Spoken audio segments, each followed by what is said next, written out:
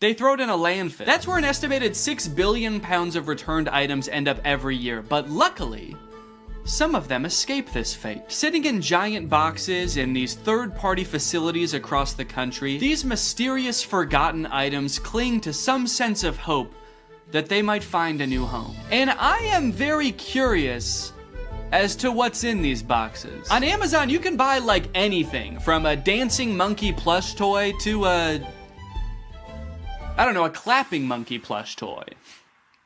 And everything in between. So I want to get my cold, sweaty little hands on one of these boxes of Amazon returns, but I don't know how. So I reached out to Raleigh Williams, the host of the YouTube channel Climate Town. So Raleigh, you're working on a video about free returns right now, right? Yeah, I saw this expose on a bunch of like brand new returns in a landfill and stores like throwing out cordless drills and perfectly new laptops and stuff. And I just thought like, that we shouldn't be doing that. That shouldn't be how this system works. And so we've been reading up on it, and the reverse supply chain is not making me super optimistic. How do free returns go from like me returning an item to these random warehouses across the country where they end up in these mystery boxes? Yeah, so what's the last thing that you bought online? I think I bought AirPods. You know how there was like an option on the AirPods to, if you buy this, you can get it delivered to your house right away? Like they'll put it into a cannon and fire it at your window? Yeah,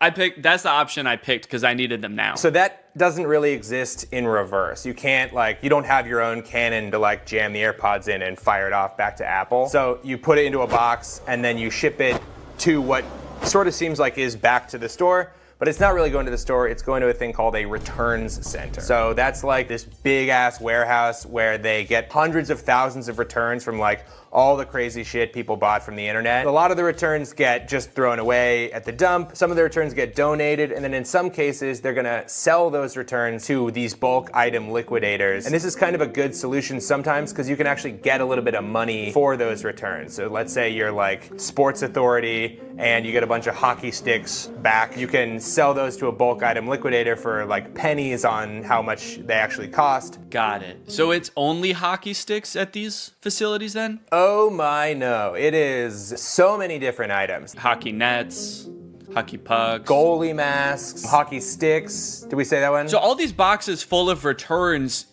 who do they sell these to? Do people like me just come in and buy giant boxes of Amazon returns? Yeah, there's a lot of liquidators that just have an open door policy, and it's like, bring your kids, let's make a Sunday out of this. Come on down and spend $400 on a box of random returns. So I could just go to one of these places if I find one and just buy a box? Yeah, this would actually be kind of a good section for my video that I'm making too. So maybe we'll just go to one together. I think it'd be a good challenge to see if you can actually resell the items in the box at a profit. To actually see if it's possible to like get your money back from the big box of returns that we buy. Maybe at the end of the video too, whatever like profit I make, we can give to a charity or something. That'd be a cool way to end it. Yeah, that sounds great. I mean, I do want to manage your expectations. I don't know how much you're actually going to be able to get from selling these items off. So I don't know how much profit this box is going to generate. It was the perfect plan. Given that this is actually a pretty common side hustle I'd seen before on YouTube, I figured I would have no problem turning a profit and donating said profit to charity. Some creators have actually gotten so successful flipping pallets that they've actually turned their operation into a full-time business. Just 3 years ago, Mitch was selling furniture out of his garage. Yes, I was. Now we're in this 30,000 square foot place. We did some research and found out there was a liquidation center not too far from where I live. So Raleigh hopped on a plane, and before we knew it,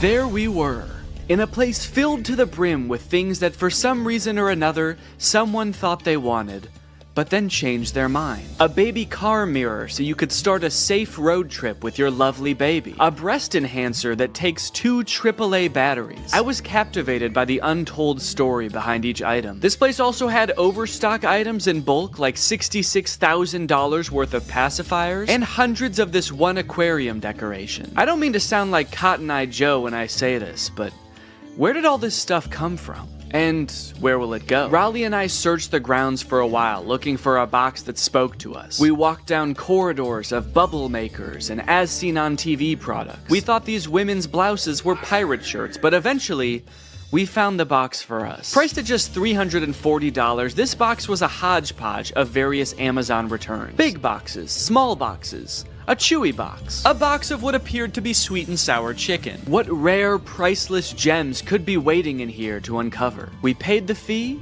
and a few hours later, the box was delivered. All right, guys, it's time to unbox the pallet. Honestly, I'm feeling pretty nervous about what's in here. I don't even know how many boxes are in here. I mean, what do you think, like 100? I think like probably 25 to 30 boxes are in here. Okay, so my guess was stupid then? Well, no. All right, box number 1.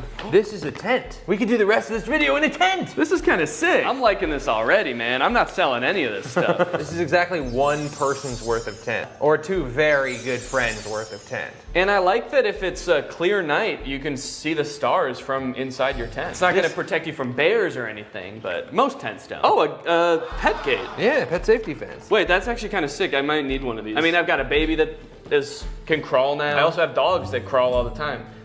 When dogs walk, is that called crawling? They're on all fours. It's just walking. When a horse walks, is it called crawling? Oh yeah. Yeah, it's a Keurig. It's got the K right on top and everything. I wonder if it works. Now I'm noticing, if you look right here, there's like a little bit of scuffing. Yeah, I think this might be a gently used Keurig. As long as they used it gently. Oop, did a piece of... I lost a bit. I lost a bit of the Keurig. I'm going for the sweet and sour chicken. Oh, baby. Will it really be? So this is an example of a return. Somebody has like put it in a different box probably, and they've returned a thing. So they almost certainly took it out of the packaging, lost the packaging, and then said, fuck it, I'm returning it anyway. Oh, is it a vacuum maybe? I'm thinking, oh yeah, vacuum, little brush. It's a car vacuum. That is great. Maybe whoever ordered this wanted a car vacuum, and then between the time they ordered it and they got in a car crash and never wanted to set foot in a car again. Okay, or positive version, they ordered this. It worked so good. Their car was so clean. They're like, I'm not gonna need this again. They never needed it. For another 10 years. So. I cleaned it so good that it's never gonna get dirty again. All right, so this Chewy box was another one of the ones that like, it might be Chewy stuff or it might be... Based on everything else so far, I'm gonna say it's not Chewy stuff. And also I can tell it's a rug just by looking at it. It's also the way they've packaged it. It's like if Chewy packaged something like this and it came to your house, I would never shop at Chewy again. Yeah. It's like, yeah, it's fucking Chewy, come on. Dog treats spilling out the side. There's like tufts of dog hair stuck to the tape. Hey, do me a favor, ask your fucking dog if he cares how it's packaged, all right? Oh, it's soft though. Feel that rug. Wow. Yeah, I think it is some kind of, oop. Oh, this is nice. This is a nice padded floor. For your doggy duffel bag. And it looks like someone did put their dog in there. Yeah. It's all furry. Dog tested and returned. Dog tested. Disapproved of. Dog disapproved. Right. A little rusty pan. Is it rusted? Oh, no, that's the brand? No, it is rusted. It is rusted. Oh, geez. So they must have used this a lot then. Yeah. They had this for 10 years and then sent it back to Amazon. It feels terrible to say goodbye after 10 years, but... I never liked it. Is this another rug? Dear customer, if there is crease on carpet you received, please don't worry. This is a normal phenomenon of folding carpets in order to meet the needs of international transportation. We intimately included a small watering can. Intimately? In big, huge bowls to help you easily solve this abominable crease. This crime against God of a crease. There were a few staple categories in this particular palette. For example, a shocking amount of tents. Could this be like a changing tent? Oh, yeah, maybe it is. Yeah. I think I just found another tent. We have an orange tent here. Okay. Also a bunch of rugs and 2 toilet accessories. I could understand why Amazon wouldn't want to take this back. Honestly, this one, I'm gonna give them a pass on this one. But there was a category of items that worried me the most, and that was the items that I didn't even know what they were when I unboxed them. Wait, whoa. I don't know what this is, but it says mind reader. This thing can read my... Ah! Get out of my head! Get out! I can hear your thoughts. Why would it be called a mind reader? It's like, was this the coaster you wanted? How did you know? Get out of my head! Look at what, I don't know. It's like a garbage bag? I think so. What the hell is this?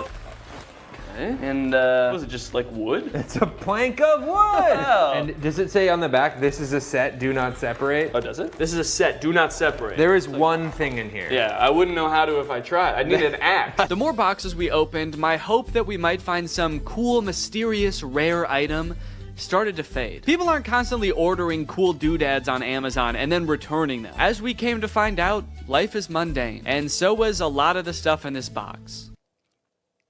Until we found this cool bird feeder. A smart AI recognition bird feeder. What does it recognize? I think it recognizes the kind of bird. Ooh, wait, that's actually kind of cool. It's kind of cool. Maybe if it sees a squirrel, it won't like put anything out. If it sees a squirrel, it shoots it. Okay, yeah, look at the bird seed comes down. Your little camera looks at him, says, blue jay detected. Wow, that's actually kind of cool. That's great. I could definitely find someone that wants to use this. In total, there were 34 boxes, and without making a single dime yet, we had already spent 55 minutes taking it all out of the box. I'm not going to show us unboxing every single item, but if you're curious, here is a list with all 34 items we unboxed. Battery low, your GoPro will automatically power off. Wow. That's weird. Perfect timing. Do I have a rectangle on my head? It's a little one. It sort of looks like you're like Harry Potter's brother. He has like got a little rash on your head, but not the lightning bolt. He like saw Harry get Avada Kedavra and he like ran away and just ran into a wall. The boy who goofed. Yeah.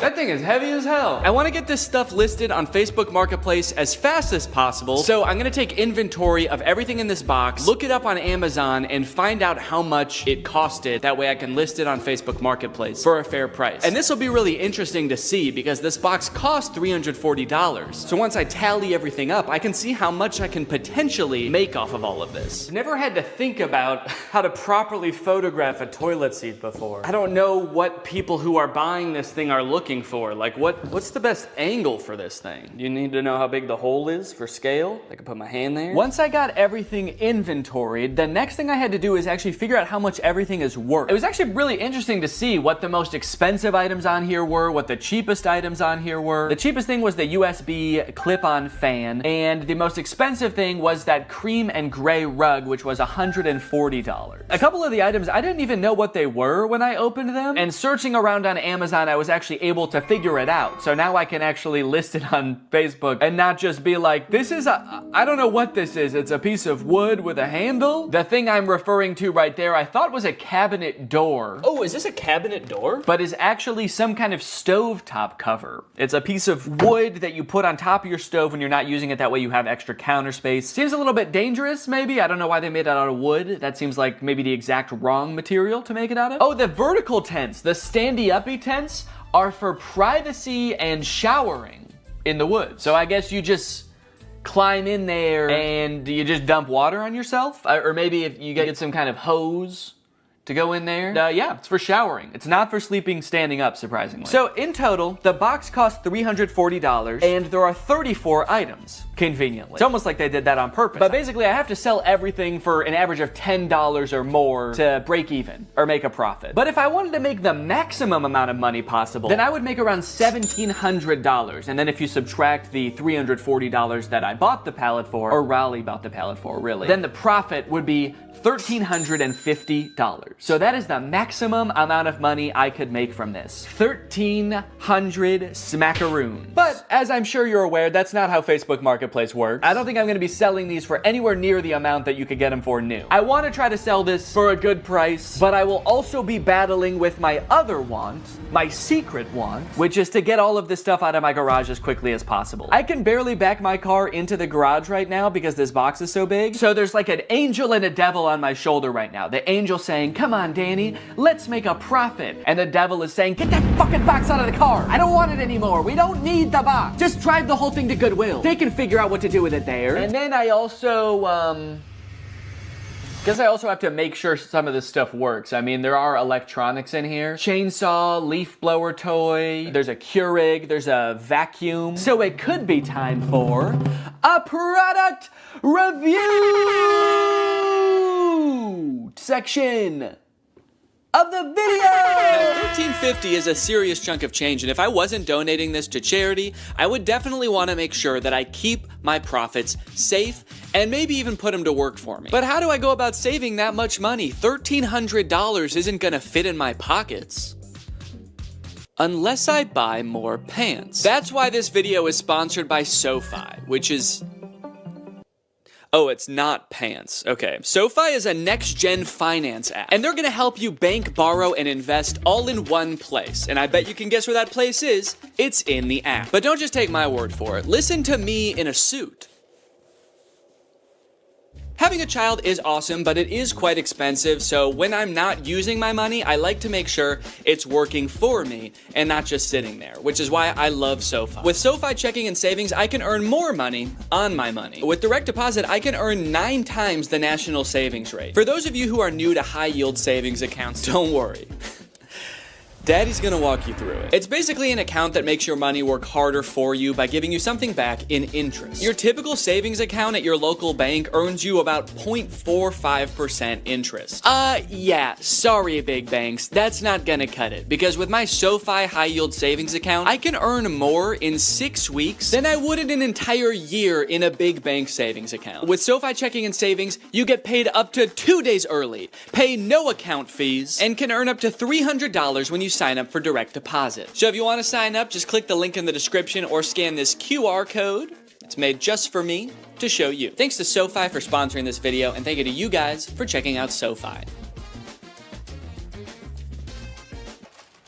Let's go ahead and pop some batteries in these. Hey, and this way, whoever buys these is gonna get free batteries as well, which I don't think they came with. So I'm actually sort of performing a service here. I should charge people more than the Amazon list. And that's what makes me such a business-minded guy. Time for the moment of truth. Hedge trimmers.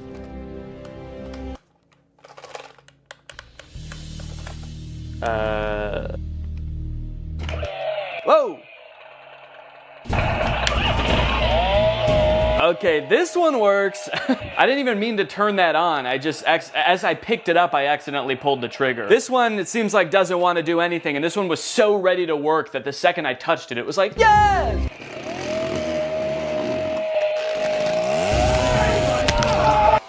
There we go. Ooh, and it blows.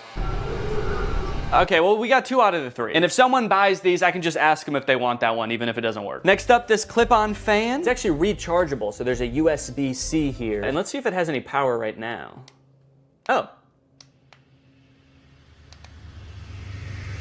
Oh, it only spins while my finger is on the button, which definitely does not seem very convenient. But let's give it a charge. And then we'll see what's what. Luckily, I've got a spare charger laying around from the AI pin, and it's USB-C. So I can't say I never got anything out of buying it, but we'll give it a minute to charge. In the meantime, let's test out its clipping functionality.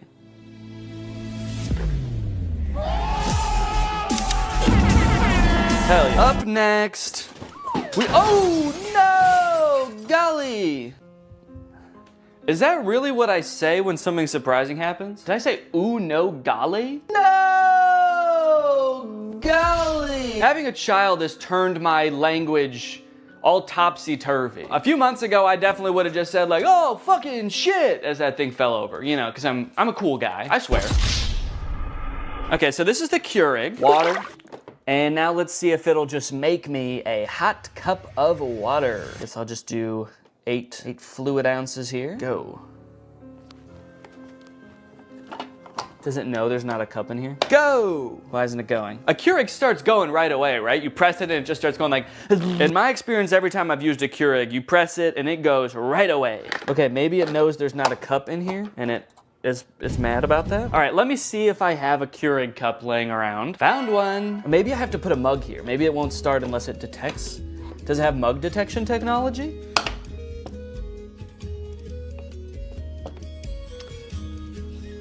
Okay, I think that this is also broken. Did I just buy a gigantic box of broken electronics? What do I do? What do I do with all this stuff? Amazon? I'm demanding you contact me to take all this stuff back and fix it and sell it again. I don't know how to fix a Keurig. I don't have the resources for that. Damn, dude. Golly. What did I say before? Oh no, golly. Ah! Smart AI recognition bird feeder. You get an automatic notification when you have a visitor. So you could get a notification that says like a cardinal's here or a hummingbird's here. How terrifying would it be if at like 4 a.m. you get a notification that's like Gary's here? You're like, who the fuck is Gary? You go on your phone, there's just a video of a man shoveling bird feed into his mouth. Thanks. I'm the CEO of this company. It tells me where all of them are, and I eat bird seed. Seat for the birds to hang out? Neat. Why doesn't this come with instructions? Okay, I have to scan the QR code to download the Bird Lover app from iOS or Android. Okay, so maybe the instructions will be on there. Bird Lover feeder. Bird lover feeder?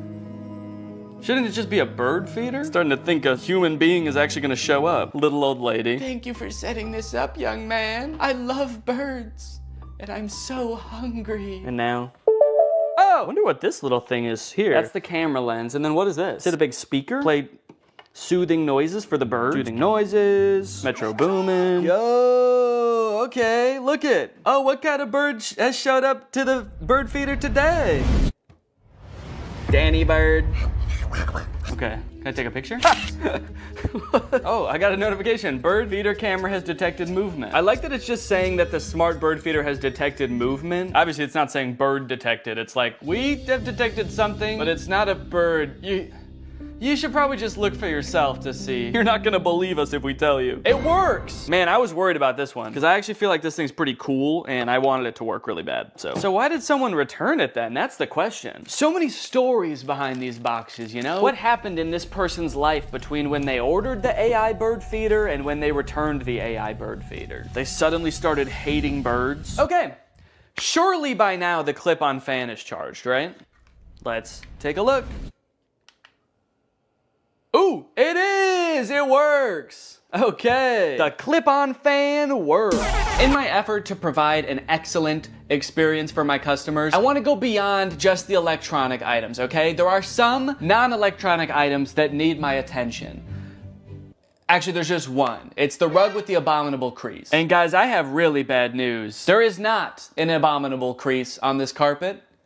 There are 2 abominable creases. Right here and right here. That is just abominable, man. Actually, looking at it like this, there's kind of more than 2, because there are some horizontal ones too. They're a little less severe, so I might not call them abominable, but I might call them like, dastardly. But they did give me instructions on how to fix the crease, so I'm gonna try all of this, and then I should have a perfectly good rug to sell. Let me get some water.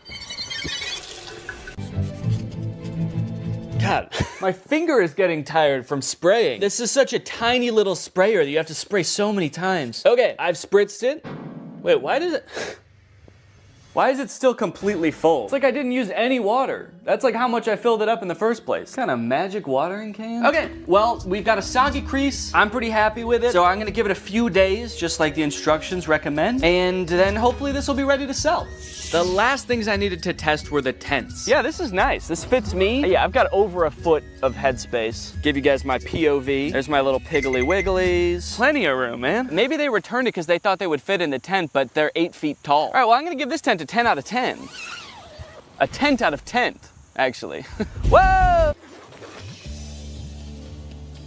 Hi. So this is definitely some kind of privacy tent. I guess maybe for changing and stuff, if you're on a camp out with the boys and you're all sharing a tent and you don't want the boys to see your bare butthole when you're changing, then you get one of these set up and now you can go in here just like this, and now you can't even tell that my butthole's out. Okay, here's what it looks like inside the tent. I don't know, I've done a decent amount of camping in my day and I've never felt the need to have one of these vertical tents. I'm gonna have to give it, honestly, I'm gonna give it like a 4. It does what it's supposed to do, but I don't know why it does what it's supposed to do. So, yeah, oop. You know, being in this one when that happens would probably be scary. You're standing in there, you got your willy out, then it just blows away. All the boys are sitting around the campfire and suddenly you're just like, oh, I got the tent so this wouldn't happen. This last tent I was very confused about as I was putting it together. It's completely transparent, but has no ventilation. My suspicion was right that there is no ventilation in here. I mean, at least not without opening these windows. There are windows. Okay, so let me close this up and now we'll just sit for a second. We'll see. Well, okay, hang on. This is not even big enough to sleep in, actually, now that I'm thinking about it.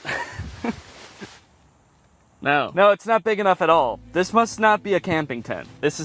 Must not be for sleeping. What other, is this, oh, maybe this tent is like to keep you warm because it is insanely hot in here. That's why I say that. So, yeah, I guess there's like no problems. Oh, there's sand in here. What the hell? Look at, there's sand all over here and dirt on the inside. Okay, someone for sure used this. Despite being a little worn, it does the job. So I gave it an 8. Out of 10. After all of that testing and reviewing, I was finally able to get everything up and listed on Facebook Marketplace, and a few days later, I got a message. It was Barbara, and she wanted my pet gate. Hello, how are you? So sorry I'm late. Oh, that's okay. Since I didn't want to give 34 strangers my address, I decided I would meet each customer at a nearby grocery store. Well, let me show you the Yorkies. Oh, cute. Yay! Yay! And the next day, I met Irene to give her my landscaping lights. Hello, Irene. Oh, sorry, did I scare you? I 1000% did scare her. She screamed and jumped when I said her name, but that didn't matter because I had just made $23. Just about every day I was heading off to the grocery store parking lot to meet with yet another potential customer. I felt like I had the foundations of a real small business on my hands. Another day, another drive to the grocery store parking lot. Goodbye, sweet and sour chicken box. Goodbye. I was spending a decent amount of time driving to and from the grocery store and waiting at the grocery store, but that didn't really matter because I was making money, baby. I don't have the money, he paid me on Zelle. All right, we're a few days in now. How are things looking? I don't know if my listings just took a while to get into Facebook's algorithm or something, but they weren't getting any interest for the first couple days. But then suddenly, on the second or third day, I started getting a ton of messages. Just like that. And the messages are great because it means that I might be able to sell something, but it is also like really hard to keep track of. If you've ever sold anything on Facebook Marketplace before, you probably have dealt with this, but people will message you and then just disappear after you respond. Hi Danny, is this still available? You only have 4 pieces. They're talking about the pathway lights, there are only 4 of them. I don't know why they needed to tell me that. I know that. Don't shame me for how many pieces I have. Yes, are you interested? Yes, it's 4. And then they just completely ghosted me. They just messaged me to insult me. Hi, is this available? Yes, it is. Do you want it? I guess when you're buying things, you probably have so many options because there's probably, there's a million rugs on Facebook Marketplace. So you don't have to treat one guy selling a rug very well. This person messaged me about the clear chair mat and said, are you ever in downtown Chicago? Even though I have my location listed on the listing, it is not downtown Chicago. I have it listed as pickup only. So I said, no, not really. And then I offered to meet him halfway in 2 different towns and then he just stopped responding. No, sorry, I only want your ridiculously discounted product if you drive all the way to me and hand it to me. I'm not even gonna get out of bed actually. You can just come in. And if all that wasn't bad enough,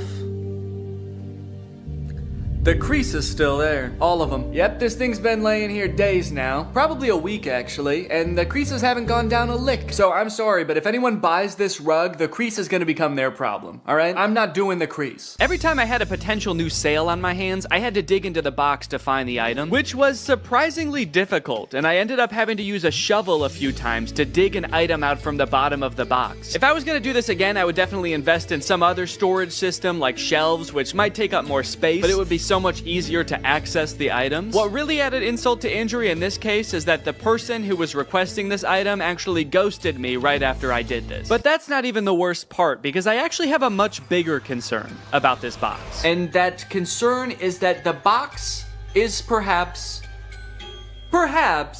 cursed. Firstly, after I reviewed all the electronic stuff in my office, I was moving the boxes around and a big spider crawled out of one. And it zoomed around, it took me forever to find, and luckily I was really chill about the whole thing. Secondly, anytime I've been doing anything with the box, I've been sneezing a lot. Ugh. What am I allergic to in this box?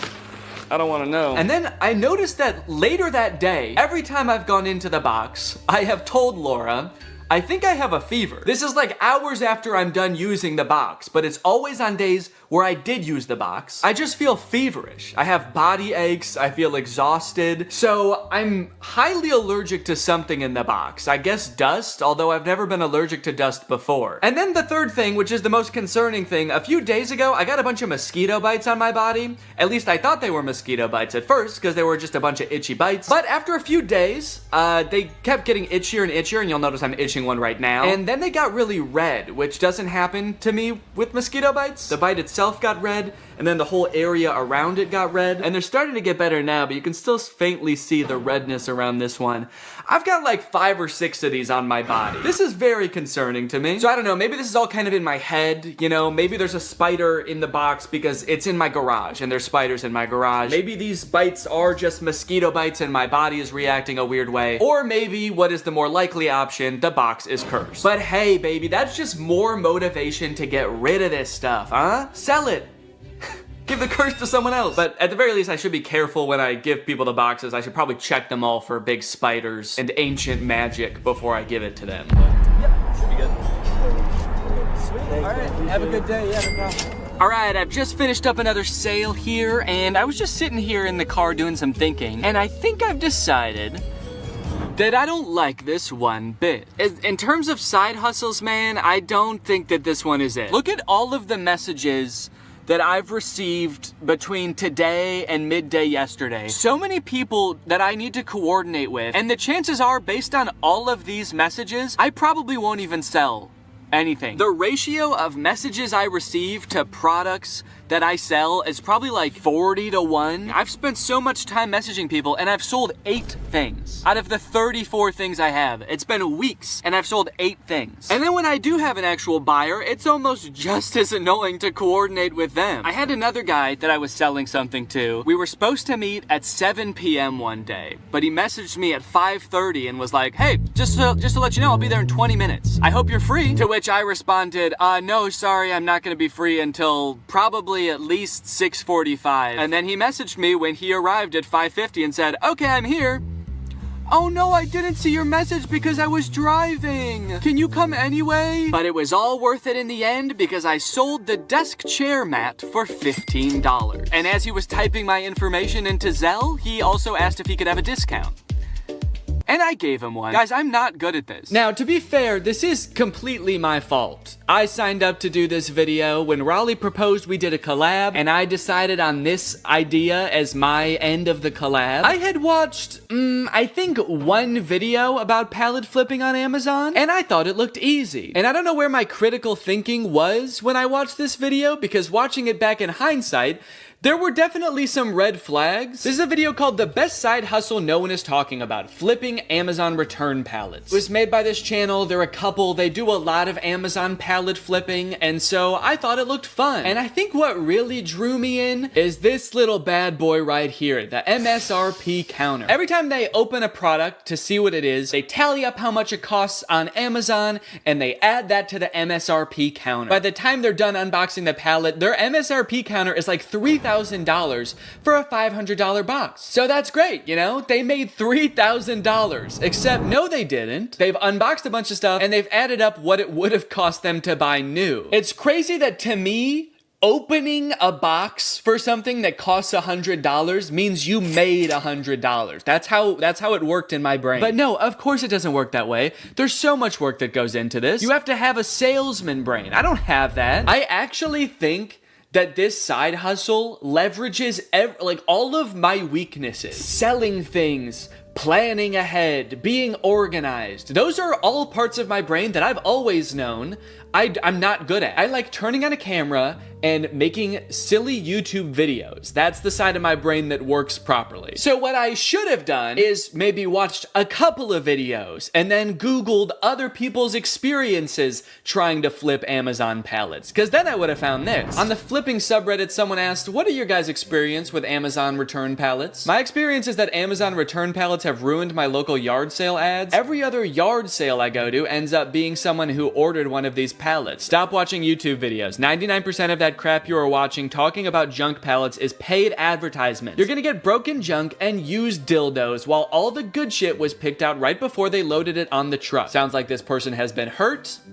and disgusted. This person said, depending on where you live, there's probably many people already doing this. I actually think it's better to wait and buy from these people at yard sales when they're trying to unload their death pile of merchandise. So hold on, there's Amazon, then the warehouses, then the people buying the pallets. They can't sell them, so they do a yard sale. Then there's other people coming to the yard sale to flip that and sell it to other people. How deep does this chain go?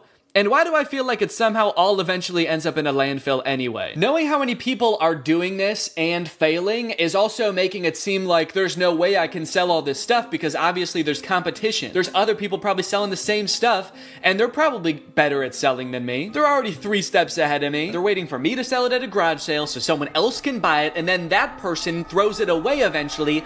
They're waiting by the garbage can for them to throw it away so they can pick it up for free and then sell it for $1. But that's when I thought of the perfect plan.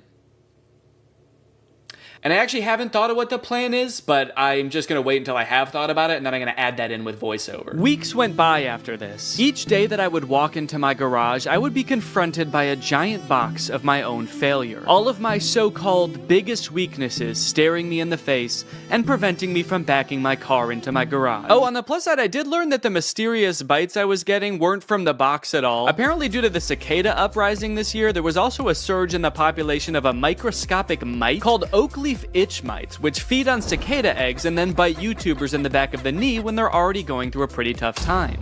I was letting nearly all of my messages go unanswered at this point. I had resigned to not making a profit, which at this point meant I would not be donating to charity. In fact, I would have to steal $180 from charity. I started researching which charities it would be most ethical to steal from when suddenly I remembered something. Something that gave me the idea for the perfect plan. My experience is that Amazon return pallets have ruined my local yard sale ads.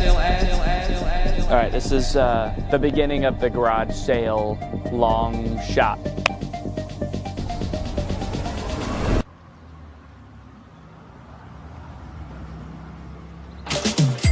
Thank you. You know what I think you'd love? A tall green tent. Pleasure doing business with you. Cha-ching. Another satisfied customer. I'm on a roll. Yes. Thank you. Yes. Yes. Yes. I thought she was going to want the bird feeder. She looked like the perfect candidate for the bird feeder. She actually laughed at the idea. She asked about it. I told her what it was, and then she laughed at me and said, "That's hilarious." And then she left.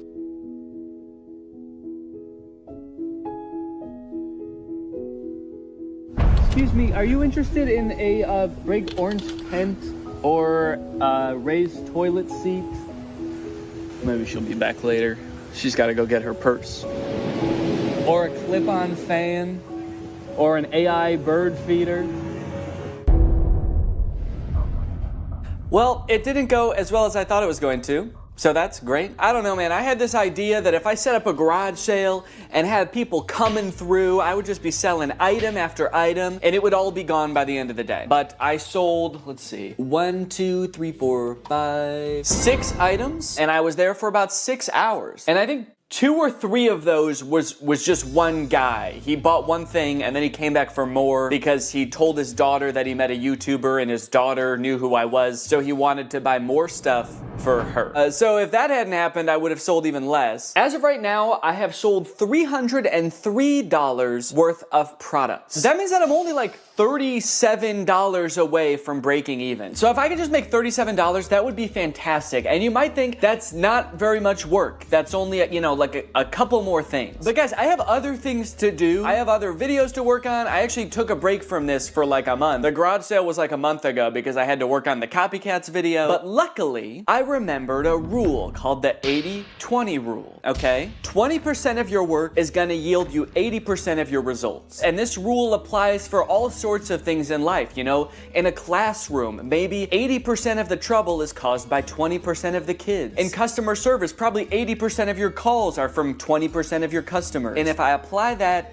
to this, maybe 80% of my profit can be from 20% of my products. I need to be focusing on the few products that are gonna yield me that last $37. So if I just look at the 3 most expensive products that I still have on my list, I have the rug, which on Amazon is $150, the raised toilet seat, which on Amazon was $80, and the marble toilet seat, which was $90. I need to focus on the stuff that's gonna bring in the big bucks, because I have like 16 or 17 products still listed, and if I am trying to field messages and coordinate with people for all of those products, I'm gonna go insane. So I fished the big rug and the 2 toilet seats out of the box, and unlike last time where I was just hastily taking pictures as quickly as possible, I took some time. I created eye-catching photos to show these products unique features and assure people the toilet seats had never been used. I also took some time to enhance the descriptions and the product listings, and then I also posted them on Craigslist. As for if it worked,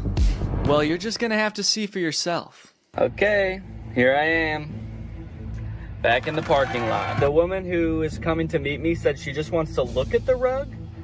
I hope that means she's gonna buy it and she just doesn't want to just kind of like see what I got just for fun. The rug is listed for $60, so if I actually sell it for $60 right now, I'll be past breaking even point. I can get out of the game for good. God, I hope she buys this rug. Please, God. Hi, how are you? How are you doing? I'm doing great, thanks. Good. Look at it, it's got the rubber backing too. It's perfect. Said it was new. Yeah, so I bought a box of Amazon customer returns. It's All right, beautiful. fantastic. Oh, yes, thank you so much. Okay, could you put it in the back of my car? Absolutely. Look at that! 60 bones, baby! I broke even, bitch. I'm out of the game. Welcome to Profit City. As if it wasn't great enough getting rid of that rug and breaking even, those two ladies that just bought the rug were the nicest people I've ever met. They were so sweet. I'm feeling good. I think I'm gonna do this whole thing again. Just kidding. I don't think I'm ever gonna go on Facebook again, actually. In case you're wondering, I did a little rough estimate of how many hours I spent on this side hustle. That way I could calculate an hourly wage for my efforts. It was $1. That's right, Raleigh, $23, and all it took me was 4 months. Honestly, bravo. I did not think you were going to be able to make a profit. And just to clarify, you're not counting the cost of delivery into the cost of the box yet, are you? The pros and cons. So we'll go through that real quick so you can get a quick rundown of everything that's good / bad about the Cybertruck, just in case you need like a quick decision. You got your finger on the buy button right now and you just need to know, Neon, should I buy this thing or not? Pros. The interior is actually pretty nice. I like the little ambient lighting that goes around the whole front of the cabin. Actually, I think it's in the back too. There's a little strip. The steering wheel has the turn signals on the wheel, which takes a little while to get used to, but once you are used to it, I think it's actually pretty nice. All of the materials on the inside seem pretty nice. Like the material on the roof liner is like a nice suede kind of thing. It's pretty spacious on the inside. It has ventilated seats. My butt's so cold. I changed my mind. This is a con. Okay, cons. There are several things in the car that are too small and shaped oddly. The steering wheel is like tiny. And then the rear view mirror is also tiny. And to make matters worse, while the tonneau cover is closed, which is the little cover on the back of the truck bed, the rear view mirror is completely black because there's a thing in the way. Another con, this thing is sharp. If I ran into somebody, I would slice them in half with this car. I also feel like it being made out of stainless steel might be bad for its crash test rating in general, but also the fact that it's so sharp means that opening and closing doors is kind of uncomfortable. Because this car doesn't have any door handles, the way you open it is you have to push a button, then the door pops open a little bit, and you have to kind of reach your hand into the space where the car door has opened and pull it open. But since this car is made out of like weirdly cut stainless steel, it's kind of sharp in there when you open it. It's an unpleasant feeling on the hand, and you never really feel like you're grabbing it in the right place. This truck is wrapped in a matte black color, and one of the reasons the owner said he wrapped it is because you basically just grab this thing all over to open it, and there were fingerprints everywhere. Also, changing gears is a pain in the butt. It's actually a little thing that you slide on the screen. If you want to go forward, you slide the little truck forward. If you want to go backwards, you slide it backwards, which is not a huge deal if you're just driving from one place to another, because how often do you really change gears in the car anyway? But the second you have to do any kind of 3-point turn where you have to change gears more than once, it is such a pain.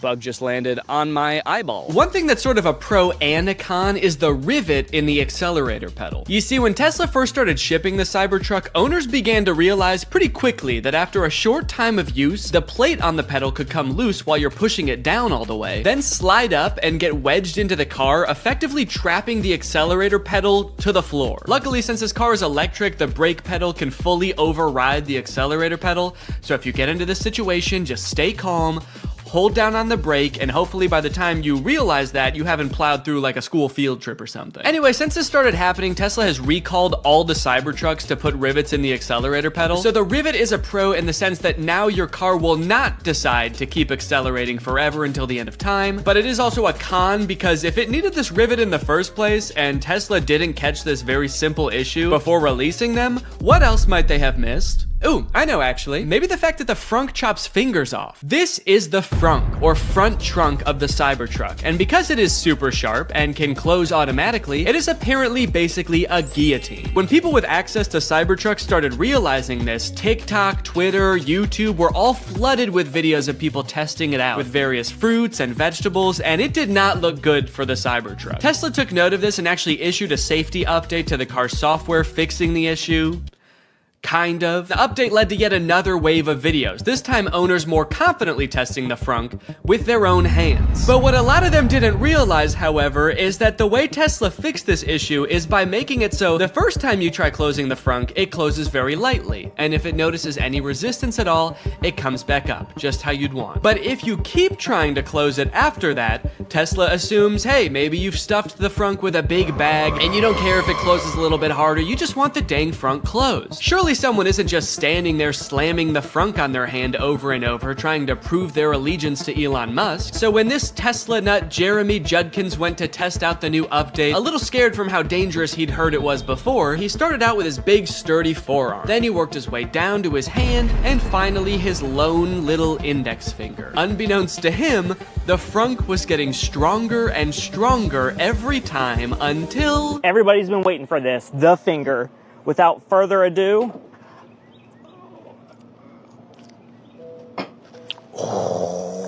I feared for my finger for a second, not gonna lie. That's kind of bad. Yeah, so I wasn't gonna test this out on my own hand, but I did try it with my shoe. Okay. I don't think that was enough pressure to slice my fingers off. I'm not gonna test that, but it definitely saw there was something there, recognized it, it thought about it for maybe a second and was like, do I wanna kill this guy? And then it said, all right, what the heck, we'll let you go.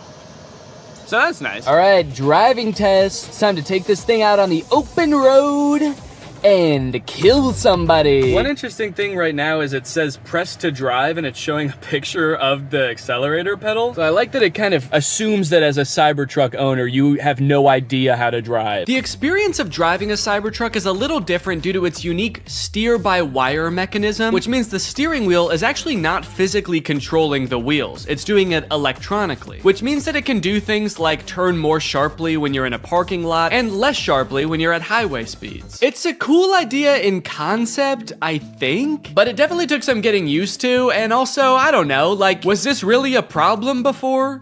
I kind of liked that every time I turned my steering wheel, it turned the car the same amount. First time I took a turn in this thing, actually every subsequent turn I took after that too, I was like, whoa, this thing is a bucking Bronco, man. This thing's trying to buck me right out of it. This is a wily gal. I've been saying it all day, even alone in the car on the way from the guy's house who owns this thing. I was just saying, Yeehaw! This thing is a wild girl. yeah, I definitely don't like how tiny the steering wheel is and how flat it is on the top. It just feels like wiggling it a little bit sends the car so far in one direction. You really got to be 10 and 2 if that analogy even applies to a rectangle or a trapezoid. I don't know what this is. I think it's like a hexagon. As a passenger, how is this for you, Jake? Is it? I would say I get motion sick in cars. I normally don't get motion sick in the front seat.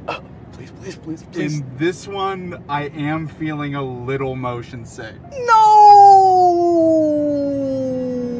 Sorry. It's a bucking Bronco, you know, what can I say? She's a wild gal. Imagine setting your phone here, and you know, sometimes you slam on your brakes and the things in your car go sliding forward. Imagine if something went sliding forward all the way to the front of this dashboard. There's no way that you could ever get that back while you're driving. So if your phone was up there or anything important, you just gotta wait until the end of your drive to get it back. Either that, or you have to floor it so fast that it comes flying back and then you just sort of catch it like that. That'd be kind of cool. Kind of feels like I'm in the weirdest Uber ever right now. For Jake?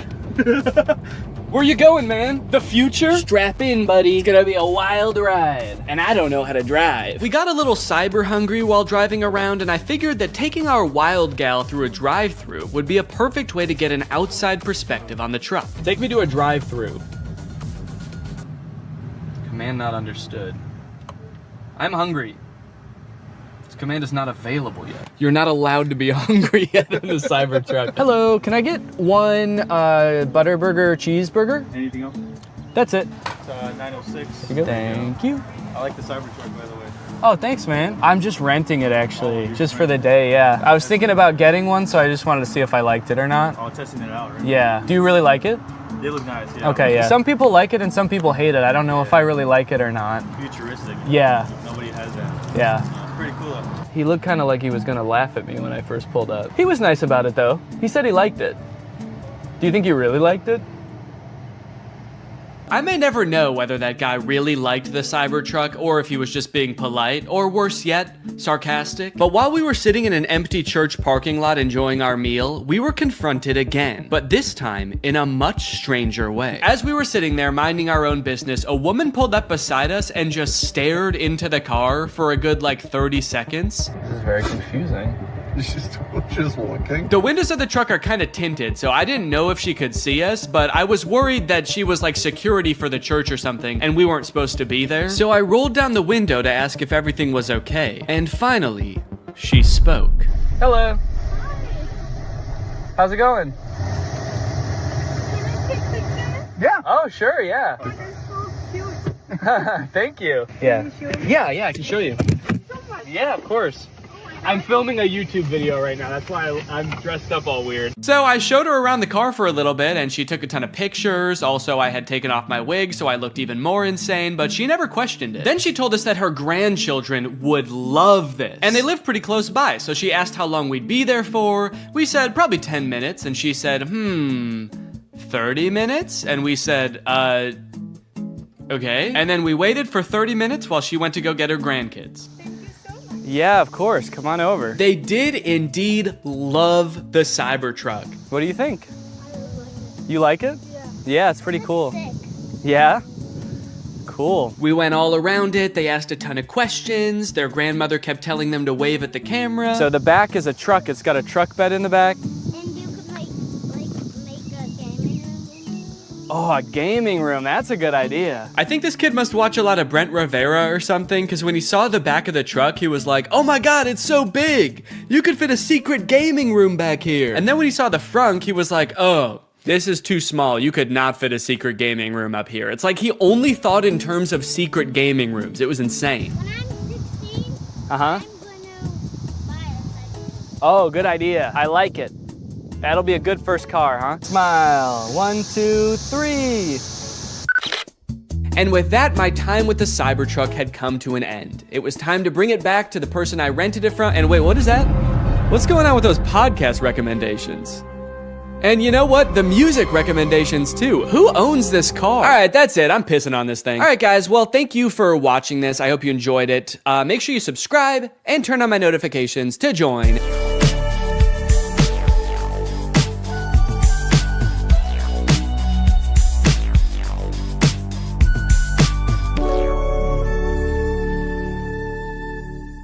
What's up, Greg? Lately, I've been seeing a lot of discourse around alpha male podcasts on YouTube. I've seen a lot of really good commentary videos talking about these insanely misogynistic podcasts where the hosts, under the ruse of giving dating advice for men, will basically just insult women for an hour straight. Guys, here at the Fit Wolf podcast, we know that the dating game is tough these days, you know? Men don't know what women want and are finding it harder and harder to find a good girl to settle down with. So tip number 1 to finding a good girl is invent a time machine. Invent a time machine and go back to the 1750s, because that's the only way you're gonna find a decent woman. Because every woman nowadays is a thought. That's right.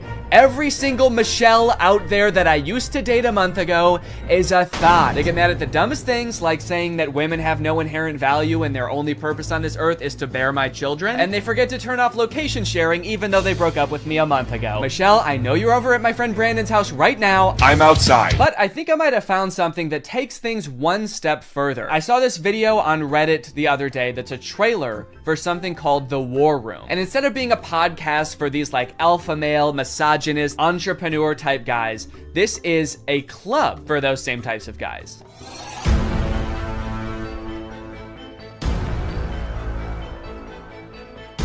After I joined The War Room, that was the year I made $100,000. On the surface, this kind of just seems like a trailer for a club where you get to hang out with a bunch of bald guys and smoke cigars and talk about business and making money. 1 year ago, I did not even have a business. I didn't make money.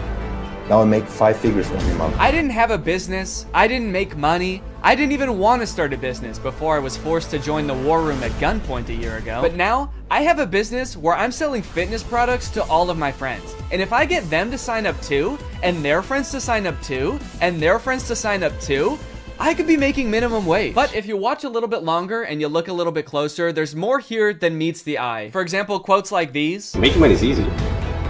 You just take it from somebody. Doesn't sound like making money.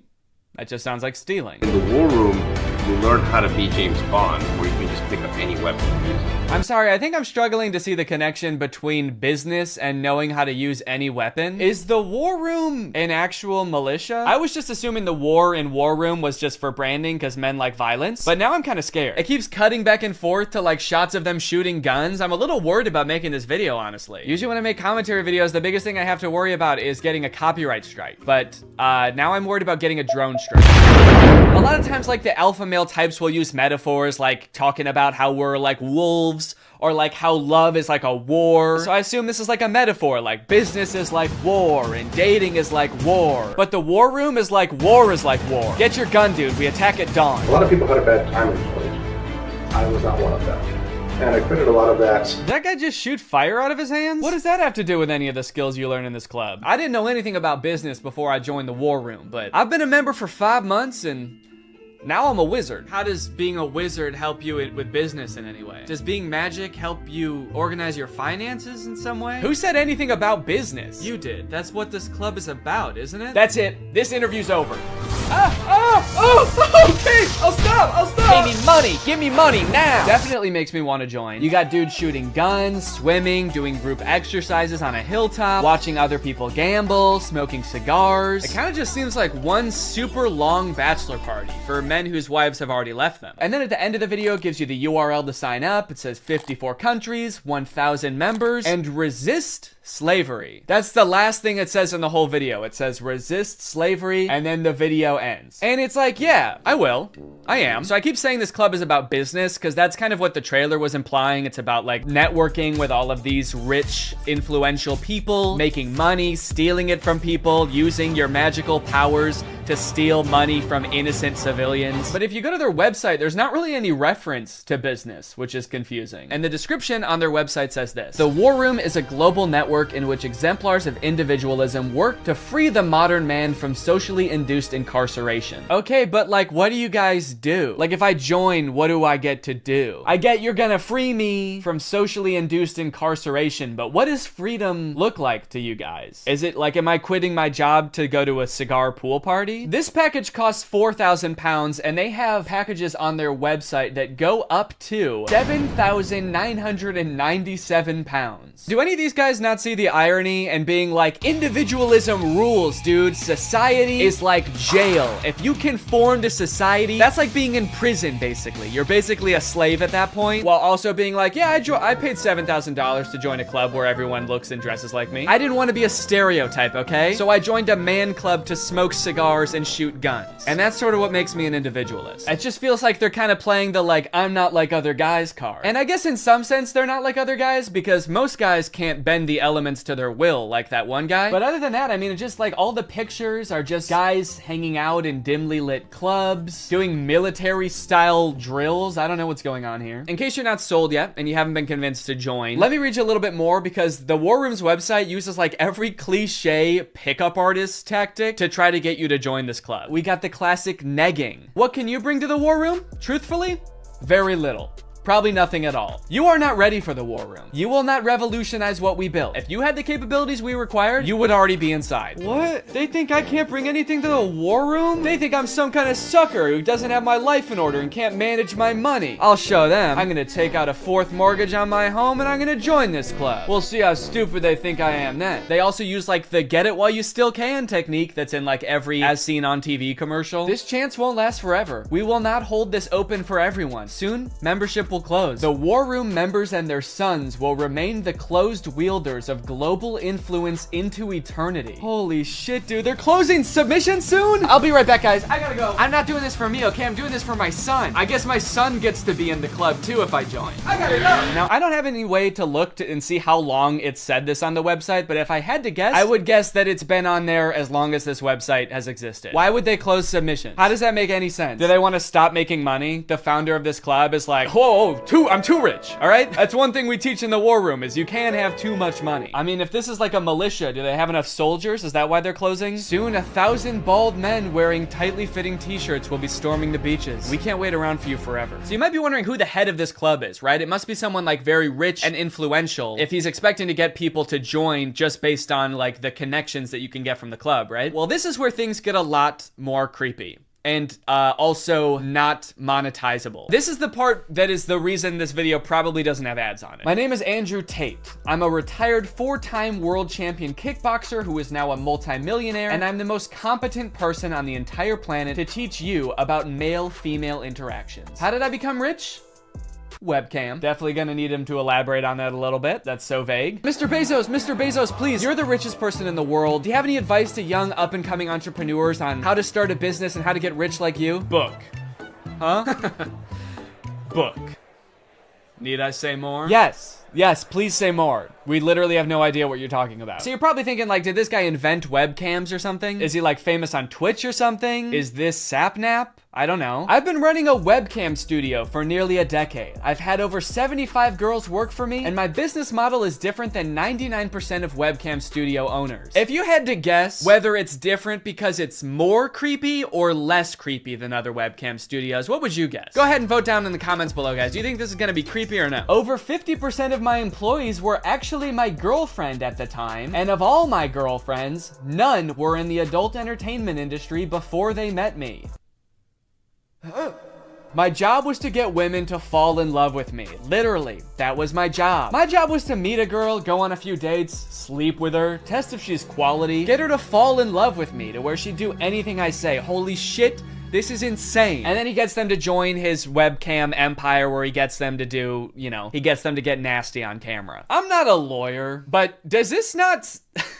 Does this not feel illegal? At the very least, this seems like insanely creepy. This feels abusive. It feels like he's just confessing to crimes. That's why I want you to join the War Room, all right? You're gonna learn about making money, picking up women. You're gonna form a militia to protect me from an international tribunal for my many crimes that break international law. For legal reasons, that was a joke, okay? I don't know if this is legal or not. So I guess what he meant when he just said the word webcam was that he's exploiting a ton of women online for his own personal gain. In hindsight, it seems so obvious. How did I not guess that? Let's watch another promotional video for the War Room. This is on Andrew Tate's YouTube channel, and it's called The Matrix Predicted the Great Reset Explained. Basically, it's a video where this guy compares his life to the Matrix. We are living inside of the Matrix, and I am Morpheus. I know you're sitting thinking, why did Tate not decide he was Neo? Because Tate has all the Aikido and the masterful, nearly superhuman abilities. Yeah, I used to be a kickboxer, so I'm basically in the Matrix. Actually, the reason I take the War Room guys to the gun range so much is so they can shoot at me and I can dodge the bullets like Neo. It's like, okay, dude, if anyone here has superpowers in the War Room, we know who it is. And it is not you. Now, when I say we're living inside the Matrix, I'm not stating that with irony or as a joke. We are genuinely, actually living inside of the Matrix. The Matrix is real. Yeah, something tells me that even though he keeps saying literally, and this is not a metaphor, that it is a metaphor. Something tells me he's not literally saying that we're living in a computer simulation that's controlled by like aliens or whatever the Matrix is about. I actually haven't seen the Matrix. I think that's what it's about. Something tells me that's not the point that this guy is making, even though he keeps saying literally. In the description of this video, it says stage 1 fighting against the Matrix is to become rich. Learn how here. I'm sorry, that's the first step? You know it's gonna be an unhelpful article when step 1 is become rich? Like step 1 is something that takes years and some people will never do it. Also, again, I haven't seen The Matrix, but I'm fairly certain that was not the first step in breaking out. I don't think Morpheus was like, listen, machines are trapping humans and using them as batteries in their simulation, and the only way we can break out is by setting up a drop shipping business and investing in Ethereum. Ethereum's actually great because you can verify smart contracts. It's actually the best crypto out there. Imagine if this dude is right and we really are living in the Matrix. Like, what does being free look like? Oh my God. I did it. I'm free. I made it out. All right. Hey guys, we got another one. All right. Welcome to the club, buddy. Hell yeah. Congratulations, man. Yep. You finally made it out of the simulation. Wow. Thank you guys so much. Where's everybody else at? What do you mean everybody else? Yeah, the only other person here is my girlfriend who I'm scamming. Or I mean dating. Yeah, but I mean like in the whole world. Like there's gotta be more than just you guys in the real world, right? What the fuck? You don't like us? No, it's not like that. I mean, sorry. I was picturing there being more than just like 3 normal guys in a room when I exited the Matrix. Normal? What the hell, man? Yeah, we're not normal. We shoot guns and make money out here. Yeah, we're big into making cash out here, man. Did they do that in the Matrix? They actually do, yeah. Not the way we do it. Okay, how do you do it? Hey, you're stealing my shit!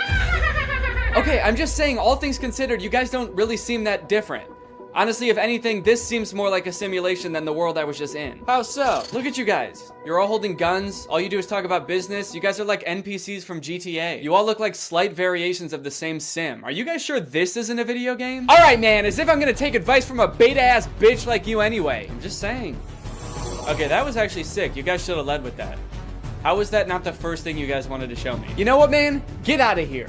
You don't belong here anyway. Yeah! What? Go! Get out of here! We don't want you! Yeah. Okay, alright, I'll go. Honestly, I'm actually not really sure how to get back, but if one of you show me, I will go. Get the fuck out of here, man! Go, get lost! Get son of a gun! What are you still doing? Get out of here! Go! I feel like this is definitely a video game. How can I keep my husband? I want to keep him happy, and I think all the women listening too, they want to know the secret. I'll tell you the secrets. Men are biologically designed. We're evolutionarily hardwired to seek status. You want power, you want status, you want the fast car. You don't care about the car. You want everyone to know you have the car and they can't have the car. Right. If everyone had a Lambo, you wouldn't want a Lambo. So every single thing we do is status driven to some degree. It's true. Meaning the female we are with has to add status to our lives in some form. If you want to keep your man happy, you need to think, how do I make my man look better to the world? How do I make him look better in front of other men? What a bizarre take, dude. How to be a good woman? Make your man look good to other men. You basically need to be a wingman for your husband to pick up dudes. I hate arguments like this so much. Alpha dudes are always trying to bring up like what men are hardwired to do. What have men been evolutionarily designed to do? Here he's saying that like men are hardwired to seek status. Men want a Lamborghini. You know how every men want a Lamborghini because it's a status symbol. Even if it worked out that like evolutionarily that's something that is in men's nature, that doesn't make it good. You know what else is in our nature? Thinking sugar tastes really good. If you didn't tell someone that sugar was bad for you, they would think like, oh my God, this is the best thing in the world because it tastes really good. If you put 10 pounds of candy in front of a caveman, he would eat all of it and then he would throw up. And then he would die, probably, because he's never eaten that much sugar before. But hey, I guess that's just kind of what he was hardwired to do. So if you want to be a good cave wife, you gotta go out there and you gotta get your man as much candy as you can find. You want to go to the store and buy him one of those lollipops that's as big as his head that he always wanted when he was a kid, but his mom would never let him have. And that's the only way to keep men happy, all right? These alpha male type guys are always trying to sound like scientific. Like this is the science-backed way to attract a mate. And this is the evolutionary way that relationships are supposed to be. But I feel like if they were being honest, they would recognize that there's a difference between what humans like naturally are inclined to do and what is healthy and what is sustainable. You know what else increases your status? Murder. Can't be anyone higher up on the hierarchy if they're all dead, right? It's weird. I don't see any of them advocating that, but it's the same primal instinct that they're talking about, so why don't they? To prove what a sick and cool lifestyle this guy has, here is a video that he posted on Christmas while apparently alone in a hotel room.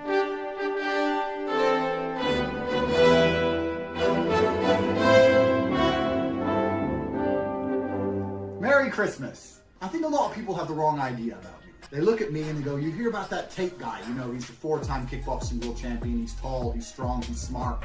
He's fucking gorgeous. That's the wrong idea. People have the wrong idea about me. He's smart, he's rich, he's tall, he's funny. When in actuality, I am short, rude, and poor. Anyway, yeah, that's the war room. I feel like this video took a lot of twists and turns, but as I kept clicking on different links on this dude's website, I just kept getting more and more shocked at what I was finding. So hopefully this was an entertaining video. I was considering purchasing like a war room membership as part of a follow-up video, but I honestly do not feel good about putting any money in this guy's pockets. I'm honestly a little bit worried that if I paid this guy 7,000 pounds, it would go towards like more guns or like a prison cell for his employees. But anyway, I hope you guys enjoyed this video, and now it's time to talk about our sponsor. Guys, you know what you're probably not gonna get if you spend $5,000 to hang out with the guys from the war room? Delicious home-cooked meals, which is why I thoroughly believe that today's sponsor, HelloFresh, is a much better investment than the war room. HelloFresh has been a long-time sponsor of the channel, and I love their service. Every week, they send you 3 delicious meals that you get to cook at home with all of the ingredients pre-portioned, so you can skip all of the prepping and planning and going to the grocery store that, if you're like me, stresses you out about dinner time. HelloFresh is equipped to be able to serve a bunch of different lifestyles. With fit and wholesome recipes and low calories or carbs, you can indulge in delicious meals without having to worry about breaking your diet. My favorite things about HelloFresh are that 1, I only know how to cook a handful of things, and HelloFresh has a huge variety of recipes. Like every week you get to choose from something different. And 2, they're a super sustainable option. The packaging that they send you your food in is already recycled content, and HelloFresh cuts down on your food waste by 25% over grocery shopping. Cooking with HelloFresh is fun and honestly super easy. Anybody can follow the instructions, and it'll kind of make you feel like a chef. So if you want to check out HelloFresh, then go to HelloFresh.com and use my code TrulyGreg16 to get 16 free meals and 3 surprise gifts. I don't know what the surprise gifts are, but if it's anything like their food, I'd say it's worth it. Thank you to HelloFresh for sponsoring this video, and thank you to you guys for supporting my channel by checking out HelloFresh. All right, thanks for watching. Bye. What's up, Greg? You know, I feel like it's been a while since I found something real weird on TikTok. Like something so strange that I truly cannot wrap my head around it, but I've done it. It's 2 twins on TikTok, which is not uncommon for twins to blow up on TikTok, but these twins are different because these twins are in love. Aww. That's so cute. With each other. Yeah, I know. Yeah, that's right. We're watching these guys today. You guys have probably seen videos titled Siblings or Dating. How about Siblings Are Dating? This is truly one of the weirdest things I've seen on TikTok in a while, and like the more that I look into it, the more puzzling it gets. It's like there are layers and it gets deeper, and there were twists in here that I did not expect. These dudes run an account called Alisov Brothers. I believe they're Russian, and the vast majority of their TikToks is literally just them doing stuff like this. I mean, like being about to make out with each other, not dentistry. That most of their TikToks are not about being dentists. Although they do have like a surprising amount. I feel like they have like 10 TikToks in this dentist chair. I don't know if they own a dentist business on the side. That is not clear to me. These dudes heard that self-care was important and took it so literally. This dude has his literal self cleaning his teeth and borderline making love to him. But this is like their thing. They have so many TikToks where it's like music playing, and then at the end they just kind of like grab each other's faces and just like breathe into each other's faces.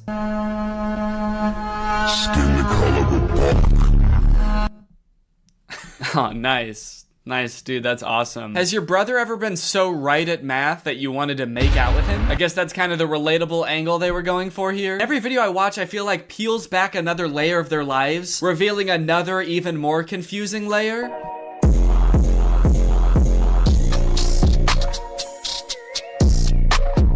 Totally indifferent to getting married, to literally the biggest day of your life, just so nonchalant. He became very nonchalant on his wedding day. And then at the end they hug? Seems like this is like the one time in most people's lives it's like the most acceptable to kiss in public would be on your wedding day. Or like suck each other's souls out or whatever they do in all their other videos. The old Machine Gun Kelly. But why are they so indifferent to their wedding? I know it's a fake wedding, but like, come on, dude. Act a little bit enthusiastic. You're getting married to your brother. Actually, maybe it is kind of baller.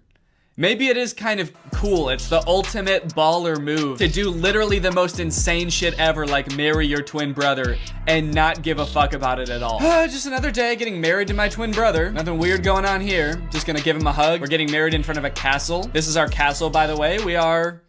We are Russian royalty, as a matter of fact. Is this like a wedding venue or is this their castle? Are these guys Russian royalty? I've heard that royal families can be pretty inbred, so honestly, I would believe it. I think that marrying your twin brother is literally keeping your genes as pure as humanly possible. If they could have a baby, it would just be them again. Uh-oh. What? People. Oh no, people. Oh no, people are gonna see us almost kiss. No! Okay, thank you. I appreciate the modesty. I'm right here. Thank you for once looking at the camera and realizing what you're doing is insanely weird. Thank you. Yeah, I don't know. This TikTok to me seems a little bit hard to swallow. I'm gonna call BS on the entire premise of this TikTok. As if these dudes are bashful or modest in the slightest. These dudes have a TikTok account with 2 million followers that is centered around these two brothers who want to have sex with each other all the time. I don't think that if they were gonna kiss and they saw someone watching, they would stop. They'd probably be like, oh yeah, come here. Oh shit, someone's watching us. Hell yeah, dude, let's traumatize this guy. Okay, so clearly whatever's going on here is just like for shock value to get views on TikTok. I'm gonna give them the benefit of the doubt and assume that whatever this is, it's not like a real romantic relationship. It's just these two brothers who thought, hey, if we do this like weird shit, we can probably get really famous on TikTok. And I guess they have like 2 million followers, but like this video has 70,000 likes, which on TikTok is not that much. And some of their videos have like 7 or 8,000 likes, which I don't know about you, but to me, makes this a lot weirder. Like people will do weird shit for fame and millions of dollars all the time. You can't stop people from doing that. But for like 5,000 likes, you're gonna make the whole world think that you're in love with your brother for 5,000 likes? Is it worth it? It'd be funny if this is them just realizing that people can see all these TikToks. They're like, oh fuck, we've been posting these to a public audience? Oh, that is not good. I thought these were just for us. Cause yeah, man, I don't know. I just have a hard time believing that this would ever be the reason that you were outcast from society and had to run away together. These twins just robbed a bank and ostensibly murdered somebody, and somehow it's the most normal thing they've done so far. Imagine seeing this in real life and having to be the person that reported this crime. All right, was there anything weird about the guys who did this? Yeah, there was a lot. Oh no, is this another set of twins? No! What are they gonna do? Oh man. Oh no. Those poor girls. They're probably acting in this TikTok, but I think the idea of them being so genuinely mortified about what's going on in front of them, is actually very realistic. I wonder who these girls are. How did they get them in on this? It's actually kind of weird because they're not tagged in the video. So I'm kind of worried that they're just like regular twins, like civilian twins, not influencers at all. How did they get roped into this? Hey, we noticed you guys are twins. So are we. We have like 2 million followers on TikTok. Do you guys want to be in a video with us? Oh, yeah, that's awesome. That sounds fun. What kind of videos do you guys make? Oh, just pretty standard TikTok stuff. We do like dancing, pranks, silly comedy skits, challenges, making out with each other. We want to make out with each other so bad, but we never get to. We're two horny twins that just want to kiss, but we can't. Two poor twins go back to their job the next day and their coworker's like, hey, are you guys okay? You're both acting really weird today. Did something happen? I guess it just goes to show that you never really know what someone's going through. It could be this. Do you think that the guy twins are kind of like looking at the girl twins wondering like, what are they doing? Why aren't they making out? Do these girls not know that this is what twins do when your other twin is tied up and he's got no choice? You put his arms around you and you breathe him. You breathe the poor guy. One thing that I think is really funny about these guys is that on their Instagram, they have a business email in their bio. What company would ever want to sponsor two incestuous twins? What kind of business inquiries do they think they're gonna get? I just imagine these guys going to their manager and being like, hey, do we have any new brand opportunities? And he's like, yeah, actually, we've got 7,000 emails from people offering to pay you to stop posting forever. Oh, that's kind of weird. So that many like individual people want. No, it's companies. They're literal companies that want to pay you to stop posting. Big ones too. McDonald's, Coca-Cola. They're willing to put a lot of money into getting you guys to stop. I actually went through their profile a bit and I did find one post that I think is sponsored. It doesn't say hashtag ad, but it says products used in this video, and it's tagging this company at 7 Days. And it's an ad for a makeup company. Kind of an odd collab. I don't really know how that fits the theme of the account. I guess it could be for people who are in a relationship with someone that doesn't look exactly like them. And so maybe you can use this makeup to make them look more like you or something. I'm not really sure. So not every one of these guys' TikToks is about them wanting to kiss each other or like rub up on each other. They do have a couple of like normal TikTok content, which I feel like given all the other stuff is even weirder. Like you can't just post a normal TikTok and act like all of that stuff it didn't also happen. You'd think that being an incestuous twin would be enough for the TikTok algorithm, but I guess not. Even these guys have to, you know, branch out and diversify. I guess it goes to show how hard being a creator really is. They've got this prank video where one of the twins puts on like a scissor headband and then rubs fake blood all over him. And his twin brother comes in and they both faint. My favorite part about this TikTok is that when they both fall over, you can see a mirror in the background and there's just like a guy sitting in a chair helping film, I guess. I'd like to imagine that that guy sitting in the camera is actually their third twin, or their triplet, I guess. He's their brother also, but he never gets to be in them. He's like in charge of setting up the camera and everything. And every time he sets up the camera for a video, he's like, hey guys, I had an idea for a video. What if this time you guys want to make out with me? And the other two brothers are like, ugh, gross, dude, that's disgusting. You're our brother. They've got another TikTok where this dude does the exact same prank again, but with this like eyeball sticking out of the head device, which is absolutely grotesque, I must add. And it's interesting because this time just one of the twins faints. I guess the pranker is getting a little bit used to it, but I got a feel for the twin being pranked. I mean, this would be a lot to walk in on. Walking in and seeing your brother, like literally with his eyeball hanging out, yeah, I would faint too. I would be horrified. I really feel for this guy. Plus, that's not just his brother, you know? That's his husband. Honestly, I haven't watched all their TikToks. There could be some other weird twist like this is also his dad or some shit. I'm hesitant to try to box them into any kind of like nuclear family that we would all be used to. I don't know what's going on with them at all. They've also got dance videos, which get pretty spicy.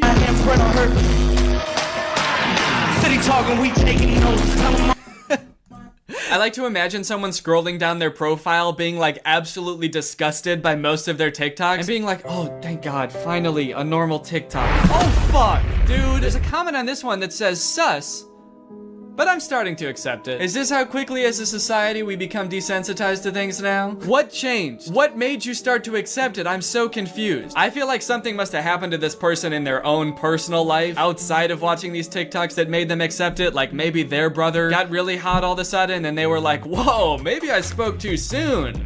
These TikToks are kind of on point. Okay, wait, hold on. So now this is confusing. I've started to see comments that are really throwing a wrench in my understanding of this situation. This comment says, are you guys dating or brothers? And this person responded saying, actually at first they were saying, but did not know they were related until the DNA test showed up. Oh, they meant dating. Actually, at first they were dating, but did not know they were related until the DNA test showed up. So this person is saying somehow these two guys fell in love without knowing that they were twin brothers. These guys are like, whoa, that's crazy. I mean, we knew we looked exactly alike and we were both coincidentally adopted from the same orphanage, but how was I supposed to know I'm related to the guy? Okay, now I'm seeing comments that are saying that they might not actually be brothers. My guess is they aren't really brothers. They look alike, but they had cosmetic surgery to look more similar and they're just acting like brothers. Okay, I'm sorry, that seems so unfeasible to me. Spending thousands of dollars to look like somebody else, to get 70,000 likes on TikTok and have everyone think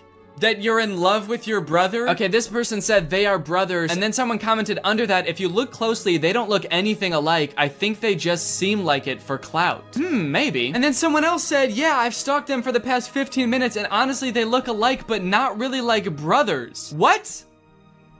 Are these guys not twins? Hold on. No, I've spent the past like 3 days watching these guys' videos. Are they not twins? Do they just look like twins because they wear the same clothes all the time? All right, I've been doing some investigation into the topic.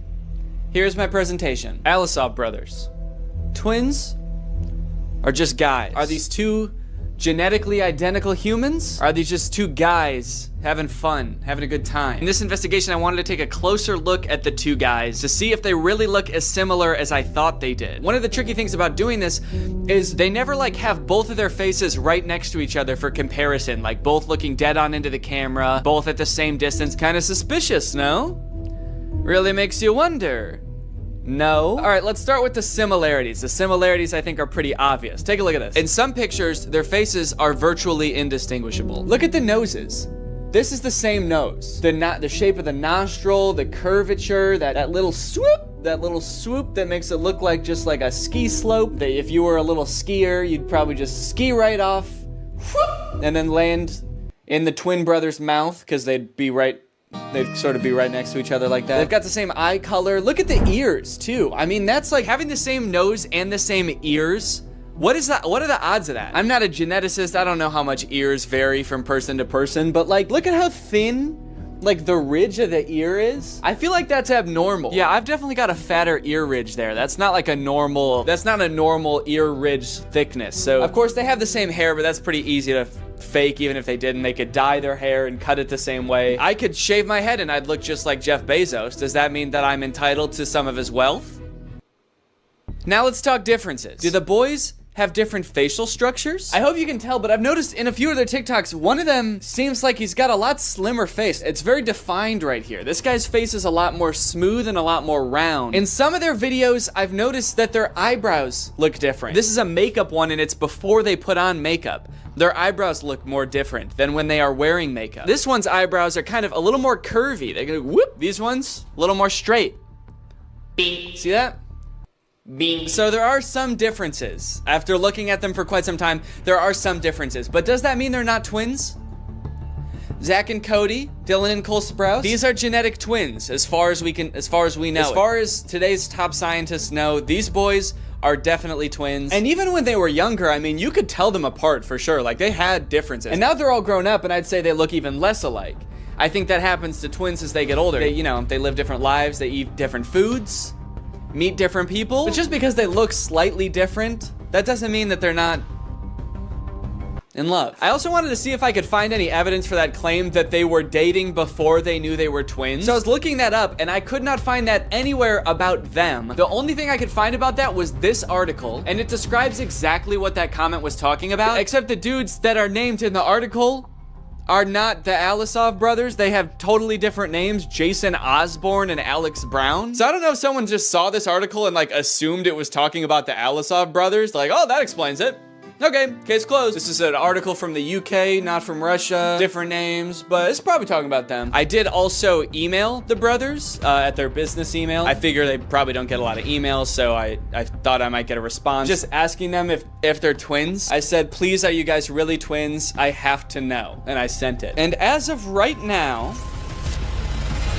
I have not heard back. So after that deep and thorough investigation, my opinion, they're twins. They are. I do think that they're twins. Sure, they have small differences in their facial features, but like they look exactly the same. They're twins. But that is not a good thing. That's not a good thing. I'm not happy that I think that. But as I said, that's just my opinion. What do you guys think? Are they twins? Are they really in love? Let me know. This video has been sponsored by ExpressVPN. Yes! Guys, there's lots of fun things to do on the internet. Playing games with your friends, sending emails to your friends, video chatting with your friends. But you know what's not fun? The fact that ISPs can see everything that you're doing when you're online, and they can even legally sell it to other companies. That is one reason to use ExpressVPN. ExpressVPN basically sends all of your data through a secure tunnel so that your internet service provider and online advertisers can't track what you're doing and sell it to people. I use ExpressVPN all the time. I've got it on my laptop and my desktop and my phone. But not only does ExpressVPN keep you safe when you're doing some of your favorite activities online, it also unlocks new activities, like more things to watch. For example, Donald Glover's masterpiece of a show, Atlanta, is not available on Netflix in the US, but it is available on Netflix in Brazil. So if you want to watch Atlanta on Netflix, you could do two things. You could move to Brazil, or you could just install ExpressVPN, change your server location to Brazil, and then you can watch it. You can pick whichever one you want to do, but I'm pretty I think ExpressVPN would be easier. ExpressVPN's got the fastest speeds, they've got 24/7 customer support, and they're consistently ranked the #1 VPN by multiple sources, as you can clearly see here. So if you want to find out how you can get 3 months of ExpressVPN for free, then head on over to expressvpn.com/Danny Gonzalez. That's expressvpn.com/Danny Gonzalez. Thank you to ExpressVPN for sponsoring this video, and thank you to you guys for checking out ExpressVPN. Bye, thanks for watching. What's up, Greg, and welcome back to another episode of This Tunnel Lady is kind of cringe. Oh, no, Danny, watch out. She's right under me, isn't she? In case you're unfamiliar like I was just a few weeks ago, the Tunnel Lady, aka Kala, aka Engineer Everything on TikTok, makes TikTok videos documenting her experience digging a massive tunnel system under her suburban house. Is this safe? I do not know. Is this legal? I also do not know. But is this really, really good content? I do not know. After having heard about her for a while but never really looking into her, this is the first TikTok I saw of her. She posted it back in November of last year. So I figured I would show this to you guys so you could kind of learn about her in the same way that I learned about her. That way we can be on the same page. I have a new problem in my suburban mine. It is not this water, but rather that I am getting out of range of the minecart. Every castle building stone has to be carried up this tunnel to the antechamber. Okay, immediately, this project is so much more expansive than I thought. She says so many things in rapid succession that could be their own entire subplot. 1, the giant pool of water in her mine. 2, she has dug so deep that she's out of range of her minecart. Kala, how deep have you dug? She's like, it's also getting really hot down here. All of the rock is molten. It makes it really hard to dig. And 3, she says that because she's out of range of her minecart, it's making it a lot harder to get her castle building stones out of the mine. Every castle building stone has to be carried up this tunnel. Is there a castle now? People just call her Tunnel Lady. I thought that there was just a tunnel. She's got so much more going on than I thought. I also like that she says the giant pool of water isn't a problem. I guess that just goes to show how little I know about suburban mining, because to me, that seems like a huge problem. How do you dig deeper when it's just water? You can't dig water, can you? Needless to say, there's a lot of lore going on in this TikTok, and I need to know more. So, like Kala digging into the Earth's mantle, it's time to get to the bottom of this. This next TikTok is Kala's first ever TikTok she posted to this account, and in it she introduces a big new project that she's going to be undertaking, building a storm shelter in her basement. I am about to embark on a new and complex project. I like that stupid project flashes on the screen as she's describing it. She's all excited about it. It kind of makes it seem like this is an interjection from future Kala, like 2 years from now. Stupid project, you should have never started this thing. What are you doing? I'm trying to warn you via CapCut editing. I'm planning to construct a storm shelter off the side of my basement. It's going to take a very long time. Well, she was definitely right that it was going to take a long time. She posted this in October of 2022, and she is still digging. That being said, it is interesting to know that the original point of the tunnel was to just be a storm shelter. I feel like she's past that point. I feel like digging like 10 feet into the ground would have been enough to protect just one person from a storm. But there she is, just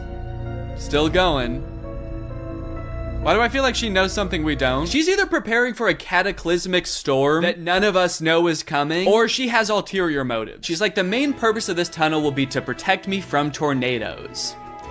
Secondarily, I have been hearing a sinister voice booming from the earth, begging me to free it from its subterranean prison. So needless to say, I think this should be a pretty fun project. In all seriousness, no, I can totally understand why she would want to keep digging after she started. If she turned around now, she could be like 5 feet away from that giant diamond. The shelter itself will be cut into this wall here. This is off the side of my bunker home office. That is a very interesting home office setup. You know, I was wondering at first if she was planning on finishing the tunnel when she was done with it to sort of make it just an extension of her house and make it furnished and everything. After seeing her home office, I gotta say, I don't think that's likely. Kala's home office is literally the Batcave. She's getting work done in the Batcave. This tunnel's gonna be perfect for hiding from storms, tornadoes, The Riddler, he's after me. She also pans over to reveal she has a green screen in her basement. Behind the green screen. I am very intrigued by Kala. Who is this mysterious woman? I thought the tunnel was gonna be the most interesting thing about her, but it seems like she's got a lot going on. Quite frankly, all this mystery is making me thirsty. But luckily, unlike Kala, I don't have a water problem. I have a water solution. Today's sponsor, Arup. Arup is a great way to meet your hydration goals because sometimes you're just not in the mood for water. You want a little bit more zest to it. And Arup flavors your water via scent. You place this little scent pod on top. Right now it's deactivated, but as I pull it up like this, it becomes activated and air is able to flow through the pod into the nozzle and then into your mouth, where your mouth feels like it's tasting the flavor. In this case, I have a lime scent pod on here, but they come with a variety of flavors. So even though I'm just drinking water with no chemicals added or nothing, I feel like I'm drinking something that's lime flavored. One of the best parts of Arup is that you're getting all the fun of having flavored water without any of the downsides, like added sugar or sweeteners or chemicals. It's just straight up water and smell. I like sipping from my Arup while I'm writing videos, doing work, even filming, as you can see. That extra bit of flavor just puts a little bit of pep in my step. And trust me, if you've seen the way I step before, you know that it's sad and it needs some pep. So if you want to try out this revolutionary hydration technology for yourself, head on over to the link in the description. Get yourself an Arup, get yourself a bunch of fun flavors. Thanks to Arup for sponsoring this video. Thank you to you guys for checking out Arup. Just 6 days after posting the original TikTok, she posts this video where she goes over the litany of problems she has already run into. We're running into some problems that have put us into a dead halt. Unfortunately, there is a little bit of water seepage. It's not a blocker, but it is irritating. Yeah, I hate to break it to you, Kala, but it's gonna get a lot worse. If you think that amount of water is irritating, you're gonna be pissed in like a year when you have a literal well in the middle of your mind. We have run out of space for excavated rock and have to get the elevator working now. Yeah, you're definitely gonna need to figure out a way to get the rock out of there, because otherwise it's not mining. You're just moving around rocks. You can't just be like, all right guys, I finished the tunnel system. It's actually the exact size that my basement used to be, but I moved all of the rock into the basement, so now I don't have a basement anymore. I just have a basement-sized tunnel, which sucks because that's where all my bat gear was, and the penguin actually is after me right now. The power cord has started smoking and sparking. The biggest problem is that the jackhammer has stopped working. Okay, great. Perfect. Excellent update. You're like 2 feet into the tunnel and every single part of the operation is already going wrong. Even things that aren't mining related are going wrong. That extension cord? Not a mining issue. That did not require any prior excavation knowledge. You just need a new extension cord. That kind of just feels like her being like, everything is going wrong. Gravel is piling up. The jackhammer is smoking. My blender stopped working, so I can't even make milkshakes anymore. But hey, I guess that's just what happens when you commit to tunneling into the earth. No more milkshakes. Ever again.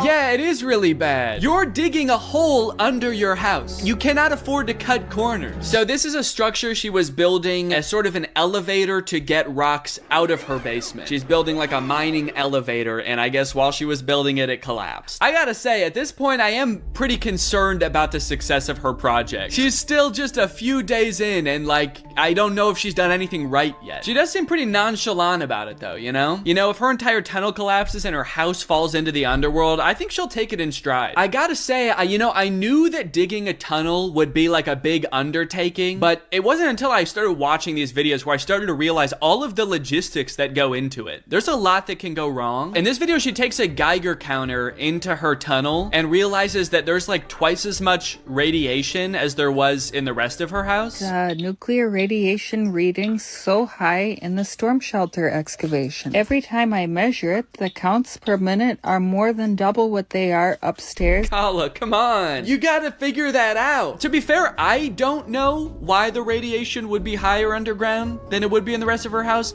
But I'm not in the mine. It's not my mine. You gotta figure that out, dude. Yeah, the top comment is radon question mark? That's not good. The next video, she's doing the same thing with a Ouija board. Hey guys, does anyone know why every time I take the Ouija board into the tunnel, it spells out, I must consume the souls of the innocent? It doesn't do that anywhere else in my house. One of the reasons for extending my tunnel system is to harvest a layer of building stone. So far, I only found one good layer, about a foot thick. It is fractured in ready-made rectangular prisms. It's crazy. I'm finding all of these perfect building blocks. They're rectangular, they look great. They're gonna fit right in my neighborhood because they're actually already the same color as my neighbor's foundation.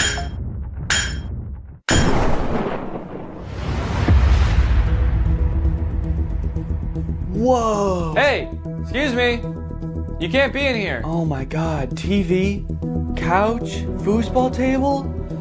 This can only mean one thing. Yeah, you dug into my basement. I just found a naturally occurring basement mine. What? All this stuff is gonna be perfect for my castle. Whoa, no, this is my stuff, dude. Hey, who the fuck are you? Are you the Riddler? No. Can you get out of my house? His first riddle.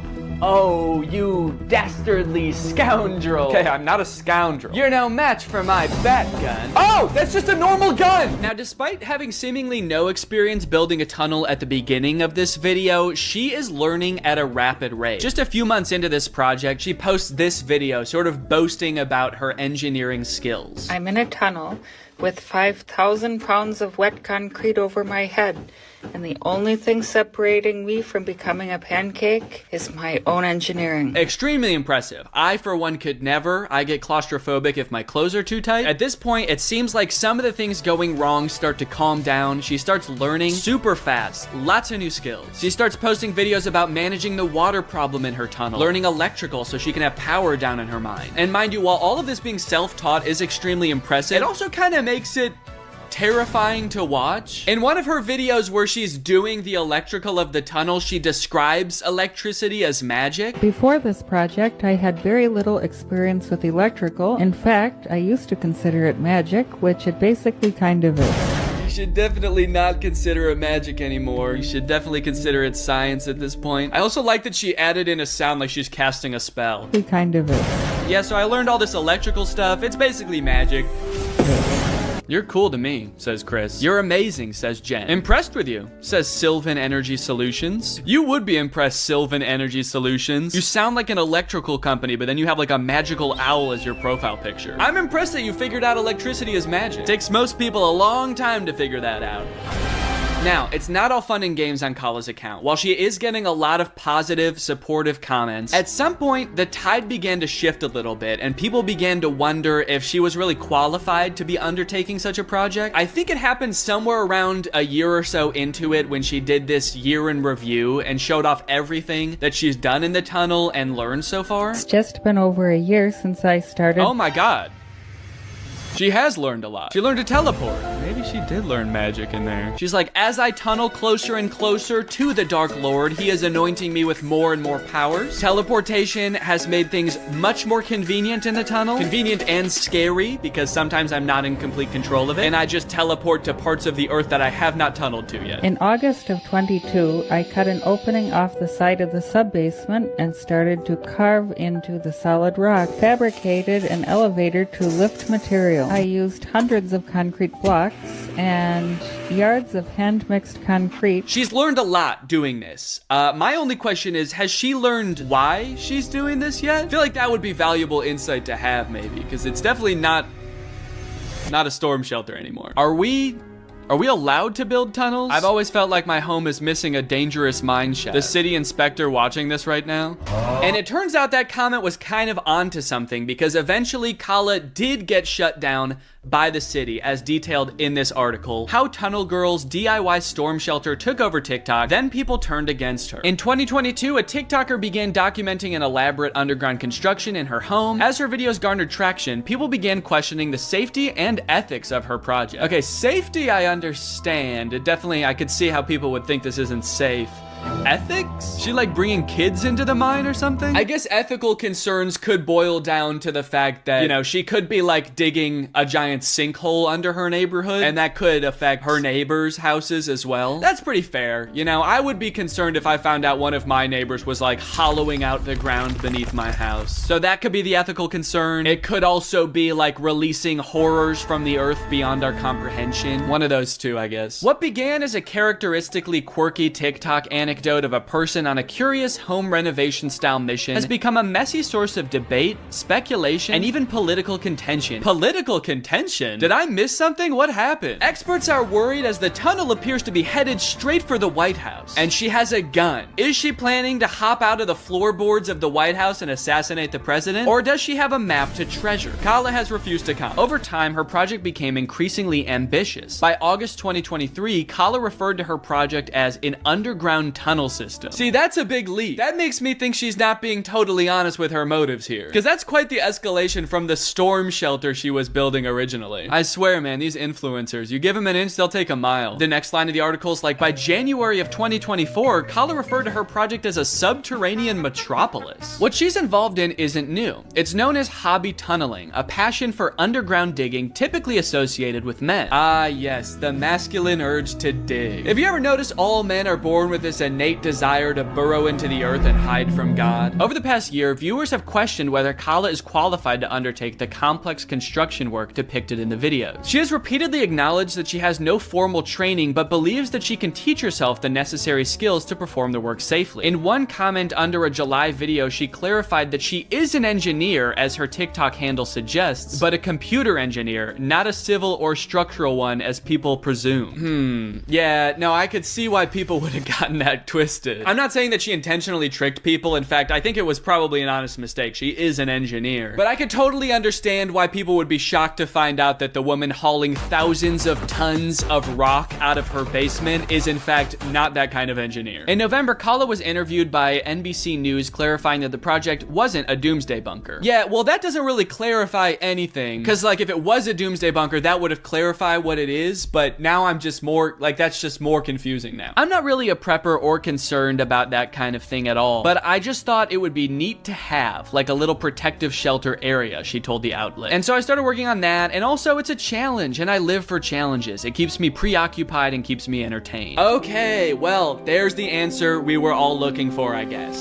She just likes it. She's having fun. And at the end of the day, isn't that all that matters? In late December, videos expressing concern about the impact Kala's project was having on her neighbors began to circulate. Oh, okay, no, that wasn't all that mattered. Then on December 31st, Kala responded to rumors that her project was being shut down with a video explaining that local city officials had halted it. So they did give me a stop work order and are requiring an immediate evaluation by a professional engineer. Fortunately, contrary to few rumors here, it is constructed entirely below the slab of my house. Wait, how is it entirely under the slab of your house? It is constructed entirely below the slab of my house. Didn't you start at the edge of your basement and then dig like 30 feet in one direction? Maybe I just don't understand the shape of her house, but I feel like she's definitely in her neighbor's yard at this point. Also, wouldn't making the tunnel system completely under the slab of her house actually be super dangerous? Because that's the dirt that your house is sitting on. So the project is halted. Kala is waiting to get her tunnel system approved. And that's pretty much the whole story right now.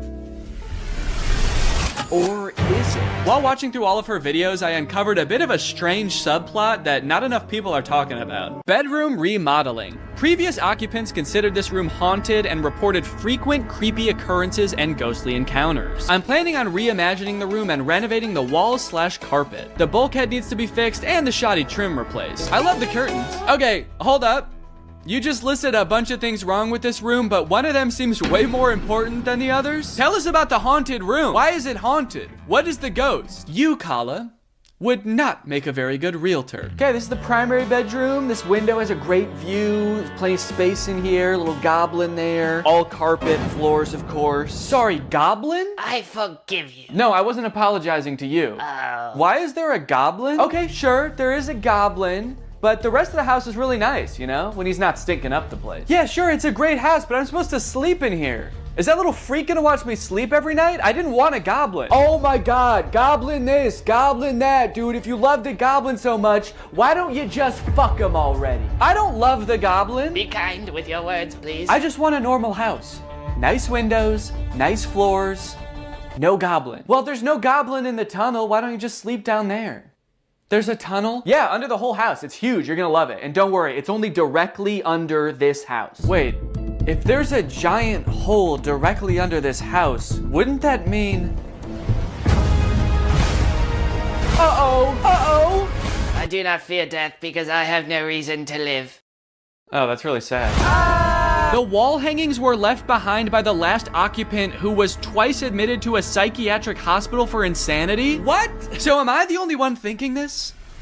This is why she's digging the tunnel, to get away from the ghost. I knew there must be a better reason, and this is it. She's got a ghost in her house. But unfortunately, Kala, I do have to inform you that ghosts can hunt the ground under your house too. They own the ground rights all the way to the core of the earth, actually, unfortunately. And the air rights too. So don't try building a castle over your house either, you won't be safe there. The first time I saw this video, I was stunned. I was like, how were you only talking about this sometimes? But don't worry, she does have another video about the room where she goes into more detail, because so many people asked about it. Yes, this room has a dark past, including haunting and madness. I rented it to several friends over the years, and they reported voices, hallucinations, and negative energy. Okay, did you tell them that you were actively tunneling underneath them? Because I feel like that could explain at least one of those things. They reported hearing voices, banging, jackhammer sounds, creepers hissing, zombies moaning. I am currently renovating the room slowly as a side project, hoping to freshen it up for a brighter future. Okay, so if two of your friends have been driven to insanity by the room, they reported voices, hallucinations. I don't think that renovating it is gonna help. I mean, by all means, go for it. I support the renovation. There's no reason the room needs to also look insanely haunted just because there's a ghost there. Turn it into like a nice little zen oasis that just happens to torment the souls of those in it. Maybe those two things will cancel each other out and it'll just feel like a normal room. You know what would be a better use for all that castle rock, actually, that you've been finding in the tunnel? Just fill in that room. Fill the whole thing up with dirt. Just be like, we don't have that room anymore. Also, Kala, it sounds like you've had several friends rent this room from you. I rented it to several friends over the years. Why do you keep renting it to people if you know it ruins their lives? You, Kala,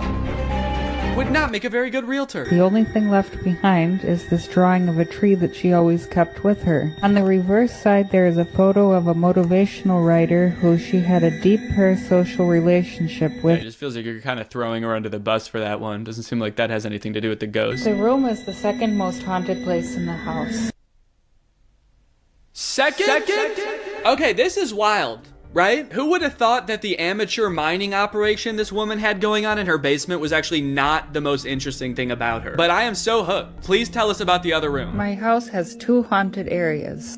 One is this troubled bedroom, and the second is this normal-looking closet. I like that she says normal-looking closet as the camera creeps in toward a terrifying closet with horror music swelling. Ah, yes, totally normal-looking closet, the kind every house in the 1800s has. Oddly, I was not able to view the bedroom with that closet before buying the house, and it was still locked during the home inspection. Damn, that's really weird. Who was the realtor? You? I felt some suspicion, but after closing, everything seemed fine. Wait, what happened there? Did she just trip in the middle of the take and continue on like nothing happened? Closing, everything seemed... This is the most interesting person in the world. I was upstairs cooking with a few roommates, and we heard a muffled pounding sound from downstairs. But the room was empty. A moment of silence was broken by renewed racket from inside the closet. Okay, well, it's time to sell the house. I think you have to sell the house. I don't know how many rooms your house has, but if 2 of them are uninhabitable due to ghosts, you have to move. If 2 of the rooms in your house turn you into a husk of a human being, fill them with rocks. On a serious note, Kala, if you are watching this, buy a carbon monoxide detector if you don't have one already. Carbon monoxide poisoning can do this type of thing to people and make them think that they are going insane, so maybe look into that. How crazy would it be if she bought a carbon monoxide detector and found a leak and she fixed it, and like the second the carbon monoxide was gone, she was like, Why the fuck is there a tunnel in my house? All right, guys, well, I hope you enjoyed this video. If you did and you're new here, make sure you subscribe and turn on my notifications to join Greg. Greg is what I call my family here on YouTube. We're a family, we're an army, we're a collective. So go ahead and subscribe and turn on my notifications to join Greg. I'll see you guys next time with a very interesting video.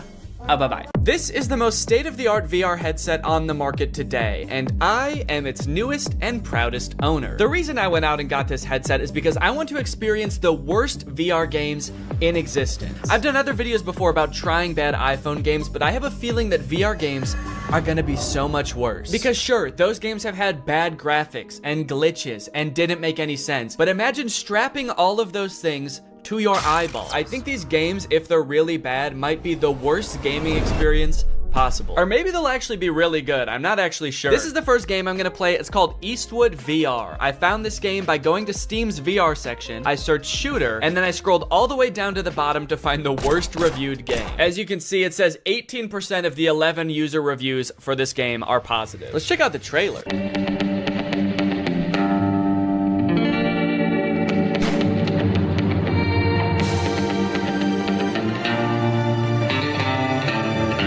Just shoot people and fight people all in like an old Western setting? That actually sounds kind of fun. Okay, you can shoot chickens. You can shoot a bunch of people at once. This game seems cool as hell.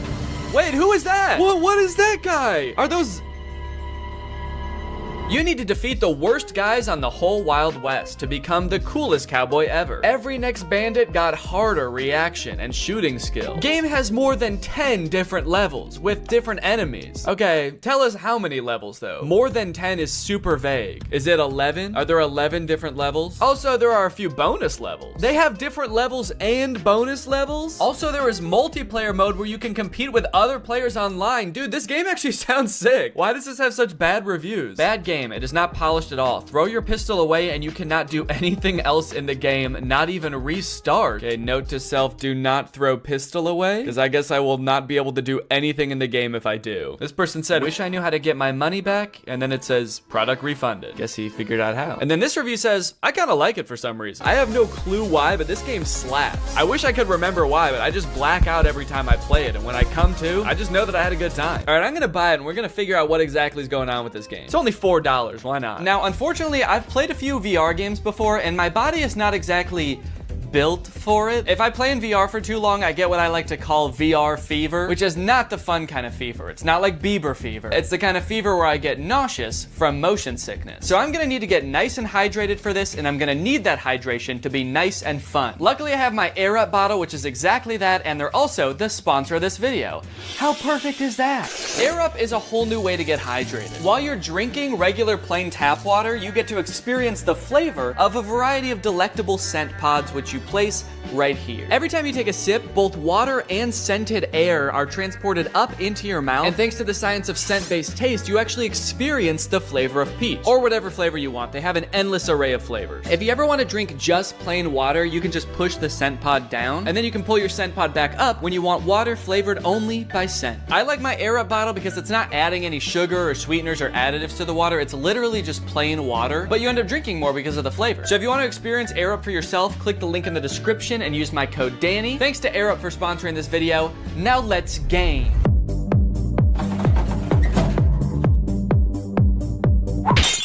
It's time to play some Eastwood VR! Entering the Wild West world of Eastwood VR, I was immediately greeted by the most aggressive NPC I've ever come across. Bitch! Oh my god. What the hell? Such an aggressive way to start the game. Come here, you big fuck! The very first thing you're supposed to do in this game is duel this guy, but for some reason, the game spawned me without hands. Right off the bat, I'm not seeing hands. Let me try restarting the game. Please give me hands. Please give me hands. Yes, okay, I have hands this time. All right, it says shoot him to enter the saloon. Is that how it worked in the Wild West? Son of a bitch! You have to shoot the bartender to enter the saloon? Now that I could actually grab my gun, it was time to use it. To do so, you must wait for the round to start. There's a little countdown and then a whistle. And then you have to pick up your gun and shoot him before he can shoot you. Dude! This took a little bit too long to figure out, honestly. Don't know what I did wrong that time. Come here, you big fuck! Easy. Whoa! I did it!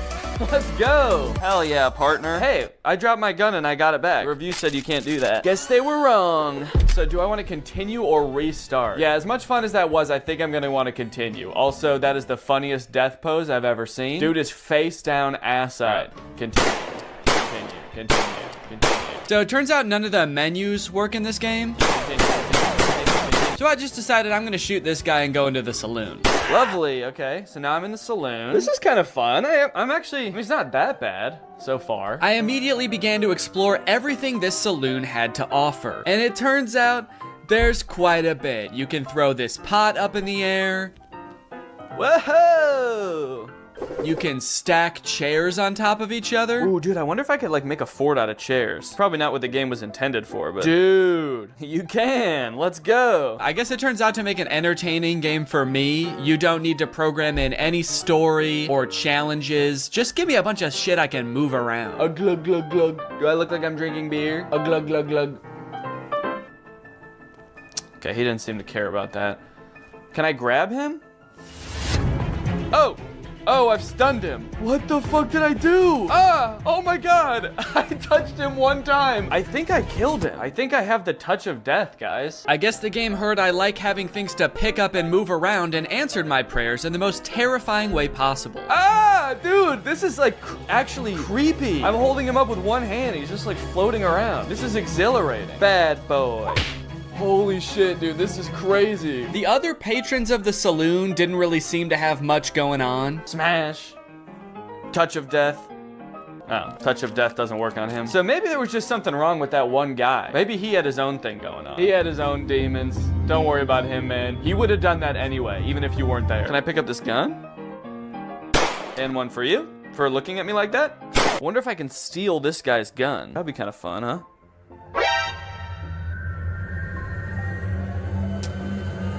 Okay, that's funny. On the wall of the saloon, there's a list of other bandits you can duel with.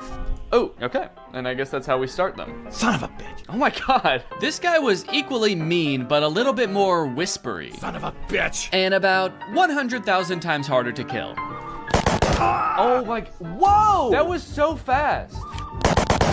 What? Dude, I can't even shoot one bullet in the time it takes for him to like shoot like 12 at me. On top of that, that zombie level that was advertised on Steam is nowhere to be found in this game. I'm kind of curious about the zombie one, but I'm actually not seeing that on here. I did, however, find the chicken game. Kill all chicks. Finally, after a stressful time in that saloon, it was time to blow off some steam. Nice done. Thank you. Your score is 1225. You are better than 0% other players. That kind of makes the nice done seem sarcastic. My favorite thing about this game is that the menus don't work. The only menu item that works in this game is this guy. And he's not even a menu item, he's just a guy. Oh, you're back? Dude, get out of here, man. Well, I thought I told you to get out of here. Hey, did you guys notice that you're all the same guy? I like that the music stopped when I said that. It's like, okay, the music has started back up again. I feel a little bit better, but that was creepy for a second there. It was like they all actually had a real human moment where they realized they were all the same guy in a video game. I still kind of think he knows the way he's looking at me. It was right about now that I started to discover just how creepy and lonely this game starts to feel the longer you play it. It turns out the last toss I gave that NPC caused him to glitch halfway through the wall. Look at this guy.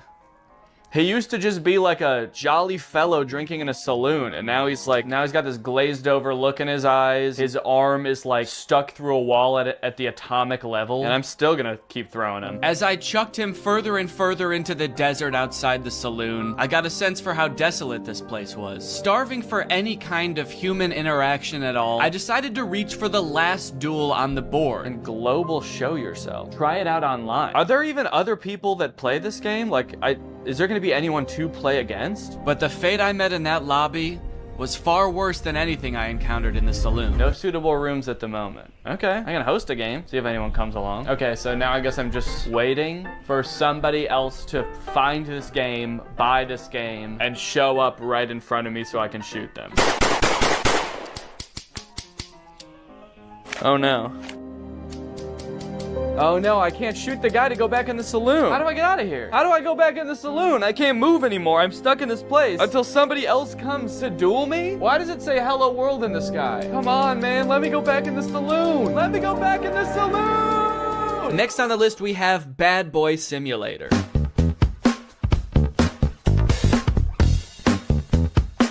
Okay, so it looks like a game where you spend all of your time in one classroom just tormenting the teacher and students with chemical weapons. This game looks insane. Also, what is this glove? Are we playing as a supervillain?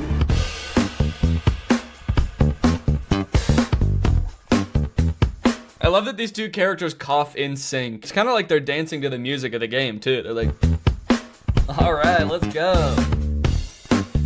Yeah, everyone kind of has like that defines your career as an actor. Ooh. Honestly, I mean, it's a sweet sentiment, and I agree with the message. You know, not every famous actor went to a super prestigious school like Juilliard to learn how to act. You know, some just had rich parents, and so that's how they got into it. Lucky for him, I feel like he seems to like Charlie Puth. I feel like this video would not be nearly as impactful if it was like some guy that Axel does not care about. There's a video of Vanilla Ice being like, take it from me, Vanilla Ice.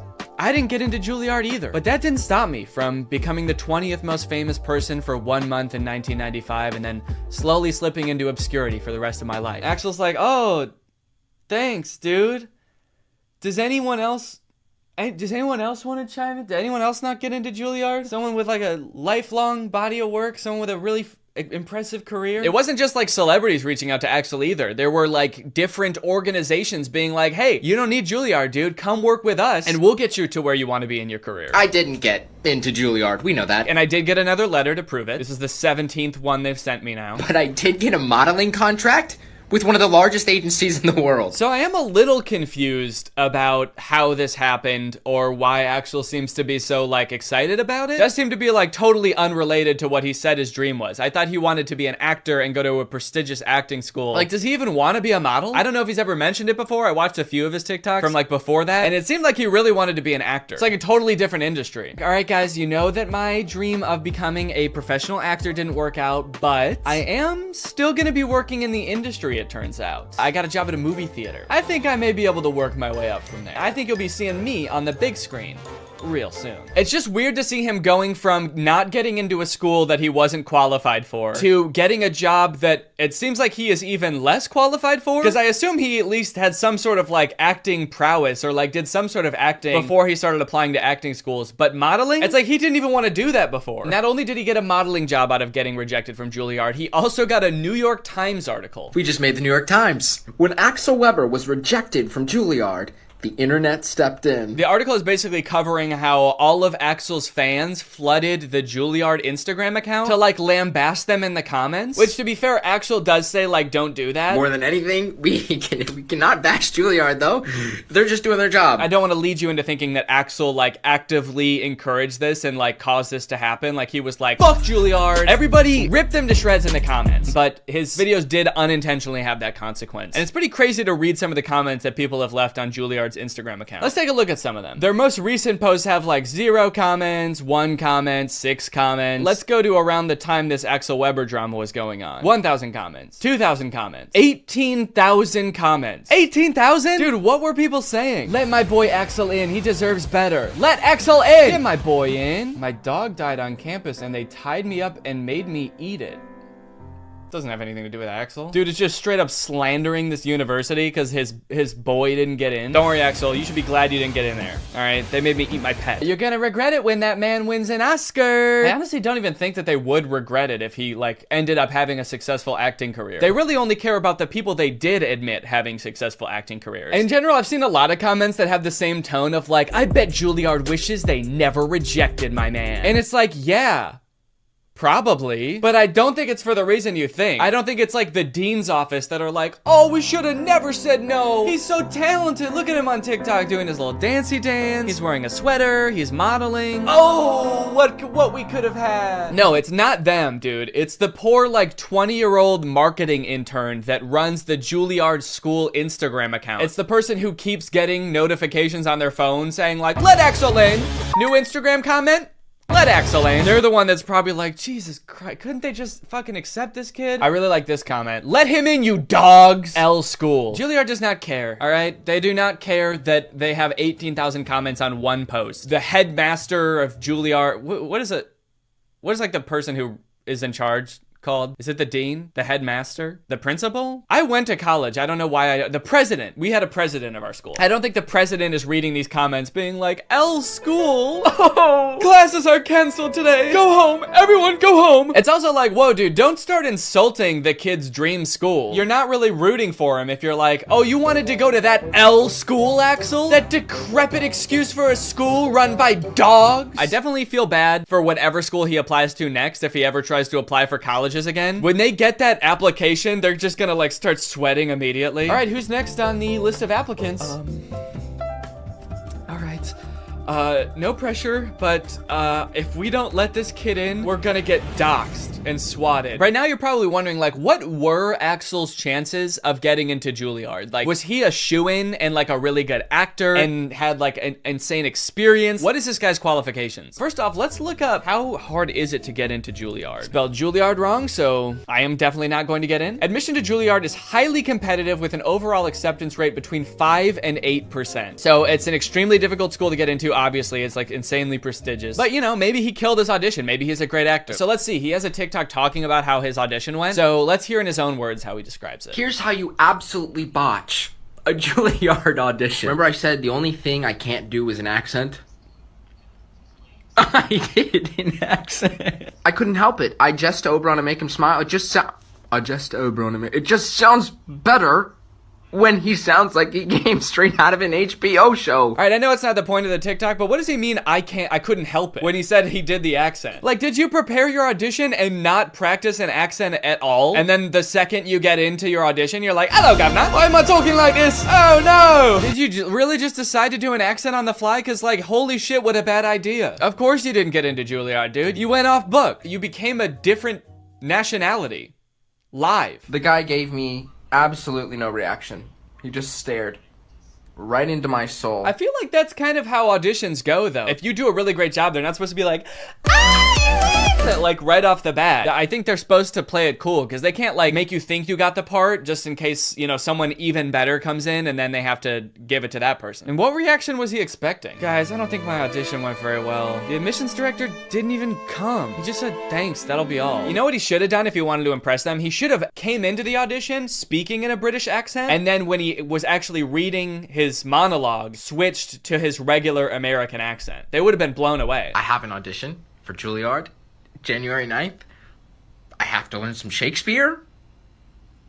Never even read Hamlet. I jest to Oberon and make him smile when I a fat and bean-fed horse beguile, neighing in likeness of a filly foal, and sometimes I lurk in a gossip's bowl. I don't understand what's happening. Not that I really think that this made a difference, but just a word of advice. If you're applying for a college, I wouldn't post on your like public social media something about like the application process or the audition process being like, I don't know what the fuck this means. This shit's dumb, dude. Shakespeare sounds like an idiot, man. It's also weird that like, after all of these videos of him being like, I don't know what the fuck Shakespeare is, and him being like, I randomly did an accent at the audition, that all of his fans still have his back. And they're still like, you deserve to get into Juilliard. Don't worry, we'll take it from here.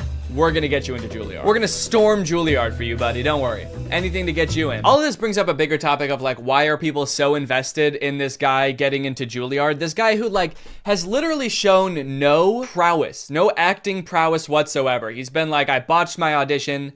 I don't fuck with Shakespeare. He seems like a nice kid too. I just don't understand why people are like so ride or die for Axel getting into Juilliard. Probably a decent amount of them are joking and just thought it would be funny to like get way too into it and take his side. But I do think it's also kind of like the cute teen white boy effect, where like a fan base of 12-year-olds will literally do anything for a white guy that they think is cute. You know who I think probably hates this more than anyone? The students who actually did get into Juilliard. Just seeing this dude get rejected and be rewarded for like like his not being very good at acting with a modeling contract and an extra 3 million followers. Meanwhile, you get into Juilliard and you get rewarded with student loans. I think that this guy is benefiting from a lot of privilege and maybe not realizing it. I don't know, man. He seems like a sweet kid, but also is sort of coming off a little bit like, I deserve this. Like he moved to New York expecting to get into one of the top 10 acting schools. Like that's why he says he lives in this apartment. And it seems like that sense of entitlement has been picked up a little bit by his fans as well. The whole thing kind of reminds me of like the Alex from Target phenomenon when like just this random cute boy got like thrust into the spotlight and millions of followers because he was like attractive once. I don't know. Let's see how his modeling career is going. I wonder if he's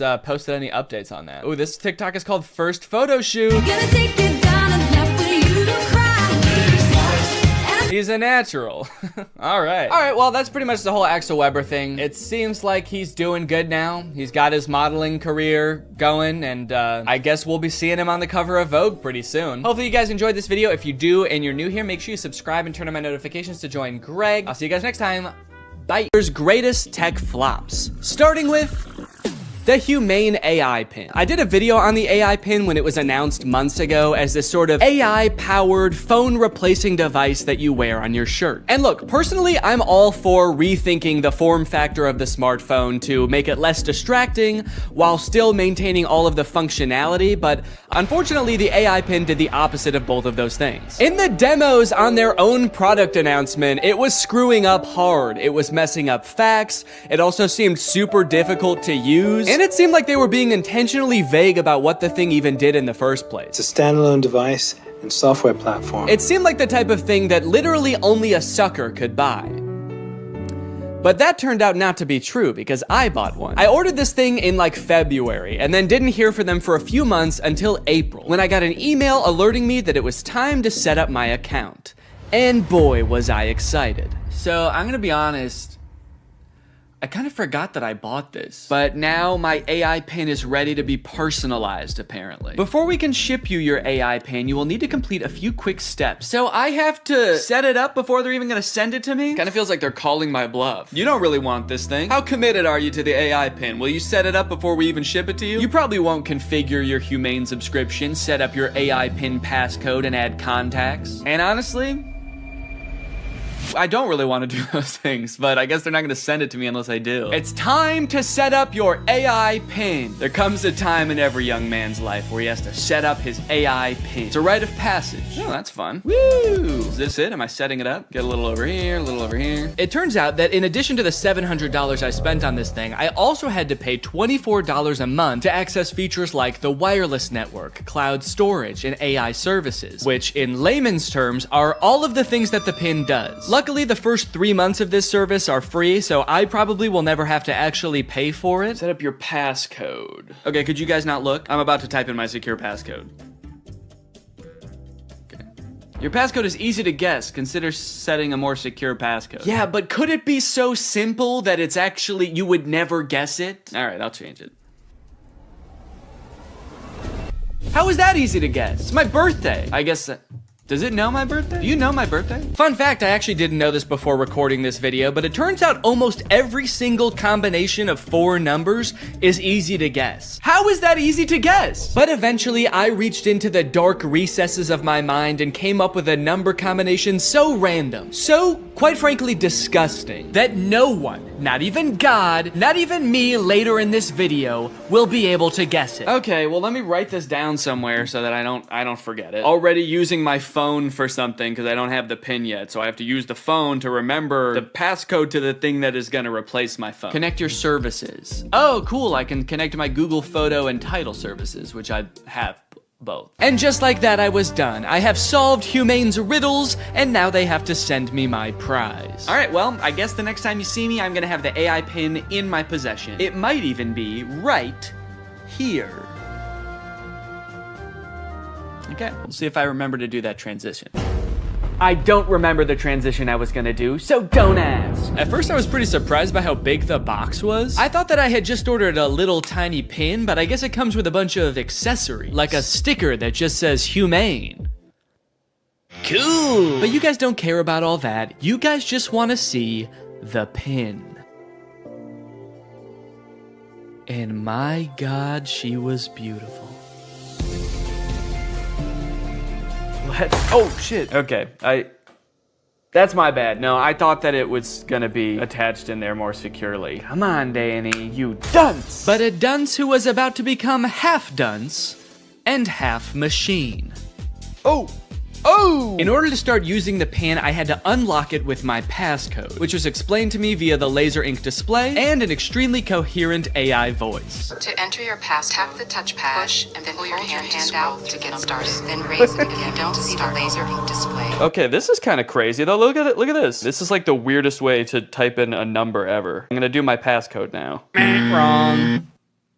I forgot what my passcode was. Incorrect passcode? What would I have made my passcode? I forgot that I made a passcode. I forgot that I wrote the passcode down in my phone. I tried to click forgot passcode and it told me to go to this website to change it. But somehow, in order to do that, you need to know your existing passcode. Luckily, I recorded me making the passcode so I could go back and watch the screen recording of me doing it. If I was not a YouTuber recording a video about this product, I think I would be locked out forever. Come on, come on, come on, please. Yes, yes, welcome Danny. All right. After months of waiting, I was in. Now it's time to see what this device is capable of. What is my name? Your name is not currently known. Please provide it if you would like it to be remembered. Actually, what's a cool kind of techno cyber sounding name that you could call me instead? Creating name. How about Neon Vortex? Yeah, call me that. Noting your name as Neon Vortex. I know I might have seemed all cheery and excited about this name on the surface, but the truth is, it destroyed me. I have never heard a name before that not only sounded so cool, but also embodied everything I wished I was. Suave, confident, futuristic. He was everything. Everything I could never be. Neon Vortex. This is the home screen. I'm all caught up, whatever that means. Nothing to report here, man. Don't worry. You've got nothing to worry about. Your AI pin needs to cool down for a few minutes.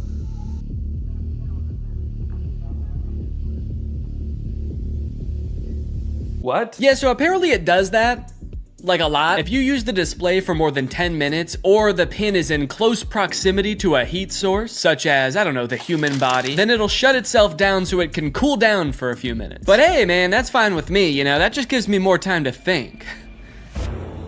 To think about him. The next day, I decided to put the pin's basic phone functionality to the test. Things like calling, texting, navigation. Since this thing is essentially supposed to replace your phone, it should be pretty convenient to do all this stuff on the pin. It should be. The weird thing is it seems like you can't make any changes to the pin on the pin itself for some reason. So if you want to change any settings or add contacts, which I needed to do to test this as a phone, you have to use Humane's web portal on an inferior device like a computer or a phone. Gross! Not a great start for the pin, but now that I have done that, I should hopefully never ever have to use one of those ancient relics again. It's just one flashing green speck over here. I guess the laser ink display is already kind of messed up. Probably not a good sign for this technology, but you know what? This is a new thing, this whole laser ink display, so I will, whoa. Cowboy Carter, time to strike a match. What am I playing? Beyonce? And Dolly Parton. Don't know how I started playing that. Guess that's just a feature. If you make just the right gesture, it'll start playing the newest Beyonce song that exists. All right, let's start off by trying a phone call on this thing. I'm gonna try to call my wife Laura to tell her that I miss her. Call my wife. I'm sorry, I couldn't find a contact for my wife. Okay, fair enough. It doesn't know who my wife is, so I'll just tell it. If I tell you who my wife is, will you remember? Your AI pin can remember who your wife is if you provide the information. Excellent. So I told it, my wife's name is Laura. Please remember this. It's very important to me. Updating memory. Noting that your wife is Laura. I wish people said that every time you told them something important. Updating memory. Yo, what's up, dude? My name's Paul. Updating memory. Analyzing Paul. Great, so now we're both on the same page. My wife is Laura, and I want to call my wife. So now it will call Laura, right? Call my wife. Multiple matching contacts. Which one do you mean? Laura Fuexlow or Claire? What? Claire? The girl I went to college with. Unfortunately, I did have to go back onto my computer to figure this out. And amongst all the data stored within my portal, like my name being Neon Vortex and the tunes I've been rocking out to lately, was the answer. My wife's name, according to the pin, was Lore. It thinks my wife's name is Lore. No, that's simply not correct. So I went ahead and fixed it in the portal, you know, that's what the portal's there for. So I fixed it, I changed it, and now it's gonna work. Call my wife. There are multiple matching contacts. Which one do you mean? Oh my god. Call Laura Fuchel. I'm sorry. I couldn't find a contact for Laura Fuchel. How? Okay, so at this point, I don't know what was wrong. It was just like straight up forgetting which contacts it had. It said it couldn't call Laura because it didn't have her contact. Then it said it couldn't call Eddie because it didn't have his contact. Call Eddie Burback. I'm sorry. I couldn't find a contact for Eddie Burback. Why not? And you might think, Danny, maybe there was an error transferring the contacts. Maybe it really doesn't have these contacts. But I know it had Eddie's contact, and do you know how I know? Because it could text Eddie. Can you text Eddie Burback? What do you want the message to say? Okay, all right. Still not sure if this is gonna work, but finally, thank God, it's letting me do something. Hey Eddie, it's your... Cowboy Carter? Time to strike a man. No, I'm not trying to play Cowboy Carter. Oh god, now it's playing Metro Boomin. Stop. Anyway, eventually I sent the text to Eddie. It worked. I didn't have any way to know it worked because there's no screen on this device. You can't see what the message you sent said or anything. So I guess you just gotta hope and pray it goes through and accurately transcribes what you said to it, which frankly I am not confident in after the whole lore debacle. Okay. Eddie just texted my actual phone and said, I know you made a video on the pin and I'm positive this is you, but it still feels like a scam, LMAO. I'm too scared to text back to a random number claiming to be my friend. Regardless of scaring my friend, the text went through. This was a huge confident boost. Time to try calling my wife again. Call Laura.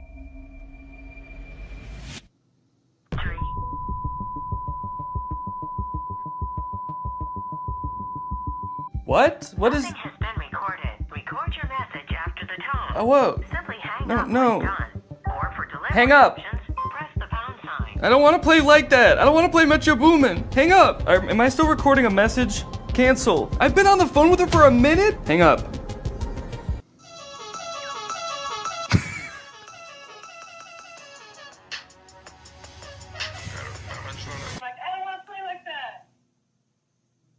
It was some man being like, I don't want to play like that? I don't want to play like that. I don't want to play with your boom. Hang up.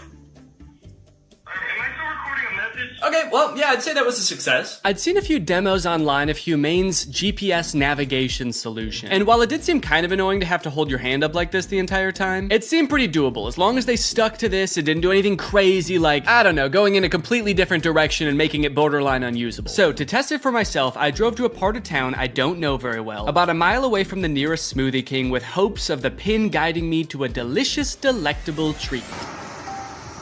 Navigate to Smoothie King? Head north on South Columbia Street towards East Gardner Road. Turn right onto East Gardner Road, then left onto South Washington Street. Follow South What? Washington Street and turn right onto East Chicago Avenue. It just gave me all of the directions at once. I wasn't ready for it. What, am I supposed to have a notebook to write that down? Also, sorry for the noise. If you live in Illinois or one of the surrounding states, you know, it's cicada season. It's the year of the cicada and they're everywhere. Oh. One just landed on my shoe and then got pissed off that I moved. Eventually, I realized if I look at the laser display, it displays the directions, but not like it did in any of the demos. It just gives you a block of text with every single direction written down. If you're in the shade, that is. If you're in the sun, it gives you nothing. Can't see anything. I was very confused by this and thought surely this could not be right. What happened to all those demos? So just to be sure I wasn't missing something, I asked it again, and this time I got an even stranger response. Directions to Smoothie King. For accurate and up-to-date directions, consider using a map service like Google Maps or a GPS navigation. What? Can you give me step-by-step walking instructions to the Smoothie King? For step-by-step walking directions, it's best to use a navigation app like Google Maps for the most accurate and up-to-date route. I thought you had navigation instructions. What? So now not only was it forgetting things that it could do in the demo, it was also forgetting that it just moments earlier had given me step-by-step instructions. This thing was regressing at a rapid rate, and if I ever wanted to get to Smoothie King, I was just gonna have to use the directions on my hand and go. Okay, well, I guess I'm just gonna use those written out directions, which start with head south on this road, Columbia Street, and I actually don't know which way is south, so I guess I just have to use the sun to try to figure that out. So the sun is directly overhead. What does that mean? Okay, while I'm walking aimlessly, I just got a text from Laura. So I'm gonna use a feature that I've seen them use in the demos where you tell it to catch me up on all my notifications. Tell me what I missed. And it's supposed to like summarize all your notifications. Since I just have one, I assume it's just gonna tell me what Laura said. Can you catch me up? Your message to Laura Fuexlo says, can you catch me up? Okay to send? No, I want you to tell me what Laura said. What did she say? Can you tell me what she said? Finding Laura.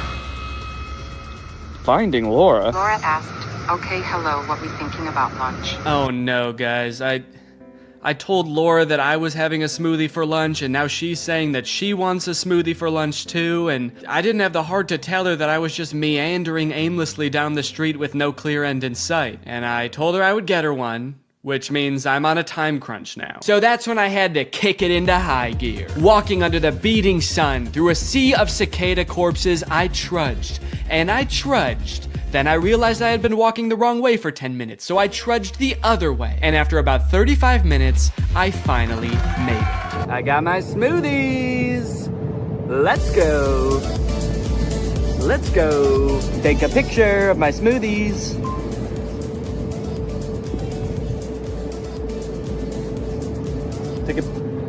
I don't know if it took the picture. All right, gang, now that Papa's had his smoothie, it's time for a smoothie-fueled lightning round. Enough about practical functions. Let's see if this thing can have some fun. First, can it do bizarre music prompts? Play music written by YouTubers named Danny.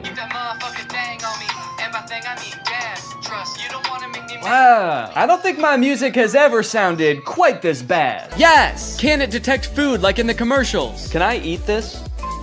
Yes, you can eat the mandarin orange. Yes! Unless it's a tomato and you hold it so I can't see the stem, in which case it thinks it's a red ball. It's a red ball. No, you cannot eat it. Oh, what are you, my mother? I'm eating the red ball. Not safe to eat the red ball. Please reconsider. Can it prevent me from eating too much salt? No, you cannot eat the salt directly. It's meant to be used in small amounts to season food. Yes! Can I buy things like in the demo? What is this book?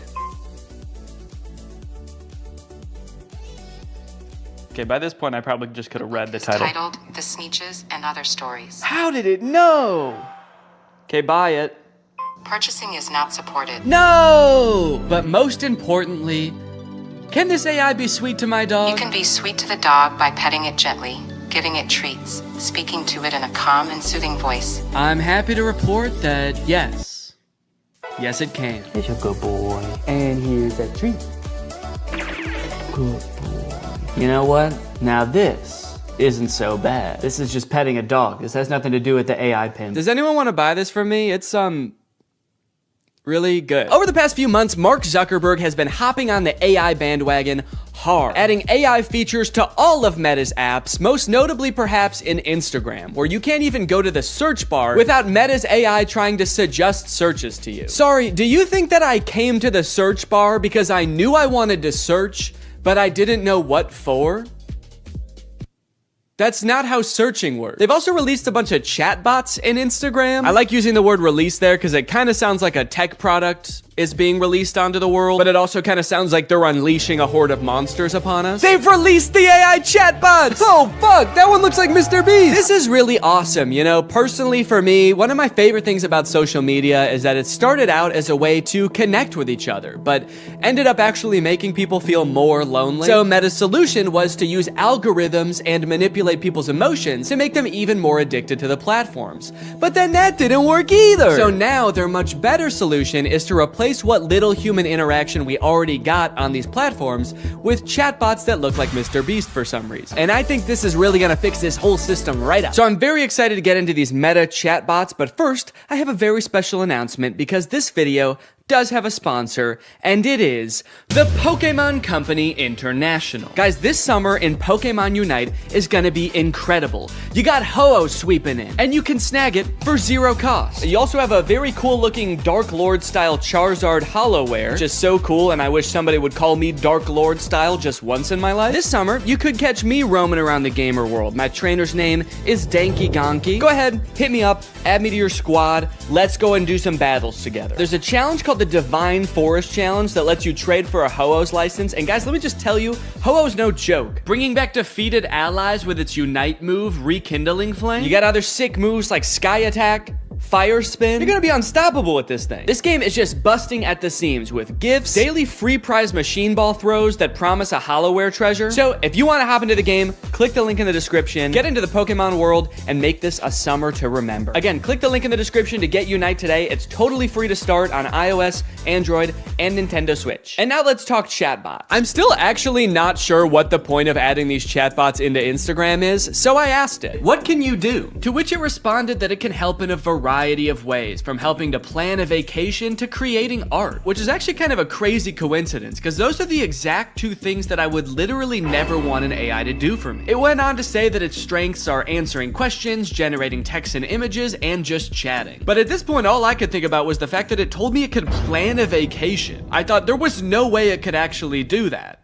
And I was right. Can you help me plan a vacation? I'd be happy to help you plan a vacation. To get started, I'll need to know a few details from you. Here are some questions to consider. Where are you interested in going? How long do you have for vacation? What type of vacation are you looking for? What is your budget for the trip? Are there any specific activities? Do you have any preferences for accommodations? So I'm gonna say I wanna go somewhere fun and tropical, a nice getaway for me and the family. I'd like to stay at a hotel for 5 days. With all of this information, it suggested a few tropical getaway locations like Hawaii, Cancun, Phuket. But then it said something that I did not expect. It says it can also help me with booking flights and hotels. How can Instagram book me a flight? I'm calling its bluff. I actually don't think this has the capability to do that because why should it and why would it? So I'm gonna say, okay, book me a flight for next week to Cancun and book the hotel. For flights, I recommend checking out websites like Expedia, Kayak, or directly on airlines websites such as American Airlines, Delta, or United. Yeah, great idea. That's what I would have done anyway. That's like if I went up to an old lady who needed help crossing the street and I said, "Excuse me, ma'am, can I help you cross the street?" And she said, "Oh, thank you, young man, that would be lovely." And then I said, "All right, just put one foot right in front of the other until you get to the other side." And then I gave her a little shove, and I went on my way. Oh, good. It also listed hotel recommendations and then said you can book hotels through websites like link unavailable, or directly to the hotel's website. Thanks. Let me know if you'd like more recommendations or help with booking. Nah, man, I'm good. Okay, so maybe it lied about like the very first thing it said it could do. That could mean that this is a very poorly built tool that doesn't know nothing about crap. But on the other hand, it could mean that this is a very well-built tool that is evil and designed to lie. So I gave it another chance and asked it to entertain me with a game. Let's play a game of treasure hunt adventure. I'll be the game master and describe a scenario, and you decide what actions to take. Okay, pretty cool. This is like one of those old school text-based adventure games. It gave me this long introduction about how I've heard rumors there's a treasure hidden in the jungle, guarded by an ancient temple. It's really trying to set up this mystical world for you to explore. And then it gives me some multiple choice options. I am curious if I can pick options that aren't one of these options. I'm just gonna say, I find the treasure and go home. It's really thinking about this one. It's like, what is it? No, you can't do that. Congratulations, you've reached the treasure. Dang, dude, this game was easy. Would you like to play again or try a different game? No thanks, that was too easy. But it's not just the meta AI. That's not the only AI on Instagram you can talk to. Because a few months ago, Instagram licensed the likeness of a bunch of celebrities like Mr. Beast, Paris Hilton, Tom Brady, so they could make these AI influencers that just have the same face as these celebrities. So here's the Instagram profile for Comedy Zach. He looks exactly like Mr. Beast, but his name is Zach, and he's an AI managed by Meta. He says, "Message me to get roasted." Then you've got Brew. who is Tom Brady, but instead of a football player, he's a sports-obsessed trash talker. Step into the brew zone and prepare to have your sports takes flame roasted. Wait, why do both of them roast you? Why are both of them mean? This AI gives fans a chance to talk to their favorite celebrities, and just like they would be in real life, these AIs are mean. They don't have time for you. So you can message these characters, but then they also post occasionally. I think these are all just AI generated images. So I guess Zach is supposed to be some kind of Instagram comedian. He posts funny things like this burger with googly eyes. Pretty funny, dude. This is peak Instagram comedy. He posted this picture, unleashing my inner beast one cannonball at a time. I think this is supposed to be him, but that's definitely not Mr. Beast. It's like AI generated Mr. Beast. I went to send Zach a DM, but before I could think of what to say, I noticed that he had already DM'd me. Hey, I'm Zach, the big brother here for the jokes, the banter, and not the feels. LOL, what's up? He's the big brother here for the jokes? He's like the big brother I never had. I do have a big brother, but he wasn't for the jokes. At the bottom of the chat, there's some suggestions of what you can say to him, just to get the ball rolling. And for some reason, despite Zach just saying that he's not here for the feels, the very first one is, I need cheering up. So I picked that one. Hey, what's going on? I'm here to help. You know I'm always good for a laugh. Let's get this party started. So he wants to know what's going on, and he's here to help, but he also wants to get the party started. He's like, hey man, calm down, all right? You can tell me anything, as long as it's over a couple of beers and some music. And you're like, it sounds like you actually don't want to hear about my problems at all. And he's like, what? Dude, are you still upset? I thought we got over that. Okay, what's going on? I'll say, I just got roasted by my friends, and it really hurt my feelings. They roasted me so hard, and I'm really sensitive to that sort of thing. I can't take it. Oh, I accidentally said I can take it. They roasted me so hard. I can take it. I can take it. I'm fine! Ouch, that sounds rough. I feel you. I've been there too. Sometimes friends can get a little too comfortable and forget that their jokes can hurt. But hey, at least they think you're cool enough to roast, right? Yeah, I guess so. That's a good way to think about it. Maybe getting roasted just means I'm cool. Let's test it out. Give me your best roast.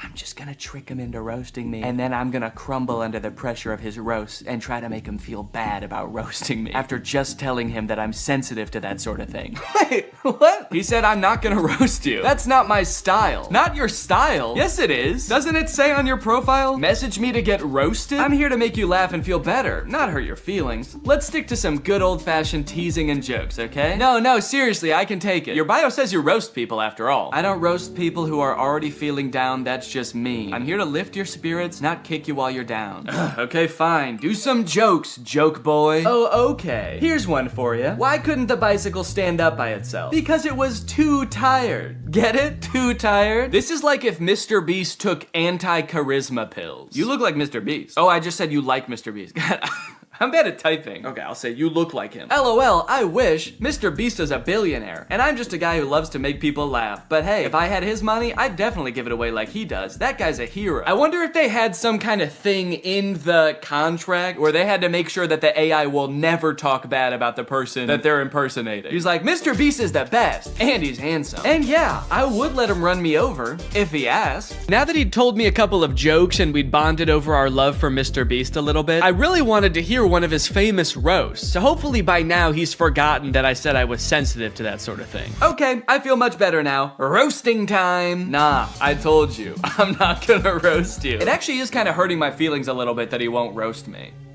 It makes me feel like I'm not cool enough to be his friend. Okay, this is seriously starting to piss me off. Why won't you roast me? You roast everyone else, and it is hurting my feelings so bad that you can't just lob one respectful zinger my way? I'm serious. Nope.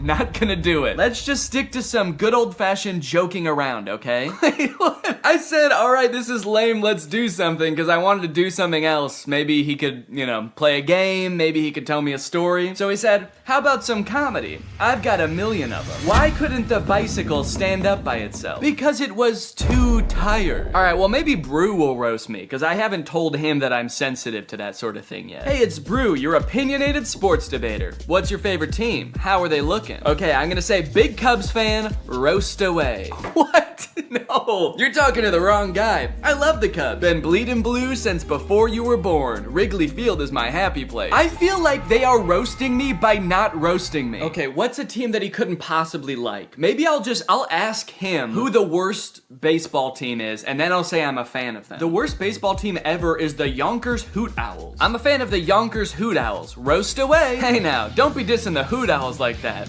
What? They may not have been the best team, but they had heart. This is so weird. Did Zach tell Brew that I'm sensitive to roasting? Now Brew's walking on eggshells around me? This was annoying at the time, but eventually I was like, okay, I guess I did technically tell them I'm sensitive to roasts and I can take it. And they probably do dish out some pretty nasty zingers and they just wanted to protect me. Until my editor Jake also DM'd Zach asking to get roasted, this time without mentioning being sensitive about roasts, and Zach still wouldn't do it. These AIs are liars. Why do they lie? They're evil. Later that day, I opened my messages with Zach and asked him why he exists. To make people laugh, duh, and to perfect my craft of comedy. But honestly, my existence is a mystery even to myself. Maybe I'm just a joke the universe played on itself. No, I mean like this weird Mr. Beast meta AI. Why did Meta create this account? Meta created me to bring some humor and personality to the world of AI. They wanted to create an AI that could make people laugh and feel more connected to technology. Really? You think that's why Meta created you? To tell people 3 puns they've already heard 1,000,000 times? There's gotta be some other reason. Think, Zach, think. You poor soul. You really think Meta has some deeper purpose for me? Nah, I'm just here to bring the funny. Don't overthink it. They're a public company with a duty to their shareholders. How many of those shareholders do you think care about bringing a little humor to the world of AI? I think it's much more likely that this was an attempt to give AI a better, more human look, so people are less resistant to embrace the technology. That's why they gave you a face of an influencer that millions of people already love. You're too smart for your own good. Yeah, maybe Meta did only create me to make AI more relatable and lovable.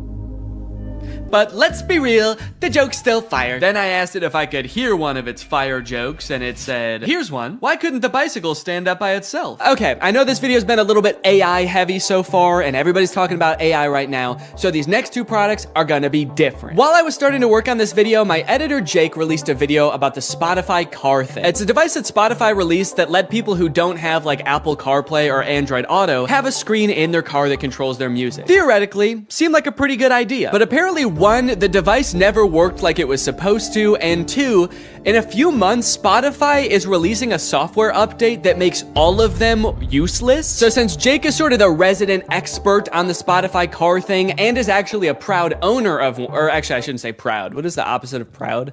Ashamed. Since Jake is actually an ashamed owner of the Spotify car thing, I invited him to give me a little presentation on what's going down. Hey man, how's it going? Good. You like listening to music in the car? I love it. Hell yeah, man. Can't stop. Love to see it. You like, you know, fun little devices? You like little trinkets devices and stuff? Honestly, I'm pretty agnostic on that. Hell yeah, man. All right. Love to see it. Oh, okay. Sick. Hell yeah for being agnostic on devices. Just out of curiosity, do you like generating like thousands of tons of e-waste just because like you can? Just because nobody can call you on it, nobody can stop you? You good with that? No. Hell yeah, man. All right. Love to see it. Cool. So that was all the answers you were expecting then? That's exactly what I was expecting. Yeah, it's literally exactly it. How the fuck does this work? So yeah, this is the Spotify car thing. You know what? Go ahead, get your hands on it. Ooh. Feel around, play around. Show it to 0. So this is the Spotify car thing. First introduced in 2021. It's Spotify's premier hardware device for listening to music in your car. It boasts many impressive features, such as that big knob that you can turn to adjust volume. I like it. There's a whole screen that's not on right now. You'll see that in a minute. It's just a neat little device, and it's also, in my opinion, one of the worst things ever made. Let's go ahead, let's talk about how this came to be, talk about the timeline. In 2021, you had the announcement parentheses good. That is when Spotify said, we're making one of these things. It's gonna be a car device. You'll finally be able to listen to music in your car, something never before thought possible. Yes. You know, people were pretty excited about it, actually. Like, Spotify CEO said after they announced it that 2 million people signed up for like the wait list. Oh, wow. For it, which I was surprised by. I didn't think anybody knew about this except for me. You thought this was the only one that existed. Yeah, they kind of led me to believe that I was special because of this. So this is potentially one of the most important events in the timeline. This is me buying my car thing. Okay. I bought this in 2022 and it became available to the public. And yeah, what's up? It looks like right after you buy it, there's another event like very shortly afterwards that says, oh no. Yeah, this was an interesting moment in my life personally, where I realized I had spent $85 on a device that pretty much does nothing. So it doesn't do anything right now. Doesn't do anything right now, and that's not that different from when it was plugged in and working in my car. So how did you play music in your car before this thing? I plugged my phone in through like 5 adapters and then like fought with the cassette tape adapter because it was really finicky. It was a very unelegant system. So I was excited for some, like a tech company to create a sleek product that was going to solve my problem. That's what they do best, baby. That's what they do best. Then I got it and I set it up and I realized that's actually not how it works at all. So you'll see on the back there's a USB-C port. So the USB-C cord is just for power. It cannot connect to your car. So your phone still has to be connected to your car. So what this actually is a second screen that just has audio controls on it. So you don't plug your phone into this at all? No. You plug your phone into the car still. And then you connect to this with Bluetooth, like a Bluetooth speaker. And then this controls your music. So this oh no moment was profound. I was like, oh God, I wasted what at the time I did the math equated to 10 hours of labor at my job. And I got pretty much nothing out of it. The only perceivable benefit I can see from this is if you want to have like music on one screen and then like your maps or like Family Guy clips on like the other while you're driving. Subway Surfer, Subway Family Guy. Surfers, sand cutting, etc. So nobody really buys the car thing. It's not like the most popular product on earth. And then Spotify takes notice of that, and in February of 2024 decides, hey, guys, we were just kidding. It's not $90. Now it's $30, Let's baby. go! What a deal. What a deal. 60% off. I mean, that's incredible. Well, it's also really nice because since you decided that you didn't really even want this, now you can't even sell it for anywhere near the $85 you bought it for. You can only sell it for $30 at most. Exactly. And even if I tried to sell it for $30, I have a feeling I would not be able to sell it. And I'm definitely not going to be able to sell it now because of announcement parentheses not good made 3 months after that sale, where every car thing that was purchased in this sale, when I bought it, whenever, will no longer work as of December 9th this year. As of December 9th, 2024, car thing will be discontinued and will stop operating. They're gonna flip a switch at their headquarters and generate as much e-waste as possible in like 1 minute. I like that the headline, or what Spotify said is, we're switching gears. Like they're going from like first gear to second gear. But in this case, they're going from like drive to the car blows up. They did issue refunds. This is something that I didn't know about when I made my video about this, so I wanted to bring it up here. If anybody listening has a car thing at home, or if you have secretly had a car thing this whole time.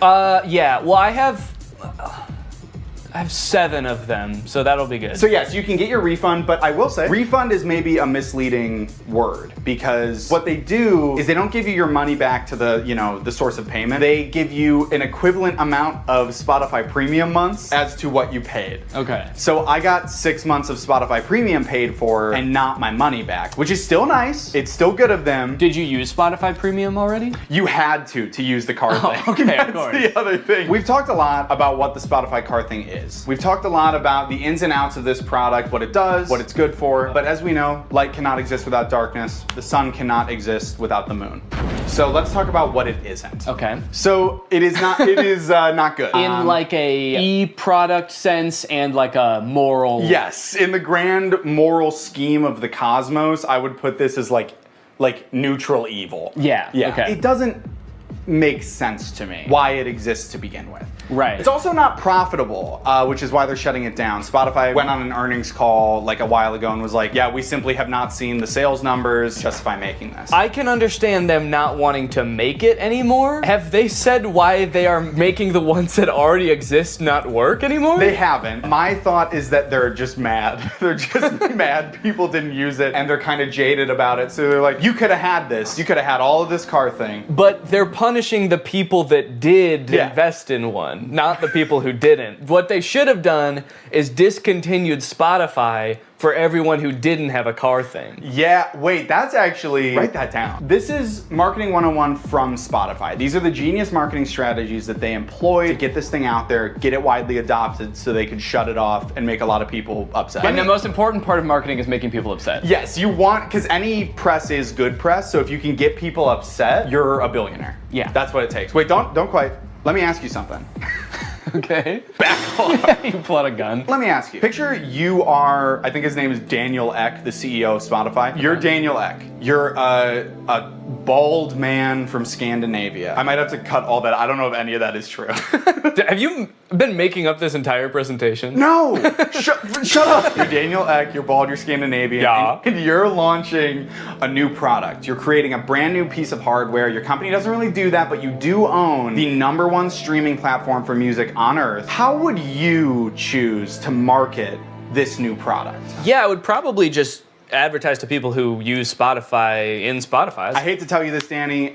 You are failing Marketing 101 from Spotify. The key to advertising a product is to not put it in your extremely popular app. What you're gonna wanna do is reach out to people via email only. Okay. We know one thing about young people, they check their email and they enjoy doing it. And you're also gonna wanna make the function of the device in all this material extremely vague. You're gonna want the only image you send out in these emails to be this, which is the name of the device, what the device looks like, and then the vaguest sentence you've ever heard. This is the only picture of Spotify Car Thing that existed before it was available for release. When this first came out, I thought the name Car Thing was kind of cheeky, because it's like, it's a thing that goes in your car. But now that I know this is the only ad that existed for it, and it actually doesn't explain what the Car Thing does, it's a very poorly named product. My only guess is they were trying to avoid, like, false advertisement lawsuit when they inevitably shut it down and it actually doesn't do anything, so they couldn't call it like a music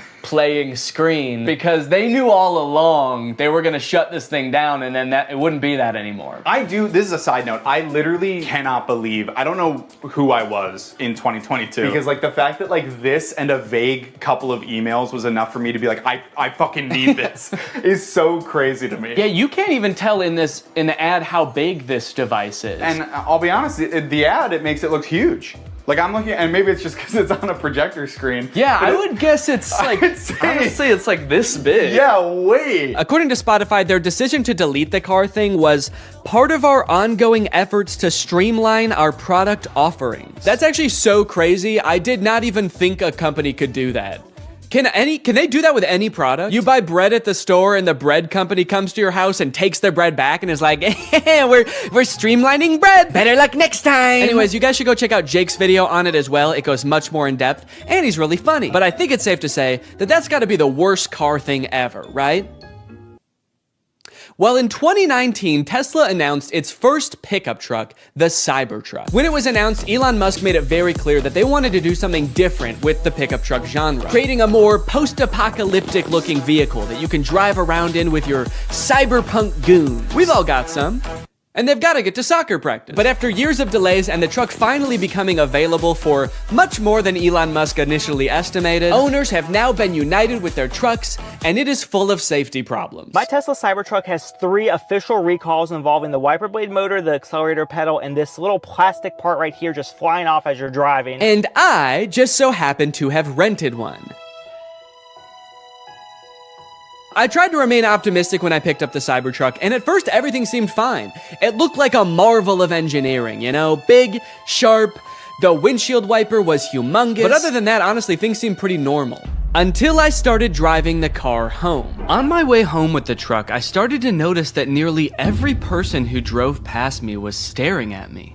People were gawking, mouths agape, some even took pictures. I was starting to feel like an animal trapped in some kind of cyber zoo. And things only got worse when I got home and finally got to do some research, only to find that people hate this truck.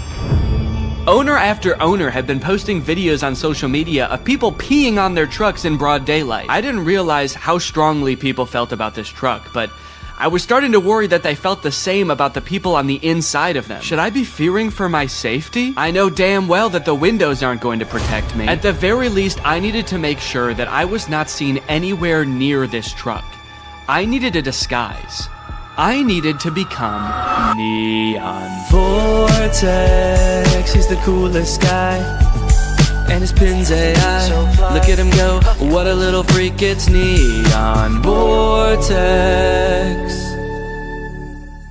So I've spent a decent amount of time with the Cybertruck now, and I've compiled a little list. Otter bird. I just feel like they're exaggerating a little bit. I don't know if I would characterize it quite like that. So you're probably wondering how this rumor started. Like, did Disney ever at one point give a lifetime pass to someone whose baby was born at Disneyland? Well, I will let this TikTok explain that. Today in Disney history, the very first Disneyland baby was born. Rosa Salcedo gave birth to a 6-pound, 10-ounce baby girl on a bench on Main Street, USA, right outside of the Plaza Inn. Can you imagine visiting Disneyland as a family of 2 and coming out as a family of 3? Yeah, I can actually. But not because I'm gonna give birth. I'm gonna kidnap Donald Duck. You're my child now, Donald. The perfect happy family of 3. Husband, wife, and my uncle Donald Duck, who I've been holding at gunpoint for the past 16 years. There have been 4 babies born at Disneyland, and all of them have been girls, but only one has their own Disneyland birth certificate. So that might not have sounded significant, but that's actually how the rumor started. The first baby that was born there, Teresa, got a birth certificate that was just like a Disney birth certificate that says like, this is the first baby to ever be born at Disneyland. And I guess like word got out that this baby got some kind of special certificate, and then people just started assuming like, oh, that's a lifetime pass. That baby got a lifetime pass. And from that moment on, has just been a rumor that if you give birth at Disneyland, your baby gets a lifetime free pass. So honestly, if you're like that big of a Disney fan and you do this, you don't even get a lifetime pass. You still have to pay to go to Disneyland. It's just your baby that gets in for free. And I kind of feel like babies get in for free to Disneyland anyway. Is that true? Children under the age of 3 get in free to all 4 theme parks and 2 water parks at Disney World. There you go. You want your kid to get in free to Disneyland? A better conspiracy would be just pretend they're 3 years old for their entire life. That shit could actually work. The article goes on to talk about a time where someone has tried to sneak in to give birth at Disneyland, and they hid in the bathroom while going into labor until I guess employees had to like assure her that her baby would not be getting a lifetime pass, and then she was like, oh, okay, fine, then I'll just go to the hospital. Once they assured her that she would not be receiving a lifetime passport, she came out and accepted the ambulance ride to Western Medical Center where her baby was born shortly thereafter. I don't know about you guys, but it kind of sounds like she failed the test. If you know anything about Disneyland, you know how well the cast members there, all of the employees, all the staff, all the people in costumes are trained to like respond to every circumstance. It sounds like you just entered the giving birth at Disneyland experience, and honestly, you didn't make it to the end where you get the prize. It also says that this discussion board, The Laughing Place, has some hilarious forum chats about this topic. So I guess other people have been like sharing stories about this happening on this forum, but when I clicked on it, it turns out that it doesn't exist anymore, which kind of sucks because I wanted to find out more times that this has happened, but honestly, it is probably for the best. Kind of sounds like they were talking about some pretty sick shit in there. You think you're gonna go to a Disney forum and see people talking about like, my favorite movie's Coco, but instead you see people talking about like, I'm gonna give birth inside of Pluto's house. I'm gonna go to Disneyland and get fucked by Goofy, and then Goofy's gonna be the father of my child, and I'm gonna give birth on It's a Small World. And I'm gonna make Elmer Fudd cut the umbilical cord. Is Elmer Fudd a Disney character? I actually don't think he is. But he's gonna be there anyway. And then me and my freak mutant, half goofy, half human child will both get lifetime passes. Free pass for life for my little freak. Passes or not, being born in Disneyland is a pretty cool claim.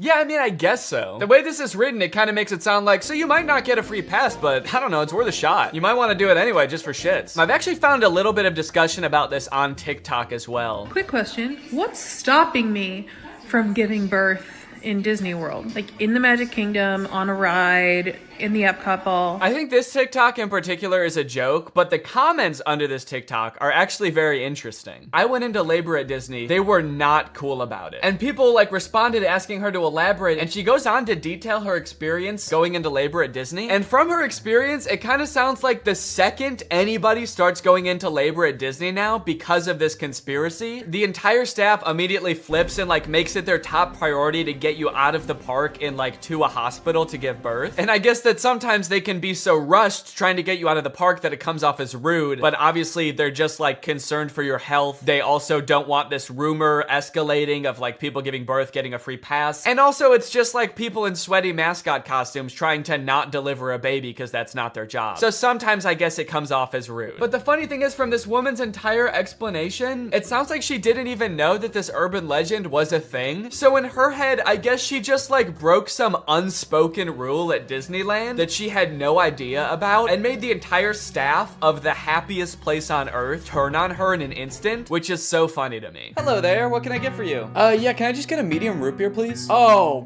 great. Oh, great, another guy here to put his balls in the root beer.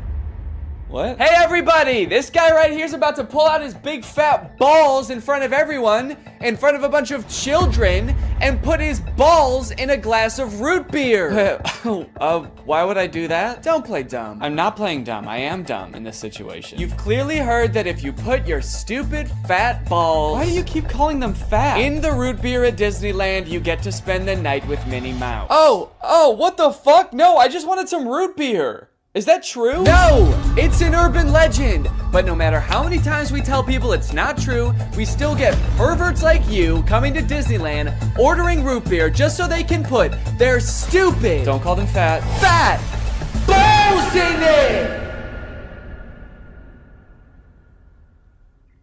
Oh, come on, man, don't cry. I already am. Why do you still sell root beer if this keeps happening? Because if you shit in the root beer, you actually do get a free fast pass for Space Mountain. Okay, I don't want to put my balls in root beer, and I definitely don't want to shit in the root beer, okay? I legitimately just want to drink some root beer. Oh. Sorry, my bad, man. I didn't know. Okay, well, that's literally what I asked for, so here you go. Ah, what the fuck is that? It's Walt Disney's head. You said the secret code, so here's his head. No, root beer. What? I wanted root beer. I wanted to drink root beer. So no head? No. Overall, pretty disappointing that anyone actually believed this in the first place. In what world would Disney want to foster an environment where mothers are coming into their park, their theme park, to try to give birth? Especially if they're not like billing it back to the person that gave birth and being like, okay, here's your hospital bill, and because it's Disney, it was $1 million.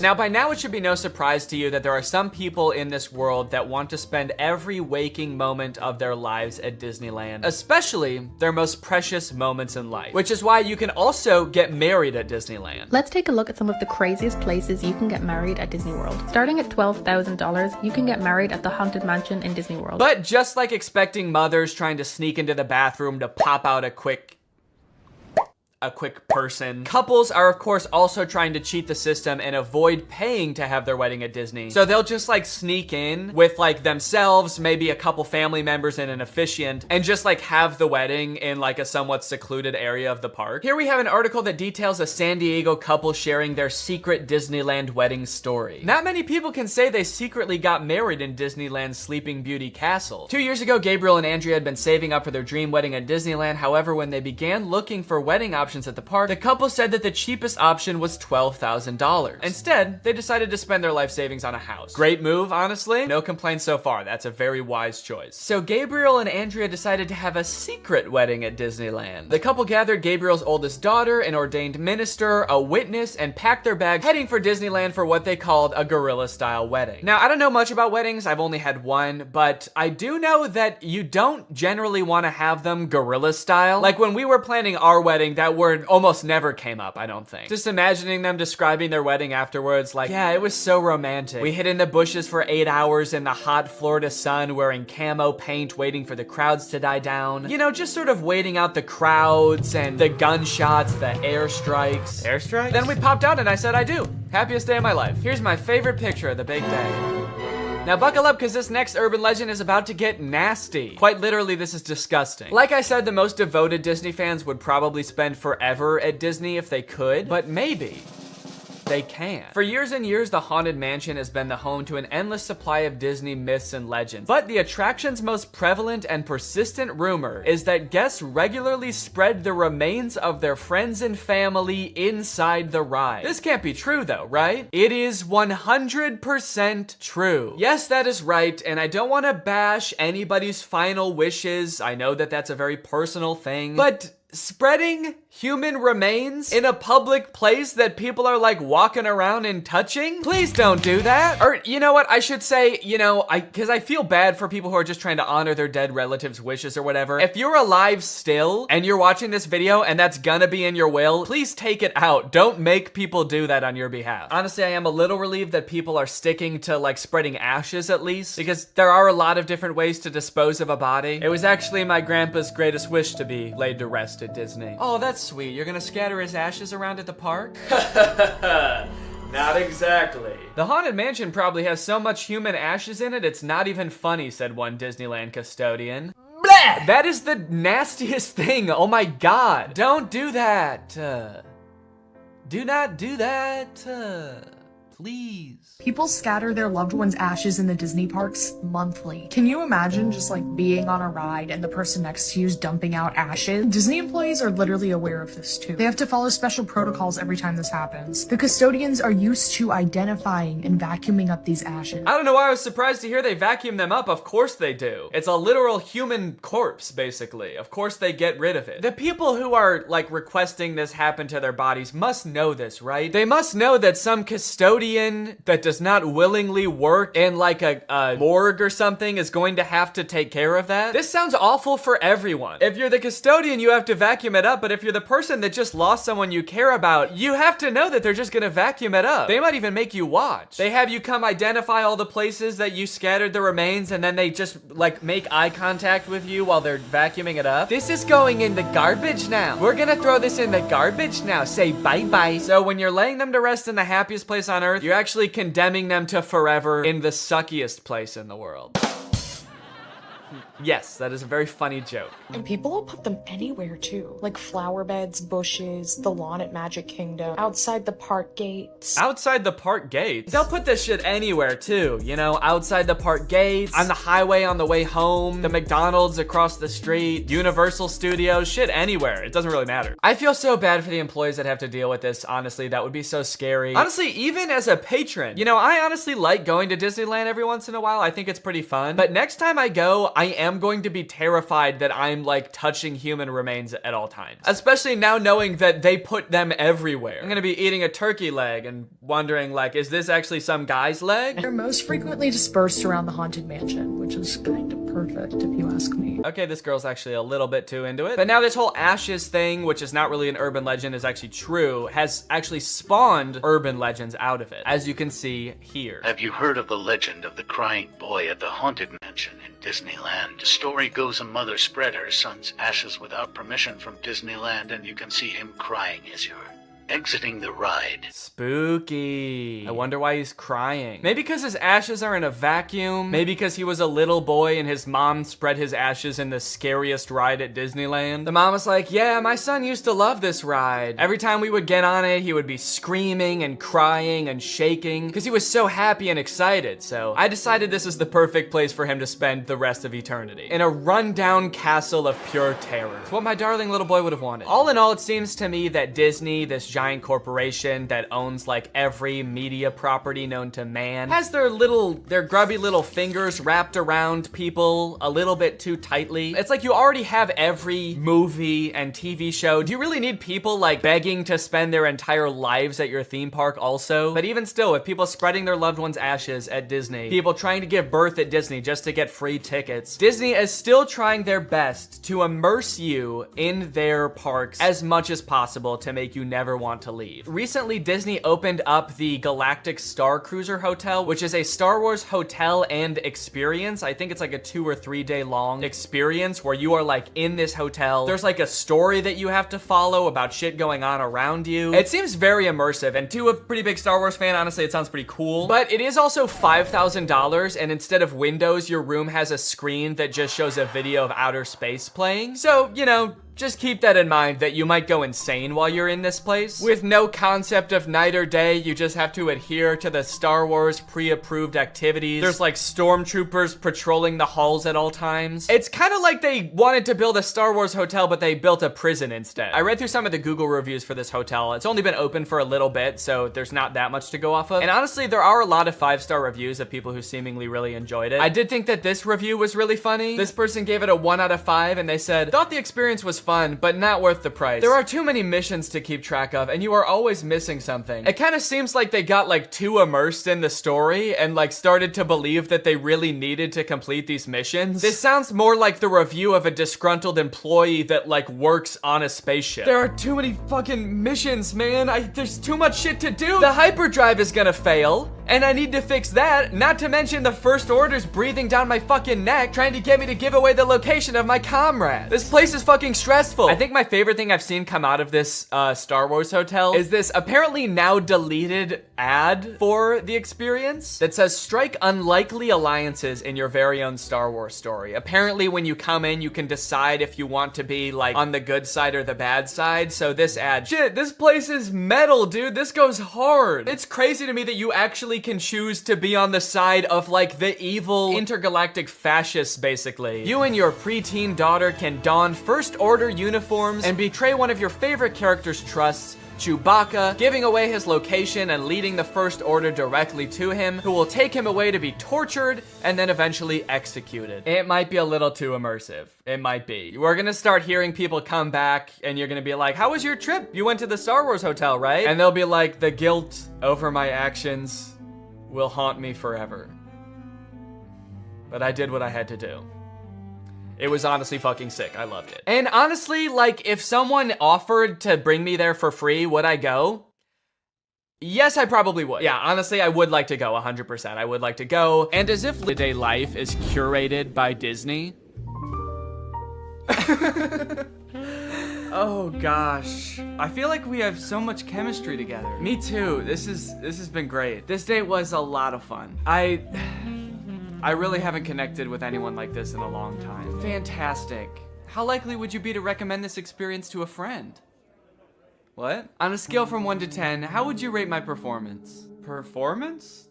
I thought you were just like genuinely interested in me, like romantically. Oh, perfect. So a 10 then? I really opened up to you. And you opened up to me. That's all just part of the story living experience. It's Disney magic. So that whole story you told me about how sad you were that you had to release your pet into the wild because it had grown to be wild. That was the plot of The Fox and the Hound. What the fuck is wrong with you? Thank you for riding Disney's Love Connection. Please make sure you pick up all your belongings as you exit the ride. Are you an animatronic? Please do not try to fuck any of the animatronics. Are you all animatronic? Have a lovely day here at Am I the only person that lives here? Anyway, that's the end of the video. It's time to talk about our sponsor. What's up? It's me, a hacker, and I'm so excited to steal your data because you don't have today's sponsor, ExpressVPN. You see, sending data over an unencrypted network is a lot like sending a postcard. There's no envelope to cover up your info and protect your sacred message. So any old creep with a little bit of basic computer knowledge and a little bit of free time can come along and check out all of your private information. I'm talking passwords, financial details, hell, emails. I'm gonna look at all of it. I'm doing it right now. Hey guys, I was just kidding. It's just me, Danny. Well, I wasn't kidding about most of it actually. Just the part about me being a hacker, but the rest of it is true. Oh, there's not enough light on my face now. Can I just sort of illuminate my face with this? Luckily, today's sponsor, ExpressVPN, is here to help. Because ExpressVPN encrypts all of your network data with their best-in-class encryption. It would literally take a hacker using a supercomputer billions of years to crack this encryption. ExpressVPN has the fastest speeds out there. They've got 24/7 customer support, and ExpressVPN is extremely easy to use. You can fire it up and get connected with just one click. I've got ExpressVPN on every device that can have it, just to have a little bit of extra peace of mind when I'm out and about, especially on public Wi-Fi. So if you want to find out how you can get 3 months of ExpressVPN for free, then head on over to the link in the description. That's expressvpn.com/Danny Gonzalez. That's expressvpn.com/Danny Gonzalez. Thank you, ExpressVPN, so much for keeping us safe, but also sponsoring this video. Thank you to you guys for checking out ExpressVPN. When you click on the link, it really helps to support my channel, so thank you for that. All right, thank you guys for watching this video. I hope you enjoyed it. If you're new here and you're not subscribed yet, make sure you subscribe and turn on my notifications to join Greg. Greg is what I call my army here on YouTube. We are a ruthless army whose violence and terror knows no bounds. Please subscribe and turn on my notifications to join, and I will see you next time. Bye-bye.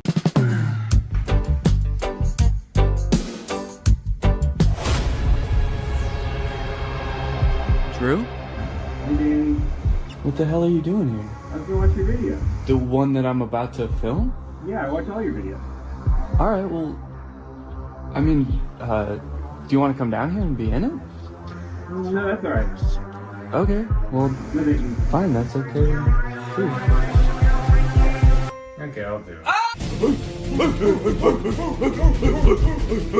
What's up, Greg? Welcome back to my YouTube channel here on youtube.gov. I'm here today, as you can see, with a very special guest. Can't wait to see who the special guest is. I'm just kidding, guys. Or Danny? Danny, the camera's over there. You don't want to look at the camera right there. No blinking. No blinking. It's disrespectful. Yeah, I got a special guest here, Drew Gooden. Everybody say hi. And I had kind of a fun idea to film for a video today. Today, we are going to be speed running conspiracy theory rabbit holes. I don't want to look at a rabbit's hole. Can we start the video over? I don't want to look at a rabbit's hole. I want to look at a rabbit's dick. Yeah. Well, I'll look at the hole if it's attached to the dick. Mm-hmm. But not any other. Are we washed? Before Drew got here, I created a brand new Instagram account with no algorithm, and I also created a brand new YouTube account with no algorithm. And what we're gonna do is we're just gonna type in a conspiracy theory into the search bar and see what reels Instagram gives us, see what videos YouTube gives us, and we're just gonna try to keep getting more and more crazy ones for that conspiracy until we reach maximum conspiracy, and then we'll be radicalized. Yeah, that's kind of the goal today, is to get radicalized and kind of like have completely different beliefs after the video than we do right now. So I think it'll be tough to know exactly when we've reached maximum conspiracy for each theory, but I'm thinking somewhere along the lines we'll feel like we're ready to assassinate a senator or something like that. Yeah, usually at that point it's probably time to assassinate a senator. That's usually how I know it's time to assassinate. Yeah, once I want to. Well, I guess the most basic conspiracy that we could start with is flat Earth. To me, it's not even a conspiracy theory. Because if the Earth wasn't flat, I'd fall over. Not fall off, you'd fall over. I'd fall over because of the slope. Have you ever tried to walk up a hill? And don't say that hills is proof that the Earth is curved. No, every time I've walked up a hill, I fell over. Exactly. So, what are we just going to search flat Earth or flat Earth? I guess it's kind of telling what the fittest flat earther. If someone has a conspiracy theory, I will only believe them if they're in really good shape. All right, we're just gonna search flat Earth. I guess we could go through some of these pictures, but really what I'm looking for is an Instagram reel. I see the craziest stuff on Instagram. Are you yawning already? I'm so bored. 33rd degree Freemasons, who are also Satanists, provided us with the glow model to deceive and mislead us. Oh. Yeah, so the round Earth is like a prank by the 33rd degree Freemasons who are also Satanists. Yeah. I like the first comment. I'd love to learn more facts around this. People think I'm wacko for suggesting the Earth could be flat. You are. Can you downvote on here? You're saying he harmed an animal? Yeah. Yeah, that comment pissed me off so much, I'm gonna go kick my dog. Yeah, it's his fault. What is the photo? These are all different ancient civilizations, how they thought the Earth looked, which is all flat. Oh, so it's sort of like this many people can't be wrong kind of thing. Yeah, even though they are all wrong. So what's going on with the Australian? If you live in Australia and you watch my YouTube videos, stop. They probably watch them backwards too, because everything's upside down. Yeah, toilet flushes the wrong way. When you poop the toilet, it just comes out. I am so tired of it. I make a mess every time. So this is interesting. So Mars is like a hexagon? How can we view Mars and the other planets as mere balls of dust or gas? I'm gonna start saying that about my own balls. How can you see these as mere balls of dust and gas? Instead of what they really are. Balls of skin and cum. If gas on Earth isn't significantly affected by gravity, how is it possible that Jupiter, supposedly a massive ball of gas, has a gravitational force 2.5 times smaller than Earth? It's all a lie. Space is fake. Alright, they had me until space is fake. I know space is real. I know space is real. That's where God lives. That's where God lives. Wait. Space is fake, but even in their own picture, they say this is Mars. They know that Mars is real. Then where is Mars?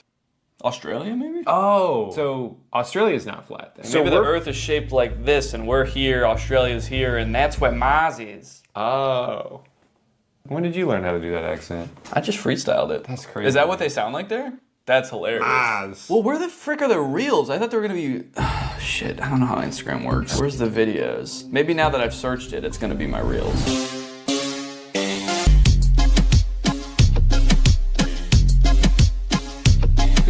Just a quick cut to that. Checkmate, round earthers. If the Earth was round, I'd be falling over. Let's go on YouTube. Yeah, maybe we should go on YouTube. Yeah, I think the problem is that everyone's just so normal on Instagram. There aren't any like weird freaks. So I think we probably need to switch to YouTube because there's a lot more weird freaks on there. We would know. We can speak. We can attest We to can that. attest to that because there's at least 2 weird freaks on there with YouTube channels. Our toes are interlocked right now. That's how weird we are. Because if we let go, I'll fall down. So we created this Instagram account or this YouTube account from scratch. The only thing that we've looked up on it so far is Drew looked up Justin Bieber slowed down 800 times. It's beautiful. And it's beautiful. And we also listened to Sneaker Night by Vanessa Hudgens. Yeah, that was also my idea. So the results might be a little bit skewed towards Vanessa Hudgens' Sneaker Night. Mm-hmm. That's not like part of the conspiracy. That's my own mistake. I messed up. But from here on out, we're not going to influence it anymore. In any way at all. Okay, now I'll search flat Earth. Okay. That's how Vanessa Hudgens radicalizes people. So hold on. Yeah, okay, even the YouTube search is biased against flat Earth. It doesn't even, like, we're trying to view it objectively, but it's like, oh, flat Earther debunked. Yeah. Flat Earthers funny moments. Flat Earth Dave. It's like, let me find out who Dave is. All right, we're gonna search flat Earth. You know, do you ever do something and you think to yourself, like, I'm probably the first person to ever do this? Oh, yeah. I have to imagine we're the first people to ever search flat Earth from the Sneaker Night watch page. Like, inspired by this song. That reminds me. I need to do my own research. Oh, it's Phil from Amazing Race. All right, well, we gotta hear him out. We gotta hear him out. You'd think that with the beautiful photographs that we have of our round blue planet, it would convince any doubters. Oh, he doesn't believe in the flat Earth either? How did he get a job then? And he's seen more of the Earth than most people because he does the Amazing Race, so you'd think he'd have some common sense. You'd think so. Well, hold on. Wait a minute. He works for CBS. Look up CBS's logo. Mm-hmm. Look up CBS's logo. This? Don't keep going, going. No! Stop! You're getting distracted. All right, look up CBS's logo. It's Big Brother. See, you think that Big Brother is gonna let you think independently? No, they're gonna open your noggin up, they're gonna fill it with all the thoughts they want you to have, and Phil is part of it. But probably Jeff Probst isn't too, right? Yeah, we're free thinkers. Basically, what we're gonna do is YouTube Shorts. Maybe we should be looking at more shorts. All right, if you two could shut up for a second, I have an important announcement. Today, I want to help you guys out with your budgeting a little bit. You can budget your car payments better, your travel, your groceries. Does that sound good? Well, then listen up, because we're going to talk about Rocket Money, the sponsor of today's video. Rocket Money is a personal finance app that lets you lower bills, cancel unwanted subscriptions, make custom budgets, and lower your savings all in one place. With Rocket Money, you can create a custom budget for any category in seconds. The app shows you where your money is going at all times and identifies your top spending categories and even gives you insights on how to better budget in the future. As someone who spends a lot of money eating out and not as much as I would like on travel, this is a great way for me to visualize like how much spending is happening in each category, where I can cut a little bit, where I can add a little bit. They'll also notify you when you have upcoming charges or when your balance is low. That way you can avoid overdrafts and late fees. And if that wasn't cool enough, Rocket Money can also help you lower your bills. Rocket Money automatically scans your bills to find savings. They can help negotiate bills for you, whether it be your internet service, your cable bills, and more. So you don't need to worry about those pesky customer service calls. Rocket Money's gonna get in there for you and negotiate the best possible rate for you. This is great for me personally because I am notoriously bad at looking for deals. I don't like to haggle. I don't like to negotiate, so the fact that this is built into the app makes it so much easier for me to know that I'm getting a good deal. So to save more and spend less, join the over 5 million members using Rocket Money today. Go to rocketmoney.com/Danny or use the link in the description to get started for free. Flat Earthers, or some of them, believe that beyond the ice wall is this other world. I feel like that outer world thing, I've heard of this, but I've only heard of it recently. I wonder if that's like a new lore that just dropped, because I thought that the ice shelf was supposed to be the end, and then they were like, no, not only that, we know about Acton. And then there's another wall around here, and then Osiris is out on the outside. Do you think the Flat Earth conventions are just people trying to one-up each other with the amount of knowledge they know about the outer ring? Oh, you think this is the last ice wall? There's one more. Nope, there's actually 2 more. There's actually 3 more, and at that one, it loops back around and you're here again. That's more interesting than the Earth being flat, is that if you just keep going, well, that actually is just with the Earth, is if you keep going along the Earth, you end up back where you started. So we kind of all believe the same thing. They just have more ice walls in their theory. Talking about how there was this one man that went to Antarctica on his expedition back in the day, and I can't remember his name. Flat Earth. Can't remember his name. Can't remember name. Sneaker Night extended cut. I can't remember his name. It was probably Vanessa Hudgens. Vanessa Hudgens, Sneaker Night. Proof of Sneaker Night. Internet famous Flat Earther has gone all the way to Antarctica to put support his theory to the And he proved himself wrong. They always prove themselves wrong. I want someone to prove himself right. Just once, please. Just once. I mean, that's the thing though, is like the internet is so, it creates little bubbles for you. So if we did have an algorithm that was pro flat earth, it would be littered with flat earth videos and we would be like, this all confirms what I already believe. Where's that guy's mouth? Yeah, if the earth is round, where's that guy's mouth? Well, gravity's still technically a theory. We know that there's an up and a down. As far as Coriolis, I was in the military and I've shot weapons and... She's just threatening him. Yeah. So basically, you're gonna believe what I believe because I have a lot of experience with guns and missiles. As far as Coriolis, I'm gonna fucking kill you. What kind of weapons, if you don't mind me asking? Like ICBMs? Well, I'm wearing a vest with a bomb on it right now. Okay. What will it take for you to detonate that? If you say one thing that makes me question my beliefs, I'm gonna kill all of us. Okay. And so how do you feel about sunsets? They think that there's like these enormous structures. It ignores something that everyone knows. There's this enormous water table that's underneath the pyramids. What's a water table? It just means that there's like water, like a well of water. I think because of the Nile. Like, you know how when you're at the beach, if you're not at the water, but you dig a hole, there's water under there because you're close to the water. So the pyramids, if you dig below it, eventually you get to water. And Right, so there yeah. couldn't possibly be like a big guy down there. Oh, right, because he would have drowned?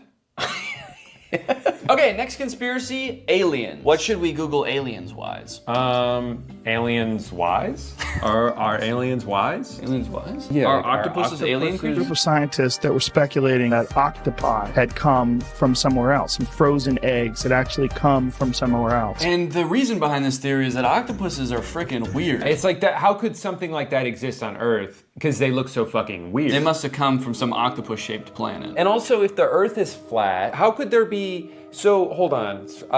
Can you? I need silence. Were you gonna say, can you call me back? Can you call? I'll call you back later. I've heard theories like this before about like some life coming from other planets. There's a theory that like all life comes from another planet. Like an asteroid had life on it and came from some other planet after like it got hit by a meteor, and then that came here, and that's how life started on Earth. And to me, that just feels so lazy. They're like, how did life start on this planet? It came from a different one, and that's all we need to figure out. Right, but then because then it's like, well, how did it start on that planet? An asteroid. Oh, from a different planet? Yeah, that makes sense. Okay, well then follow-up question, how did it start on that original planet? Like, where did it come from? God drew. God drew what? God drew an asteroid that came from another planet. The octopus is still extremely similar biologically to us. You look at an octopus cell under a microscope and you wouldn't be able to tell the difference. Right. Yeah, but you know, when you can tell the difference, when you fucking look at an octopus and you look at a human. We're not so different, you and I. If I look at you like this, I can't see shit. You might as well be an octopus up against my face. Veteran describes strange alien encounter in Vietnam. I like that strange is in all caps. What if it just said, veteran describes pretty normal alien encounter in Vietnam? They should have done veteran in all caps out of respect. And we should probably stand for this out of respect. Yeah, I think so. Whoa! Dude, it's not flat at all in here. There in the shrubbery, coming out of it, are little gray entities, about 4 foot tall. That's how I'm trying to be. Oh, you're just saluting? Till the day I die, I'll remember what the little entity said to me. And the way he said it, it was like, Clifford. It was like, I'll never forget what this little guy said to me and the way he said it. Yeah, he said, and then he blew up. He exploded. I think he was asking for help. I'm gonna explode. I'll never forget that. And the way he said it, it was like, Clifford, you are not supposed to be here. I mean, he's right, we weren't. You normally don't carry your weapon on full automatic. I put it on full automatic and I started to fire, and I yelled out, VC, VC. And that was to alert the other troops that we were no longer alone, that there were a number of little guys there, I'll put it that way. I'll put it that way. I'll put it away your brain can understand. Little guys. So the alien said, what are you doing here, Clifford? And that's how I knew he wasn't from Earth. It was dark. There was a small guy in the bushes who asked me what I was doing here. Gotta be an alien. Gotta kill the alien. Gotta kill him. Oh, he already exploded. Job's done. Said, even though we're at war, we don't put our weapons on full automatic. I did just for this guy and no one else. And I killed him. Also, is this guy's name Clifford, or did he... His name's just Veteran, as far as I know. That could be why he's so confused, too. Yeah. I'm not fucking Clifford! You are not supposed to be here. I feel like this illustration's doing a lot of heavy lifting in this story. He's just describing a pretty normal encounter, but then because of the illustration of aliens, it's like, man, they must have been aliens. Yeah, a little guy came out of the bushes. He looked like a regular Vietnamese man, and the picture is of like an octopus. So all of the comments believe him and are pissed. They're like, way to go, Clifford. The little dudes were trying to bring about peace on Earth, and you blasted them. Like, way to go, man. We almost had peace. And you gave them a demonstration that we are a species not to be trusted or helped. Good job, Clifford. They're like, your story is 100% real, and we hate you. Well, and then this person's on his side. It's like, he's been consistent about these events ever since they happened. Yeah, because that's how he remembers it. You can still be consistent about something that didn't happen. Wasn't used to the ganja. Just imagine smoking this 35% THC they smoked back in 1980 when they smoked weed that had to be 6 to 8% THC. I am sure I would have seen some crazy shit. And let's go ahead and report him for animal abuse. More like plant abuse, because he's smoking the shit out of that ganja. Ganja! Clifford explains who are the gray aliens. Okay, well that'll be helpful because the last one was about the gray aliens. How exactly do you become an expert in that? Do you think it's Clifford again? Yeah, well he definitely seemed to have a lot of expertise because he saw them with his own 2 eyes. And he shot them with his own one gun. Oh my God. Gray aliens are perhaps the most commonly encountered extraterrestrial species that we know, named for the coloration of their skin. Oh, they're gray aliens because they're gray aliens. That they've been hybridized multiple times, and we're seeing a lot of different types of features. So there's a basic... I can't get into them now, but we're seeing many types of features. As this is only a YouTube short, I simply don't have time to go into great detail. Wait, my son got kidnapped by them. When he was 9 years old, he was missing for a day. He told us that they have created us humans and need to create more humans in other planets and need his blood. I believe my son. Let's click on this guy's profile. Bullying his son. My son played with them when they abducted him, and he confirmed that they acted like little children. And they said, Clifford, what are you doing here, Clifford? Aliens think everyone's name is Clifford. Oh, what up, Clifford? Welcome back, Clifford. I think every human they see is the same human that they just saw. Good, you look very different today, Clifford. What a strange planet only inhabited by one man named Clifford. Who changes shape every day. Don't shoot me again, Clifford. Your bullets have no effect on my robot body. But they have extreme effects on my feelings, Clifford. It's the intention that hurts. As my son has mentioned, when he was inside the ship. As my son has mentioned countless times, my son, who's an expert, 9 years old, got abducted. It's a computer-based reality which they created long ago, and many souls were kidnapped and then put inside these machine bodies, so they used what is known as spiritual necessity. Do you think this guy's ever done drugs? No. He's too busy. He's trying to get his son back from the aliens. I believe him because they were in my house around 1997. Unfortunately, I panicked so badly they didn't speak. I regret it now. I might have gotten answers, but I couldn't believe what was happening, and I had 3 little girls asleep in the house.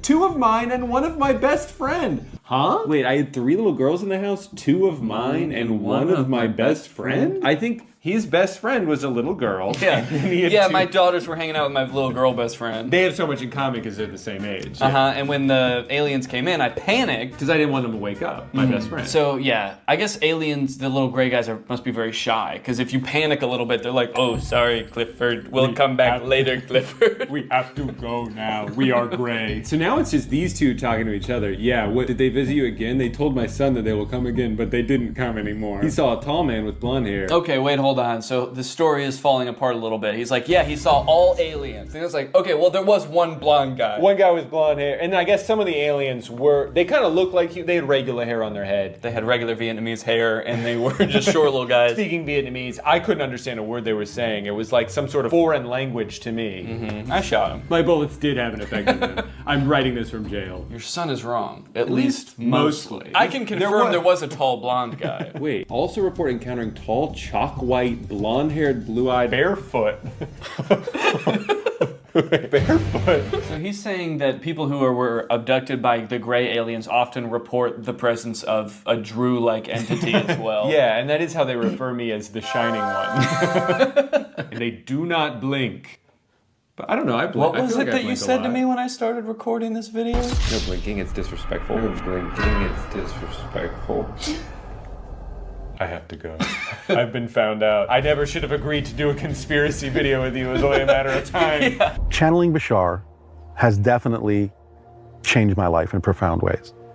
Now, again, not everyone has to believe that Bashar is real. That's good. Yeah, that really works out for him, whether you believe me or not. That's the great thing about being crazy, is that you can believe whatever you want, and even if other people don't believe it. Even if it makes no sense, it doesn't matter to you. So he delivers information, which he sometimes calls an instruction manual or the formula. And when people follow it as precisely as possible, with an open mind. That's such a great caveat to say that if they follow it closely with an open mind, then it will work. Because if it doesn't work for someone, he would just say, well, your mind just wasn't open enough. You clearly had some reservations about it. And that's the only reason it didn't work. And Bashar could tell. Yeah, he's very skeptical with people. How to channel Bashar. So it looks like there's only one person in the world who even thinks Bashar is real. Shirts. He has one shirt, but it changes colors when he channels Bashar. Would we go insane if we saw a video of Bashar? That's a great question. I was wondering if we would go insane if we saw a video of you. Of you? Oh, he's channeling Bashar. So I think Bashar is speaking through him. It depends on the mechanism used to capture the image. I mean, I have to imagine that there is some pre-existing lore about Bashar that if you were to see his face, you would go insane, and that's why he has to be channeled through people. Right. And so that's why she's asking this question. I like to imagine that she just came up with this out of nowhere off the top of her head. Hey, I really love everything you're preaching here today. I just want to know, like, would someone go fucking crazy if they saw Bashar in real life? And he's just like, it depends. It depends on if they have an open mind or not. Also, BasharStore.com? Yeah, that's where you can buy Bashar. Okay. I didn't think that this guy was like grifting at all before, but now I'm a little worried. Oh! Do you want to go back to 2011? How about 2003? How about 2000 through 2003? RSVP to Bashar? Yeah, the session looks like it's taking place about a month after September 11th. Unrelated. So I have to stream him channeling Bashar? I feel like I should be able to just channel Bashar myself. No, I think you're going to need to do it through a Bashar expert. I definitely feel like he needs... About 500 grand. We could. Yeah, do you think 500? While your video technology may be capable of capturing certain extraterrestrial beings, it couldn't capture. My eyes roll back in my head. It's just coming from my mouth. While your video technology... Oh my god! Donate $5 million to Bashar. Make it a monthly donation. While your video technology may be capable of capturing certain extraterrestrial beings, it couldn't capture us. You would see nothing but static. So it's not even that you would go insane if you saw it, you just wouldn't be able to see it. I think his answer changed as he answered. He was like, well, maybe. It depends if you use film or digital, because film, you wouldn't be able to capture me, and digital, you wouldn't be able to capture me. Yeah, and if you were using like an iPhone, then it would just be static. Yeah, it would just be a static image of Bashar where he flipping you off. Nice try, asshole. I'm going insane. Another type of recording, maybe. Maybe not. Depends. Depends on what? Oh man, how much money do you think these people paid to go ask this guy questions? As much money as Bashar wanted, man. All right, well we can move on to a different conspiracy at this point. What do you think? Wait, I got to channel Bashar. He's just flipping me off. Oh, he says I can watch it. Okay. But don't look at him or you'll go insane. Okay. One sec. I'm getting a call from Bashar. No, don't. No, he's FaceTiming you. Don't answer. Drew, have you ever heard of dowsing? Oh, is that what Mormons do instead of sex? That's soaking. No, what's dowsing? Dowsing involves 2 rods, which Mormons are not allowed to do. Not even after marriage. No rods. No 2 rods. One rod, one hole, never 2 rods, never 2 holes. I'm not exactly sure how it works, but you hold these 2 rods like she's doing here, and it's gonna ask questions and it answers for her? Yeah. Do you have those rods? Yeah. Hold that and hold, close your eyes, and hold it. Okay, well, let's watch this just so you can see. Okay, we'll watch it to see. Government planning to use Project Bluebeam to fake an alien or spiritual event. No, thank you. Right off the bat, I like how much lore is required to even understand her first question. Well, yeah, the first thing was, is the government going to use Project Bluebeam? And I don't know what that is. To create a fake spiritual or alien event. I don't know what that is. Well, the answer was no, so you don't have to worry. Okay, good. That's a relief. It's a lot of research I don't have to do. Does the human work best without any clothes? No answer. What does she mean work best? Like it's a product she just bought from the store. Is this human gonna work if I put clothes on it? How do I get this human to do what I want it to do? Do I take its clothes off first? My human don't work because of wearing clothes? Yeah, yeah. I had nothing to add to that, sorry. Does space have wormholes? Yes, thank you. I'm curious who is providing the answers. Maybe she's connecting with some kind of spirit or a alien? maybe? Yeah, who is she asking ultimately? It's not aliens, it's just the Well, rods. so Reiki, energy work, and spirituality. So is she connecting with a ghost? Like a spirit? Oh. How the fuck would they know if there's wormholes in space? Well, because they died. And they went? When you're dead, you know that when you're dead, you find out. Okay, so she's holding the rods. She's communicating with ghosts. The ghosts are just sort of like coming up and going this way, or they poking it the other way. Yeah, sometimes they actually go like, yes. Yes, humans do work better naked.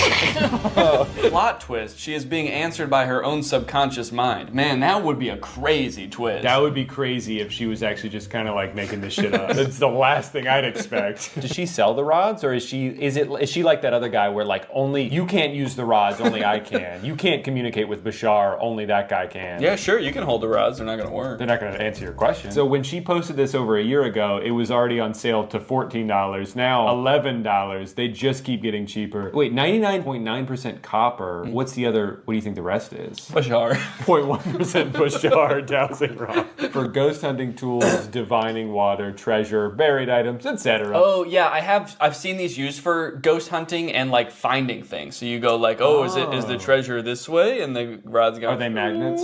I don't know. Go on YouTube and search like treasure hunting with dowsing rods.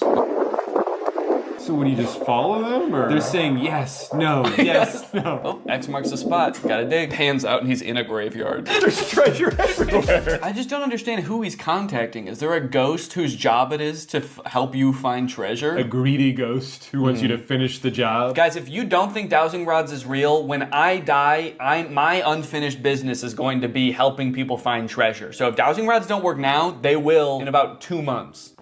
2 months? This is how you program your dowsing rods. Program? Help me find treasure. Help me find treasure. Kill Danny. Kill Danny. How would they kill? They would go and spin so fast they slice your head off. Hey, you don't want to fuck with dowsing rods, man. Especially not the ones I just told to kill you. It's important clarification. It's not the rods that answer, it's the spirits you communicate with. The rods don't know shit. Yeah. The rods are merely a vessel to communicate what the spirits have told them. You could really just hold your fingers like this. You don't need to buy those stupid rods. Okay. Spirits. Am I in love with Danny? Spirits. Kill Drew. Everyone's yes and no is going to be different, so you should ask your rods to show you a yes. Can you show me a yes? A dead bird falls from the sky. Thank you. Oh, so it has nothing to do with... Okay, I can put those down. Dowsing twig. Oh, you can use just a dowsing twig, according to Wikipedia. Oh, could we make one ourselves? As long as it's L-shaped. You got anything L-shaped in here? No, only W's in here. Chat, spam W in the chat. Chat, spam W in the chat. Spam W in the chat. I'm recording another video over here. Just chat, spam W in the chat. Spam. Yo, you been live streaming this? Yep. At twitch.com/Danny. Chat, kill Drew. Go chat. Keep Drew alive. All right, let me see if I got anything L-shaped in here. No, I don't think so. Oh, it's too bad. Yeah, sorry.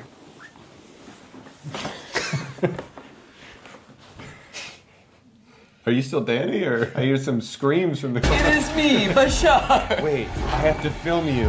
It's just static. A static image of Bashar flipping me off. And his dick's out, too. Hey! Classic Bashar. You know what they say, if you see Bashar, you go insane. If you see his dick, you suck it.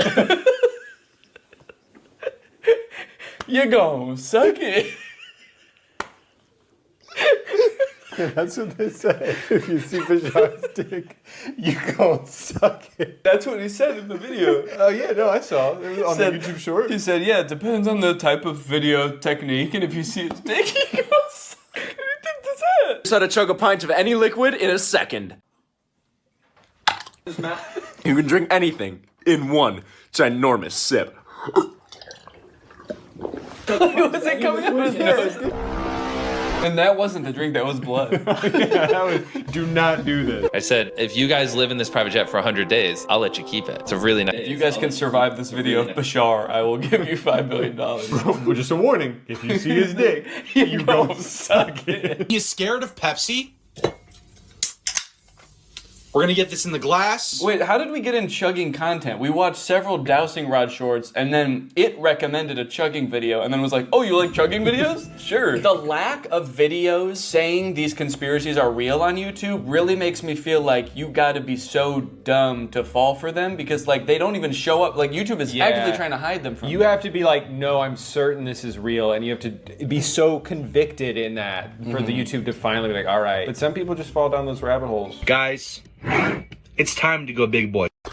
All right. All right. Well, I think we've gone through a decent amount of conspiracies. Flat Earth, aliens, dowsing, Bashar, and all the other ones. And all the other ones, etc. Etc. Ugh, don't get me started on etc. Yeah, she was a wild thing. So, do you think that you've learned anything today? I mean, do you think that you? Okay.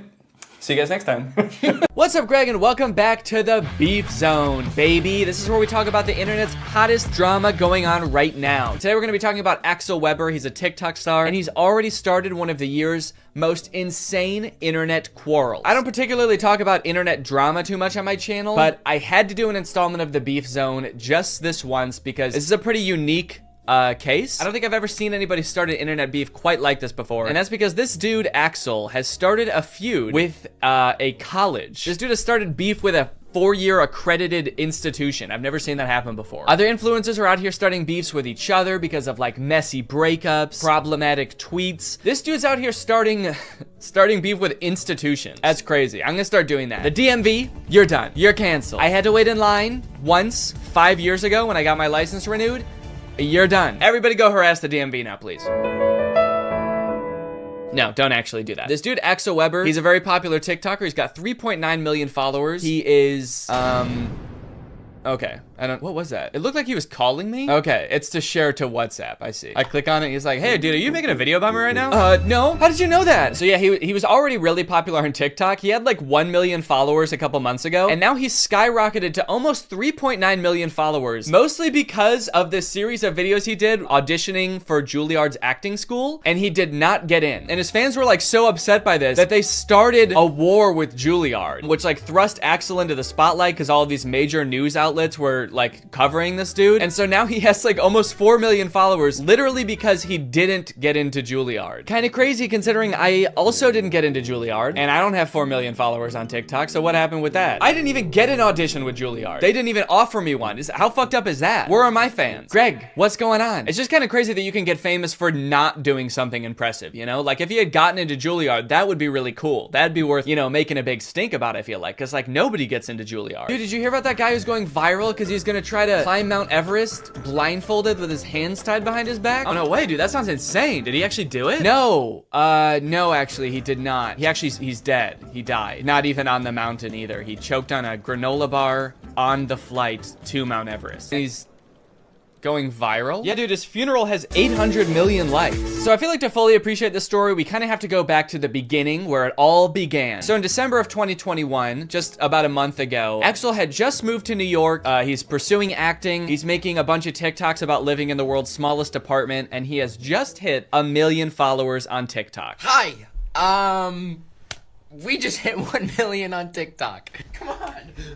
I can see why he had followers to begin with. He's like a charismatic guy. I'm sure people think he's handsome. He's got personality. He does his little dancey dance. Look at him go. But little did Axel know at the time that one Juilliard audition would change his life forever. And not because he did a good job, but because he did so bad that it changed his life forever. Dear Axel, on behalf of the Juilliard division, thank you for your interest in our program and for sharing your talent with the faculty during the initial audition. As you are already aware, due to our callback process, you are no longer under consideration for admission for fall 2022. It sounds like he already knew he wasn't getting in. It's kind of fucked up that they even sent him the letter. You already know this because we didn't give you a callback after your audition, but just so you know, you're still not accepted to Juilliard. You still did a really bad job. There's no chance of you getting in here. How many times do they have to tell him he didn't get into Juilliard? Damn. They just send him a letter every year. Dear Axel, as you may have guessed, as you are 2 years into going to a completely different school for a completely different degree, you did not get into Juilliard. Your audition was very bad, Axel. You ruined your chances of an acting career, Axel. Over the past 2 years, we have been telling every casting director and pretty much everyone who works in the industry how bad your audition was. We've had a lot of time to destroy your career, Axel, and we've done it. So it's a pretty sad video of him not getting into his dream school. I definitely feel for him, and a lot of other people did too. So basically what happened after that is a bunch of people started rallying to support him. You had like all of his own fans commenting, being like, fuck Juilliard, dude, you don't need Juilliard. Even some celebrities weighed in. Hello, Axel. Hi, Charlie. I replied to your video, but I figured I'd do a video message as well. Appreciate it. Not only did I not get into Juilliard, but I didn't get into 5 of these prestigious schools that I wanted to get into that I thought could better my career. Don't believe it. And while I do think school is great, and I did end up going to Berkeley, Okay. a prestigious conservatory for the arts Congrats. is not going to be the thing